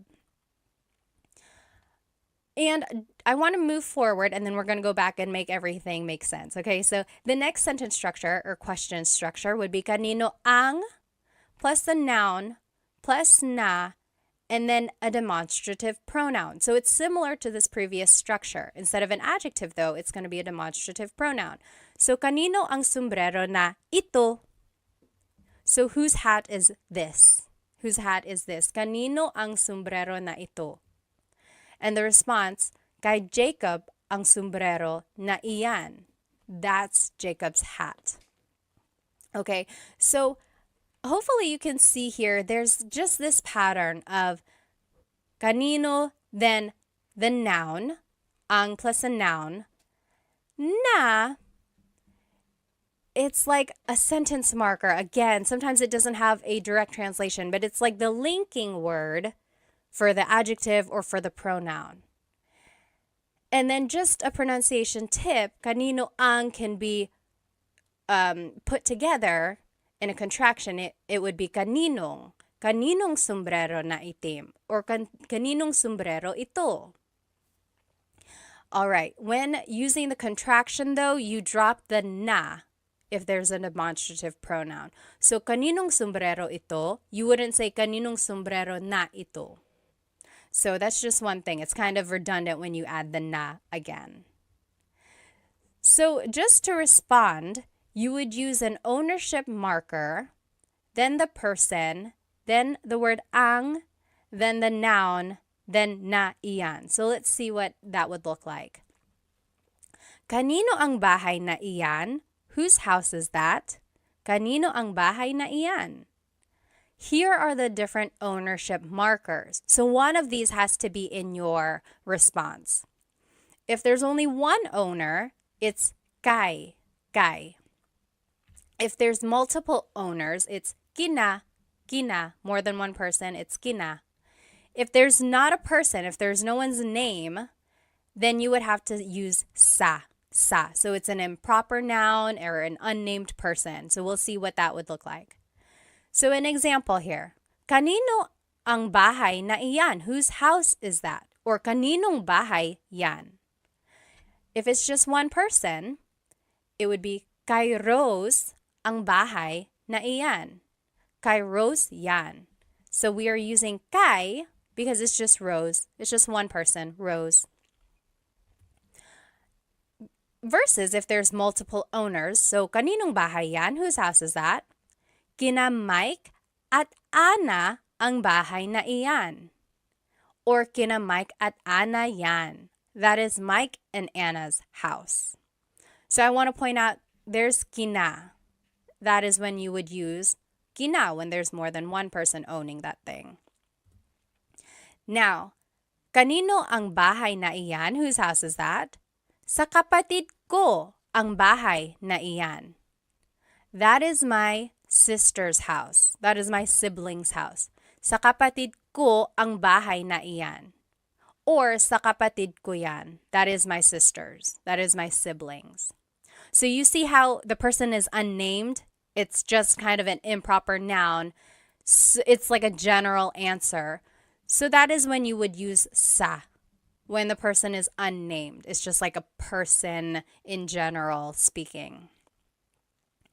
Okay, so here are some more ownership pronouns that you could use when answering a kanino question.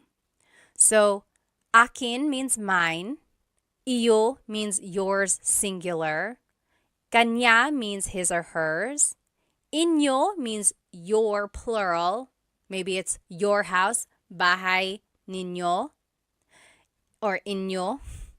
And then atin is our inclusive. Amin is ours, me and my husband, Chris. And then kanila is theirs. So here's an example of how to use that. Kanino ang bahay na iyan? Whose house is that? Akin yan. That's mine. Akin yan. Or inyo yan. That's yours. You all live in one house. Inyo yan. That's your house. Or kanila yan. That's their house. Kanila yan. Okay, so that's how to use these ownership pronouns. I want to show you, let's go back to the first example we learned. I know it's a lot of words in this one. So, kanino ang sombrero na itim? Whose black hat is this? So, sombrero is hat, itim means black. But they are interchangeable. Like you can switch them around and it would still mean the same thing. For example, kanino ang itim na sombrero? So instead of saying, kanino ang sombrero na itim, you might hear, kanino ang itim na sombrero? So in Tagalog, you can switch the adjective and the noun around and it will still make sense. And why does that happen? It probably just goes back to baybayin or to the evolution of Tagalog in general. So the adjective and the Tagalog vocabulary word can be interchangeable and they mean the same thing. Another example, kanino ang sombrero na pula? Pula means red. So whose red hat is this? You can switch it up and it could be kanino ang pula no sombrero. So we just switched it.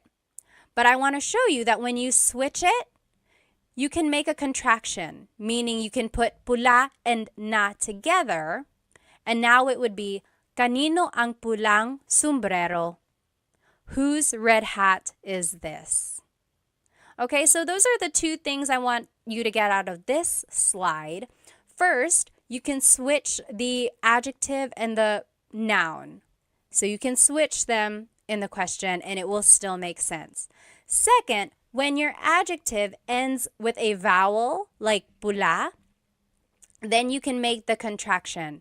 Add ng to the end. Instead of saying pula na sombrero, it's pulang sombrero. Pulang sombrero. We can't do that with the word itim because it ends with a consonant. There's nothing to put together. It would still have to stay itim na sombrero.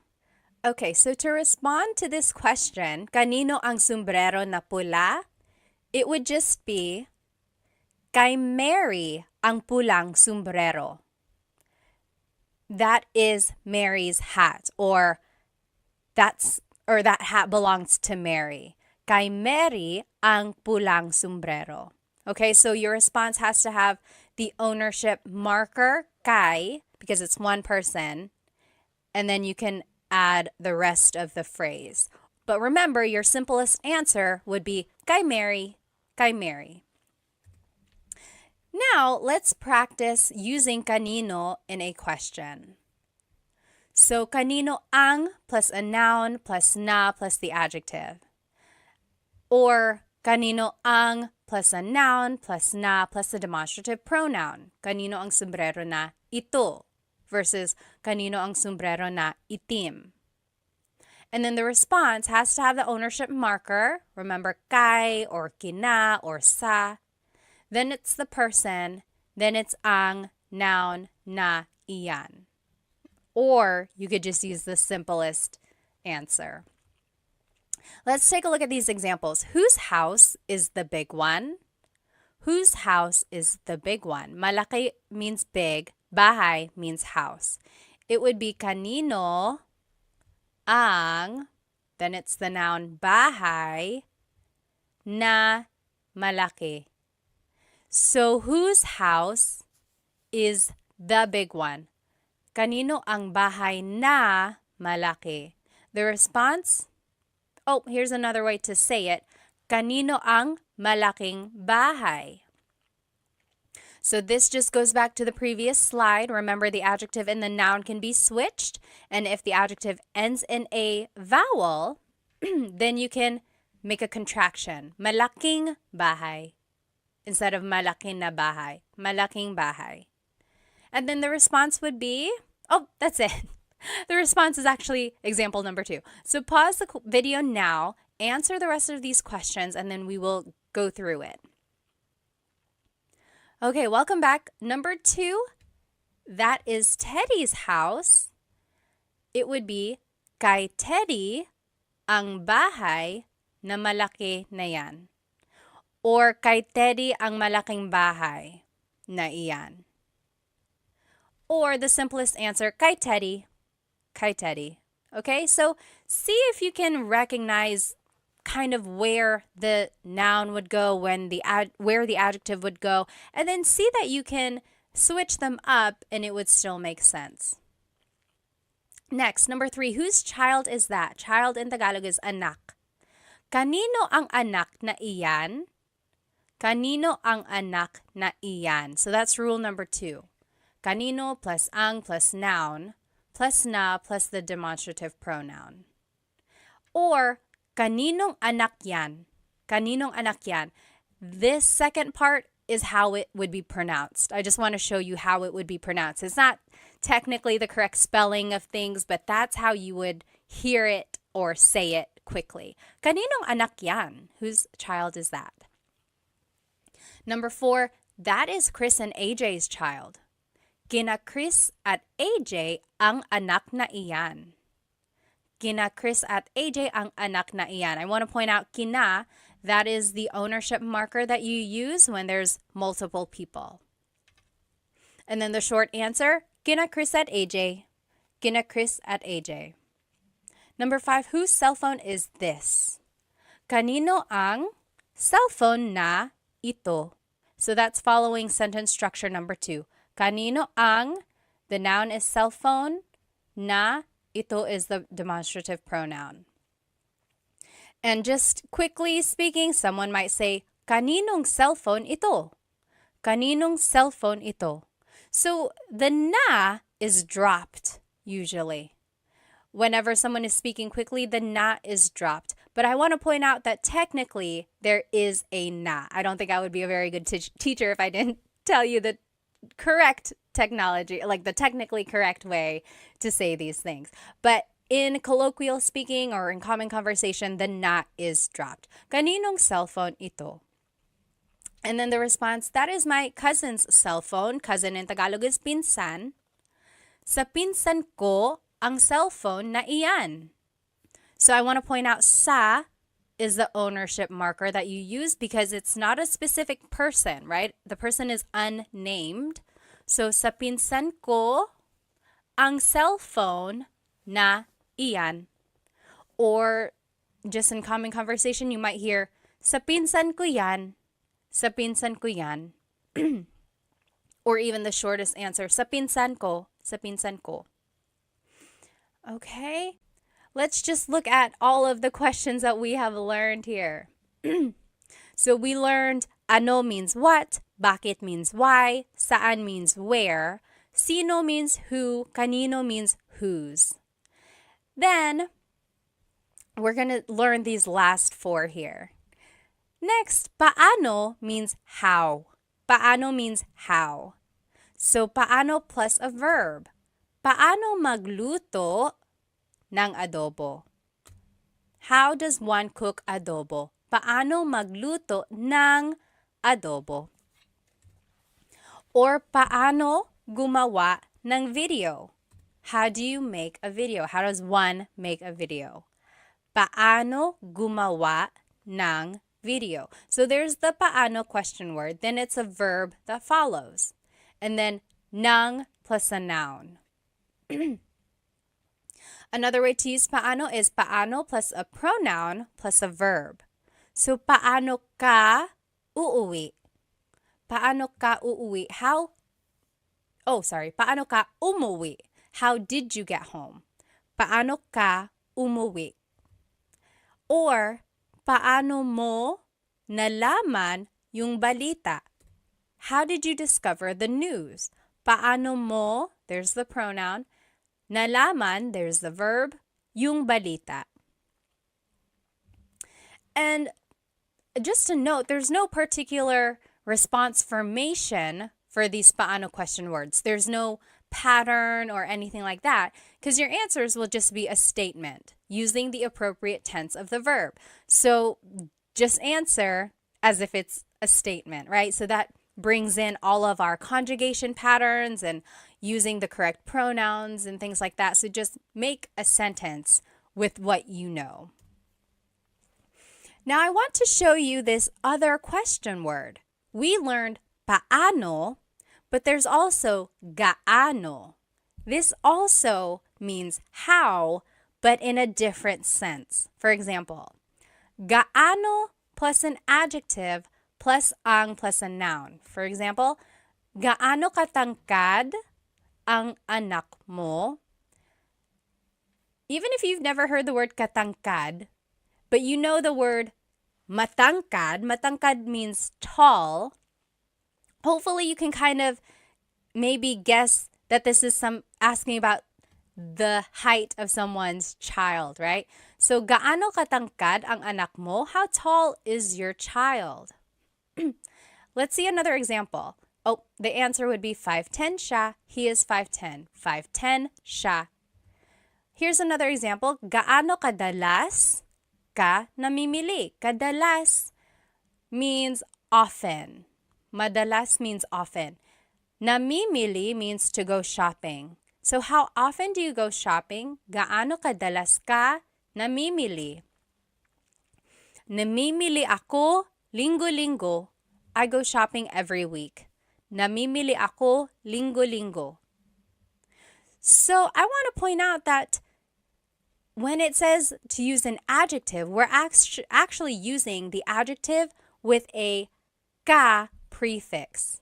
So technically the adjective is matangkad, tall, matangkad. But when we're using it in a gaano question, we have to use the ka prefix, katangkad. Gaano katangkad ang anak mo? And the ka prefix is a way to show the quality of something. It's asking about the characteristic of that adjective. It's a little interesting. So when we're asking gaano katangkad, it's like asking about that person's adjective or that height. So yes, again, the prefix ka is used when measuring the extent of that adjective. And then just a pronunciation tip, if you happen to see gaano ang something, it's usually put together and it's gaanong. So gaanong katangkad ang anak mo? We didn't have ang in these examples because technically you don't need it, but some people add it still, and it would be gaanong katangkad ang anak mo. So both of those are correct. Gaano katangkad ang anak mo or gaanong katangkad ang anak mo, both of those are correct. Now, we learned paano, we learned gaano. Now there's this question, magkano.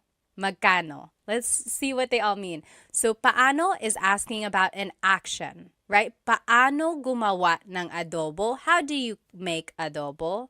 It's asking about the action. Paano gumawa ng adobo? Or paano mo nakuha ito? How did you get this? Paano mo nakuha, the action to get, ito. Another way to ask how is gaano, but this is asking about the extent of something. Gaano kabilis ang kotse mo? How fast is your car? Gaano kabilis ang kotse mo? So it's asking about the speed of your car. And then magkano is asking about the cost of something. Magkano ang t-shirt? How much is the t-shirt? Or magkano po? How much is this po? Po is just a sign of respect. So how much is this? Okay, so very interesting. These words sound alike, but they are used for different situations. Now, here are just some other paano uses. So, paano nangyari yun? How did that happen? Paano nangyari yun? Yari means happen. And then yun means that. Paano nangyari yun? How did that happen? Or paano na ngayon? What now? Ngayon means now. So technically this is like, how now? It's a rhetorical question when something goes wrong. Like, oh no, I lost my job. Paano na ngayon? What now? What am I going to do now? And then just a pronunciation tip. It's technically paano. Paano. When there are two vowels together, you say them separately. Paano. But when speaking quickly, Filipinos just say paano. Paano na ngayon? Paano na ngayon? Now, let's practice using paano and gaano in some questions. So, paano is with a verb. How do you do something? And then paano plus a pronoun plus a verb if you want to be specific by adding a pronoun. Gaano uses an adjective. So, gaano plus adjective plus ang plus a noun. Okay, so just try to follow these sentence structures. And then here are the examples that I want us to do. Let's do number 1 together. How does one write a book? How does one write a book? Magsulat means to write. Libro is book. Libro is book. So how does one write a book? This is actually asking about an action. So we would use paano. Paano magsulat ng libro? Paano magsulat ng libro? How does one write a book?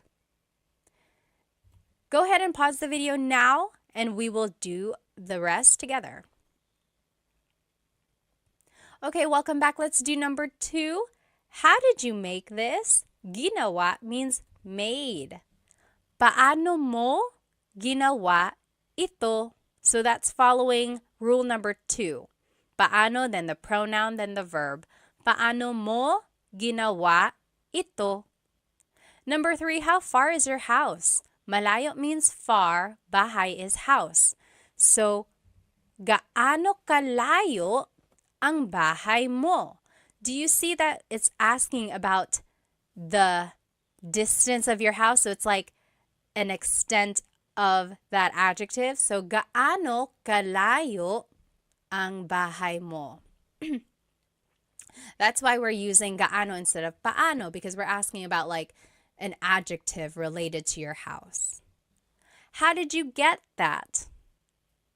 Nakuha means got. Paano mo nakuha yan? There's no adjective in this question, so we would just still use paano. And that follows rule number 2. Paano mo nakuha is the verb yan. Number 5, how big is their dog? Malaki is big, aso is dog. How big is their dog? So it's asking about an adjective, so we would have to use gaano. Gaano kalaki ang aso nila, their dog nila. And then number 6, how spicy is the food? Maanghang is spicy, pagkain is food. So it's asking about an adjective, the spiciness of it. So it would be gaano, kaanghang, ang pagkain. Gaano kaanghang ang pagkain? So in all of these examples, I gave you the adjective in the ma form, right? Malayo, malaki, maanghang. So it's the ma form of the adjective. But remember, when you are using gaano as a question, you have to change the adjective into the ka form. So it has to have the ka prefix because it's asking about the extent of that adjective. Okay, if you have any questions, again, please feel free to write them in the comments. I will try to answer. Okay, next question word we're going to learn is ilan.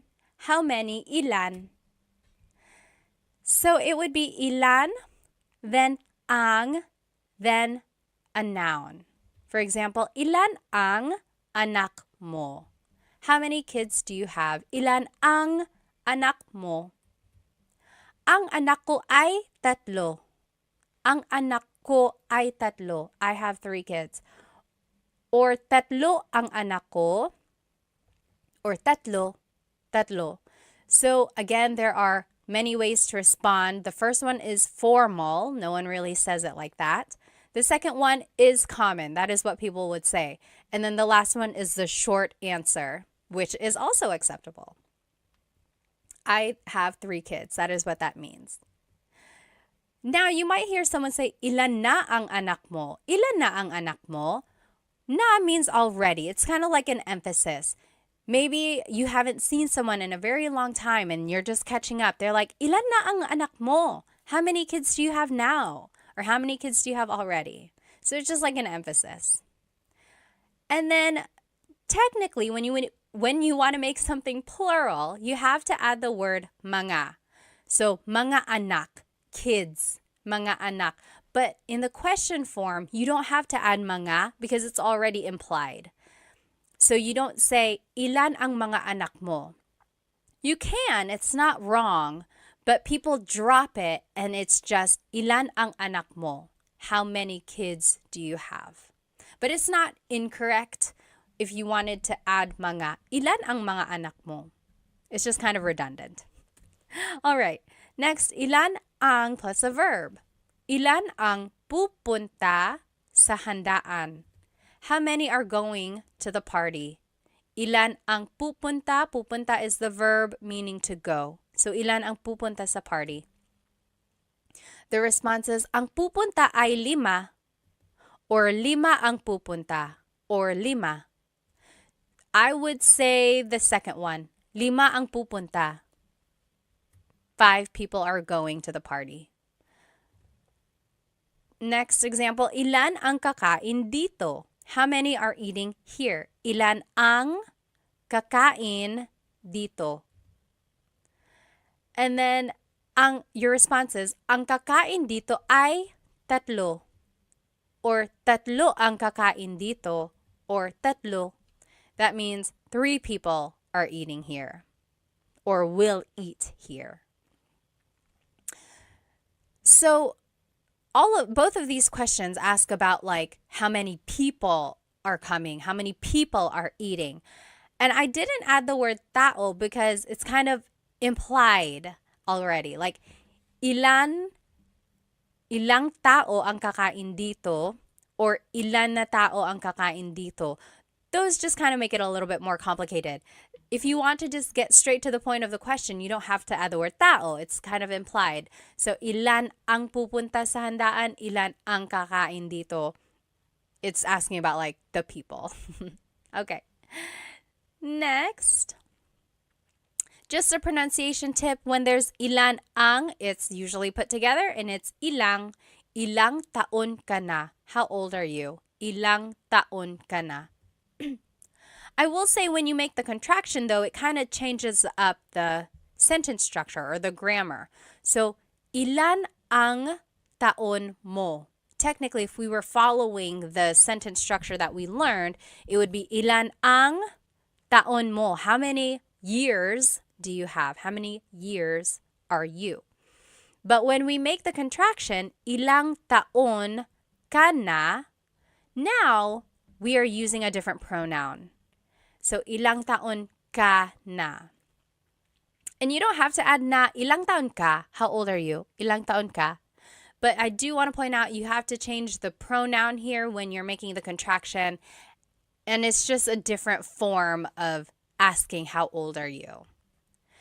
Another example of that is ilan ang anak mo? How many kids do you have?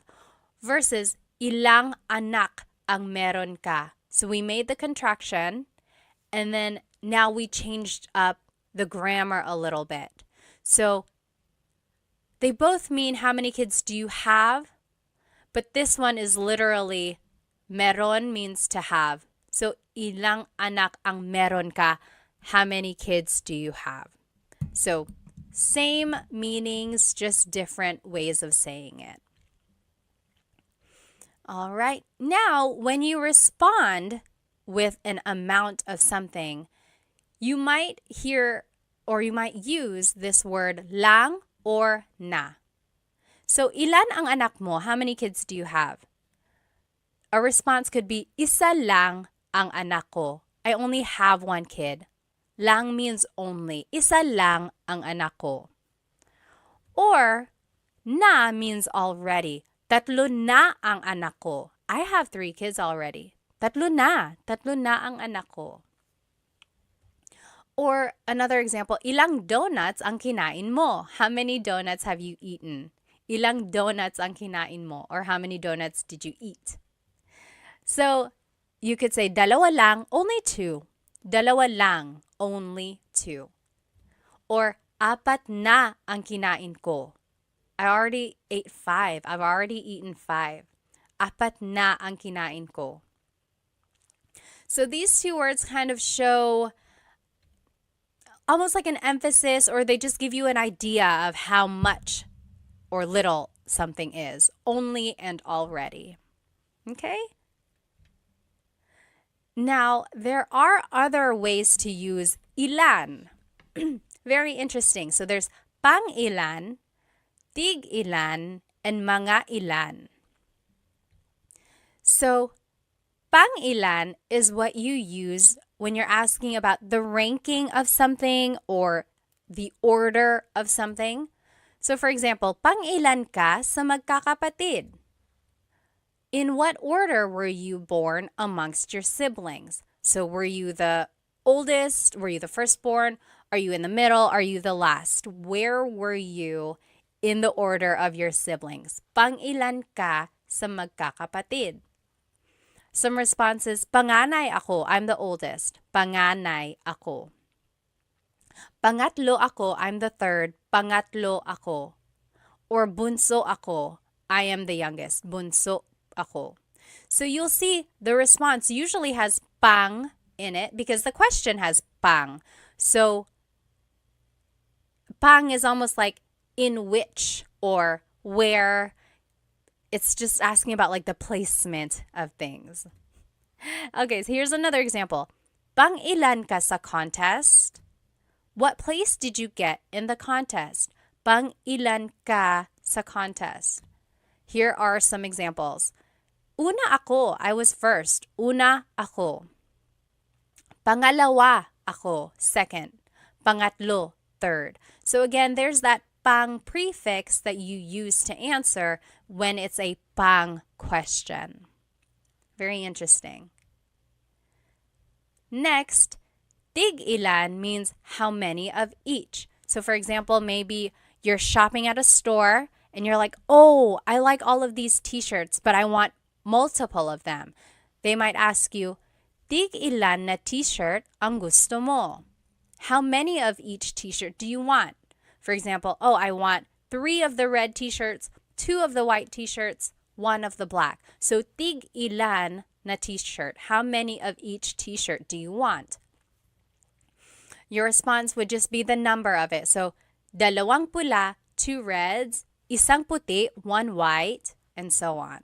So, you see it's asking how many of each type of thing. Another example, tig ilan na tsokolate ang gusto mo? How many of each chocolate do you want? So, for example, if there are M&Ms, Snickers, Twix, and so on. Tig ilan na tsokolate ang gusto mo? You could say, tig iisa po. I'll take 1 of each. Tig iisa. 1 M&M, 1 Snickers, 1 Twix. Tig-iisa. Or tigdadalawa po. 2 of each. 2 M&Ms, 2 Snickers, 2 Twix. Tigdadalawa. Tigdadalawa. And then tigtatatlo po. 3 of each. You get the idea. And then I want to show you that the question has na. So tig-ilan na t-shirt, tig-ilan na chocolate. And in this case, na is translating as of. How many of each t-shirt, how many of each chocolate do you want? And then just a pronunciation tip here.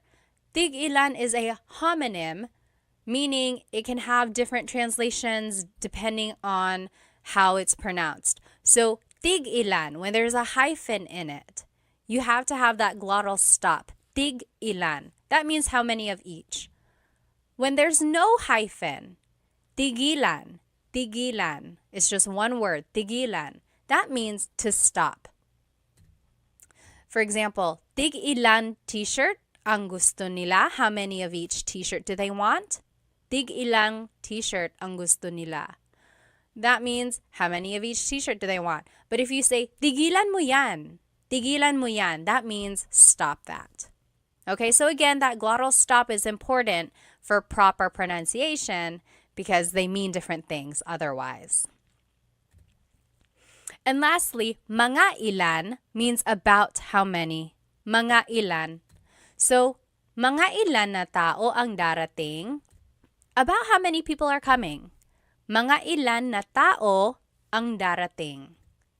You could say mga 10 tao or mga 10 na tao. There's the contraction that you can make when the adjective or when the number ends in a vowel. Just add the ng at the end. So about 10 people, mga 10 tao. And up here, I just wanted to show you, you can make a contraction again. Instead of mga ilan na tao ang darating, it's mga ilang tao ang darating. About how many people are coming. So that's just a pronunciation tip. Make that contraction to make it flow a little bit better. Another example, ilan na tao ang darating? How many people are coming? Ilan na tao ang darating? 10. So that's just to show you the difference here. Mga ilan is about how many are coming versus ilan na tao ang darating. This is like definitive. 10, 10 people are definitely coming. Versus mga 10, about 10. Okay, so when you add mga, it's asking about like an estimation. When you don't have mga, it's asking for a definitive answer. And then just another example of mga ilan na oras ang biyahe.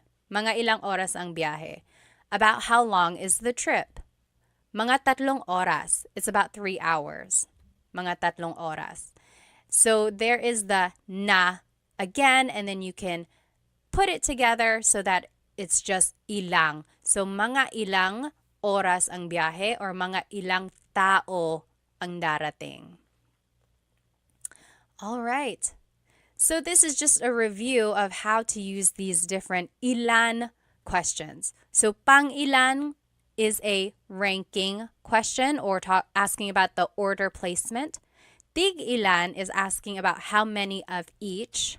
Mga ilan means about how many of something. Okay, now let's practice using ilan in some questions. So on the left side, you will see the different ways to use ilan. Ilan plus ang plus a noun. Ilan ang anak mo? Or ilan plus ang plus a verb. Ilan ang pupunta sa handaan? And here are some examples. Let's do number 1 together. How many cats do you have? Mga pusa is cats. It would be ilan ang pusa mo. Ilan ang pusa mo? Remember, you don't have to add mga, but you can. It's not incorrect. But just to be quick about it, and if you want to sound natural, you don't have to. So, ilan ang pusa mo? Ilan ang pusa mo? How many cats do you have? Pause the video now and you do the rest and then we will go over it. All right, welcome back. Number 2, I have 2 cats. Dalawa ang pusa ko. So that's how you would respond to question number 1. I have 2 cats. Dalawa ang pusa ko. Number 3, how many are coming to the house? Darating means coming. So it would be ilan ang darating. So ilan plus ang plus a verb. Ilan ang darating sa bahay. Number 4, 4 people are coming to the house. Apat means 4. So 4 people are coming to the house would be apat ang darating sa bahay. Apat ang darating sa bahay. Remember, the short answer would be apat, apat. Number 5, how many friends do you have? Kaibigan is friends. Actually, kaibigan is friend. Mga kaibigan would be friends. Ilan ang kaibigan mo? Ilan ang kaibigan mo? How many friends do you have? Also, you could say, ilan ang mga kaibigan mo? Ilan ang mga kaibigan mo? That is also correct, but remember, you don't have to add it. Number 6, I have 10 friends. 10 means 10.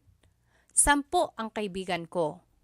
10 ang kaibigan ko. Or 10 ang mga kaibigan ko. I have 10 friends. All right.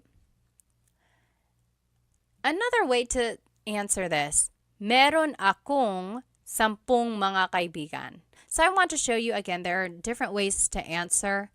There's a long form, there's a short form, there's an even shorter form, right? Just say the number by itself.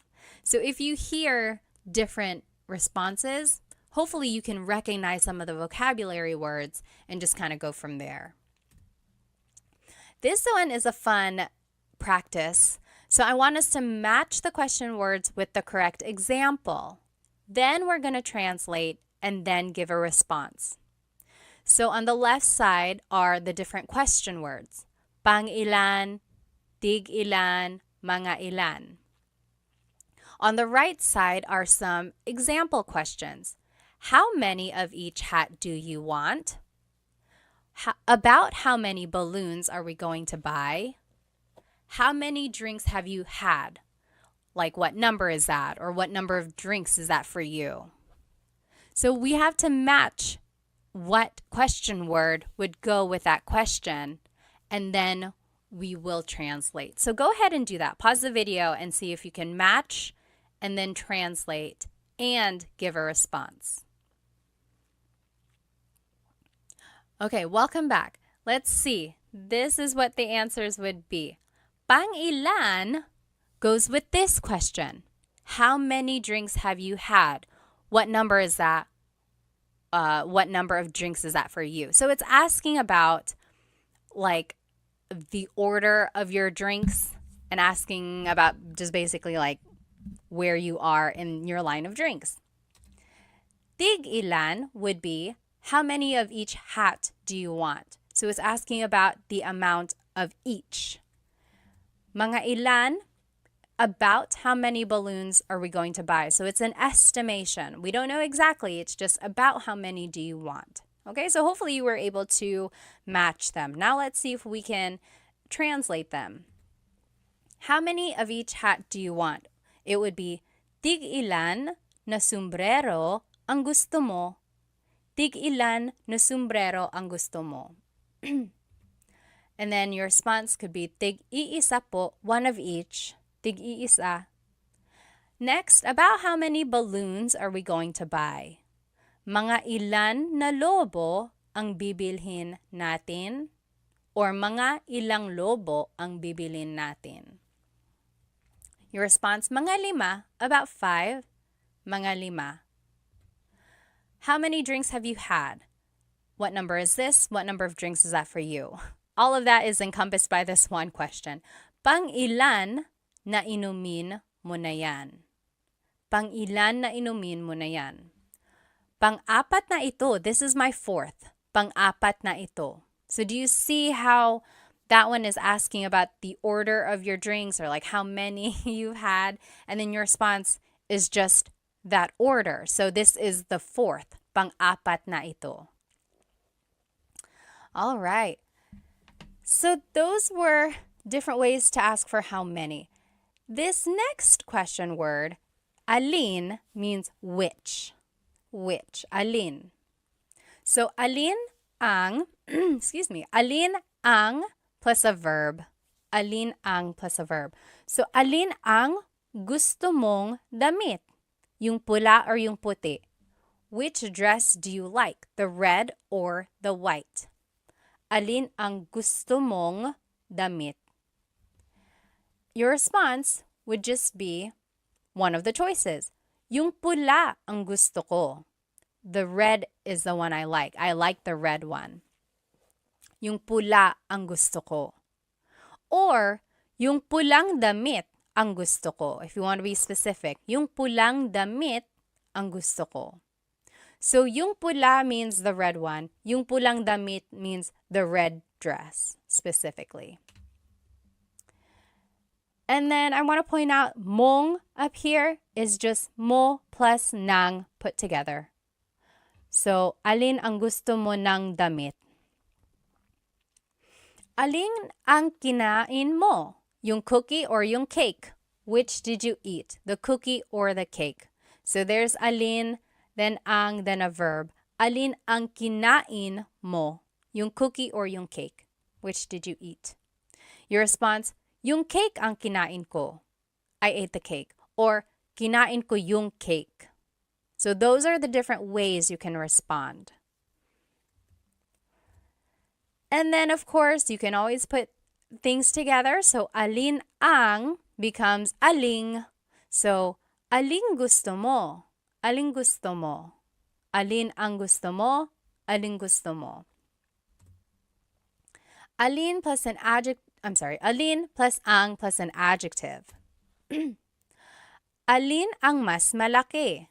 Yung bahay na pula o bahay na puti? It's kind of hard to see. Oh, there's the White House right here. It's to the left of the Red House. So, alin ang mas malaki? Which is bigger? Yung bahay na pula, the Red House, o yung bahay na puti, the White House? Mas malaki yung bahay na pula. Mas malaki yung bahay na pula. The Red House is bigger. Mas means more, or it's like the part of an adjective.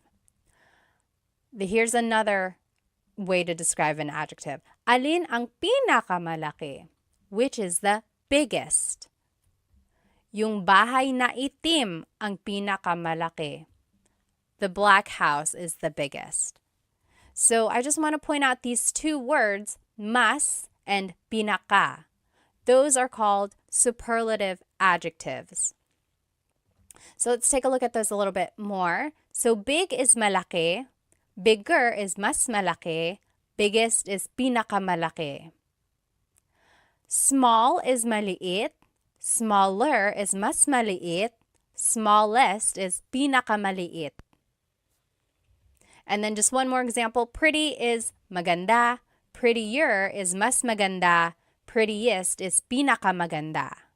So those are the different ways you can describe something, especially in this alin question form, like which is bigger, which is the biggest. Now you can also use alin with a pronoun. So it's alin plus ang plus noun plus pronoun. Alin ang bahay mo? Which is your house? Alin ang bahay mo? Your response? Yung bahay na maliit ang bahay ko. Or yung maliit na bahay. Both of those mean the small house is mine. Yung bahay na maliit ang bahay ko. And then another example now with verbs. Alin plus na plus noun plus ang plus a verb. So, alin na kotse ang bibilhin mo? Alin na kotse ang bibilhin mo means which car are you going to buy? Yung mura na kotse, the cheap car. Yung mura na kotse. I think we already saw this. Anytime you see alin na, it's aling. So, aling kotse ang bibilin mo? Aling kotse. Now, let's practice some questions using the word alin. Here are the different formats of using alin. Alin plus ang plus a verb. Alin plus ang plus an adjective. Alin plus ang plus a noun and pronoun. Then alin plus na plus noun, ang, and verb. Here are our practice questions. Which is your favorite? The sweet or the salty one? Paborito means favorite. Matamis means sweet. Maalat means salty. Alin ang paborito? So we just followed rule number 2. Alin ang paborito mo? Which is your favorite? And then the next part of the question, yung matamis o yung maalat? The sweet or the salty? Yung matamis o yung maalat? You take a minute, you do the rest, and then we'll check. Okay, number 2, my favorite is the sweet one. Paborito ko yung matamis. Paborito ko yung matamis. That is how you would respond to that first question. Or you could say these ways. Yung matamis ang paborito ko. The sweet one is my favorite. Or just simply you could say yung matamis, the sweet one. Number 3, which dish is the most delicious? Adobo or sinigang? Ulam means a dish or a meat. Masarap means delicious. So, alin na ulam ang pinakamasarap? Alin na ulam ang pinakamasarap? So, it's kind of taking rule number 4, but then instead of a verb, it's adding the superlative adjective. And then the choices would just be adobo o sinigang. Adobo is the most delicious dish, would be adobo ang pinakamasarap na ulam. Adobo ang pinakamasarap na ulam. So there you go. Hopefully you can see the patterns and then using some of these sentence markers when you want to add more information to your sentence. And I want you to try this Taglish tip whenever you are giving a choice. Maybe you can start using this word yung. So it's like, what do you want to watch tonight? Yung comedy or yung horror? So the comedy or the horror movie. So try using Taglish when you can. So that's one way to do that. So give choices by adding this word yung. Okay, home stretch. This is the very last question word we're going to be learning. Ba is a question word that's added to questions when it's a yes or no answer. It's interesting because ba doesn't really have a direct English translation, but you can add it to a statement and it will turn it into a question. So these are the common placements of ba. First, it goes after a noun, adjective, or a verb, or it can go before or after some pronouns, and it goes after na or pa if they appear in a phrase. So first, it can go after a noun, adjective, or verb. For example, bahay ba yan ni Sarah? Is that Sarah's house? Bahay ba yan ni Sarah? It's going after the noun. Or, mabait ba si Tita Baby? Is Tita Baby nice?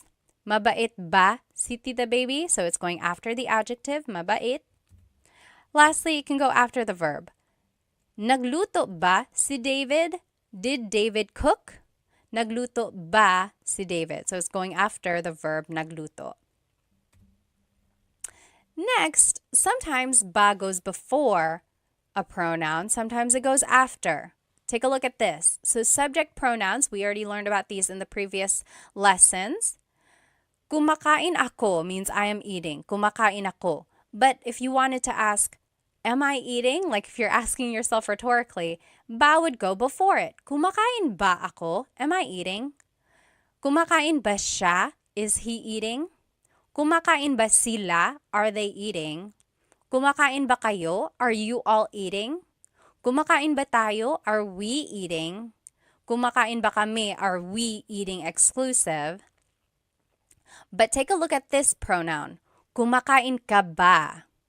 Ka. When you are using the singular you, ka, ba goes after that. Kumakain ka ba? And that's the only pronoun in the subject pronouns when ba would go after it. And I haven't found a rhyme or reason why this happens. Why is it ka has to go before the ba? It's just one of those things that has been a pattern in the Tagalog language. So just take note of that. Again, if you mix it up, if you happen to say kumain ba ka, that's not correct, but someone will correct you, hopefully. So don't be scared of making the mistake. Just know that there are certain times when ba goes before or after. Now let's take a look at possessive pronouns. So bahay nila yan, that means that is their house. Bahay nila yan. But when you add ba, it turns it into a question. Bahay ba nila yan? Is that their house? Bahay ba nila yan? So it's going before. Next, bahay ba namin yan? Is that our house? Bahay ba namin yan? Or bahay ba natin yan? Our house inclusive. Bahay ba natin yan? So those three examples, ba is going first. Now take a look at the last four examples. Ba is going after the pronoun. Bahay ninyo ba yan? Ninyo can be interchangeable. I've actually heard it bahay ba ninyo yan and bahay ba ninyo yan. So I've heard ba go before and after the pronoun for ninyo. Next, bahay mo ba yan? Bahay mo ba yan? Ba is going after the pronoun. Bahay ko ba yan? Bahay ko ba yan? And bahay niya ba yan? Bahay niya ba yan? Niya is another pronoun where I've heard both. Bahay ba niya yan? But mo and ko usually go before ba. So it's tricky. This slide is just to show you that it can be tricky when using ba and pronouns. I would say practice it. Also listen to native Tagalog speakers or listen to Tagalog movies and you will see you will hear where ba naturally goes. Okay? Again, it's unclear why ba goes before or after some pronouns. And there's no rhyme or reason that I know of. If anyone knows of a reason, please let us all know because I'd love to know. Next, ba goes after the words na or pa if they appear in the question. So na means already, na means already, pa means still. For example, natulog na ba si ate? Did big sister go to sleep already? Natulog na ba si ate? Or gising pa ba si kuya? Is big brother still awake? Gising pa ba si kuya? There's pa and it means still. Is he still awake? Kumain na ba kayo? Have you eaten already? Kumain na ba kayo? Na is right there and that means already. And lastly, busog pa ba kayo? Are you all still full? Maybe you ate a lot. Busog pa ba kayo? What's interesting is that when you take out the word ba, then these are all just statements. Natulog na si ate. Ate is asleep already. Natulog na si ate. As soon as you add the word ba, it turns it into a question. Natulog na ba si ate? Did ate go to sleep already? Same with busog pa kayo. Busog pa kayo. You all are still full. You're full. You ate a lot. You're still full. Busog pa kayo. But as soon as you add ba, it turns it into a question. Busog pa ba kayo? Are you still full? Very interesting how this small word can make a big difference. So now here are just some other ba uses. Talaga ba means, is that so? Talaga ba? Talaga means really. And when you add ba, it means, oh, really? Is that so? Hindi ba that means is it not? So it's like, hey, these are not the right tickets. And you're like, hindi ba? It's not. And then oo ba means sure. Like, hey, do you want to come with me? Oo ba? Okay, sure. Oo ba? Now, you can add ba to any of the question words that we learned, and it kind of works as an emphasis. We already saw some of these. Ano ba means what the heck? Ano ba? Bakit ba means why with emphasis. Bakit ba? Sino ba? Like who with emphasis. Like if someone is like, hey, someone's knocking at the door, they're really knocking, they're knocking really hard, and you're like, sino ba? Who is it? And again, same with those other question words. Saan ba, ilan ba, kailan ba? It's just asking it more with an emphasis. Alrighty, last set of practice questions here. Let's practice ba, and here are the placements of ba. Remember, they go after a noun, adjective, or verb. They go before or after some pronouns, and then they go after na and pa if they appear in the question. Let's do the first one. Kumain ka ng almusal. We have to change the statement into a question by adding ba. So, kumain ka ng almusal means you ate breakfast. Where would ba go? Kumain is a verb, so it would probably go after that. Let's see. Kumain ka ba ng almusal. So it actually goes after ka because it is the pronoun, one of the pronouns that go before ba. Tricky, right? It's just one of those things that we'll have to memorize.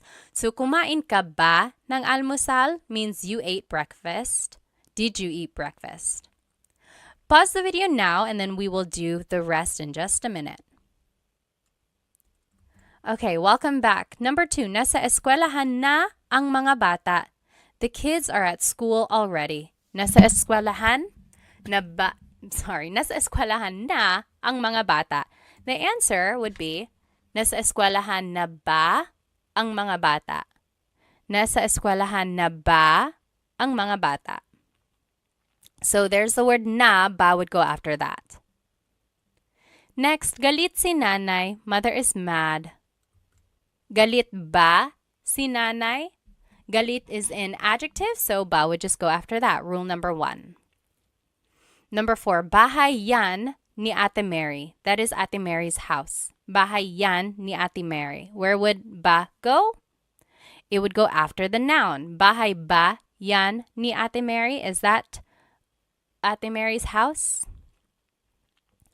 Number 5, aso mo yan. That is your dog. Aso mo yan. It would be aso mo ba yan? So tricky. You might have put ba after aso, but mo is one of those pronouns that has to go before ba. And just one of those things that we have to remember again. Number 6, pupunta dito si Luke bukas. Luke is coming here tomorrow. Pupunta dito si Luke bukas. Where would ba go? Pupunta ba dito si Luke bukas? So ba would just go after the verb. Okay. We did it. We learned all of the different Tagalog question words. There's a lot, isn't there? And there are lots of different ways to use them. But let's go ahead and review them. So ano means what? Ano. Bakit? Why? Bakit? Saan? Where? Saan? Kailan? When? Kailan? Sino? Who? Sino? Kanino? Whose? Kanino? Paano? How? Paano? Ilan? How many? Ilan? Alin? Which? Alin? Ba is a question word. Ba. And then just to recap, here is everything we did in class today. We learned the different Tagalog question words. We learned the question formation of these words. We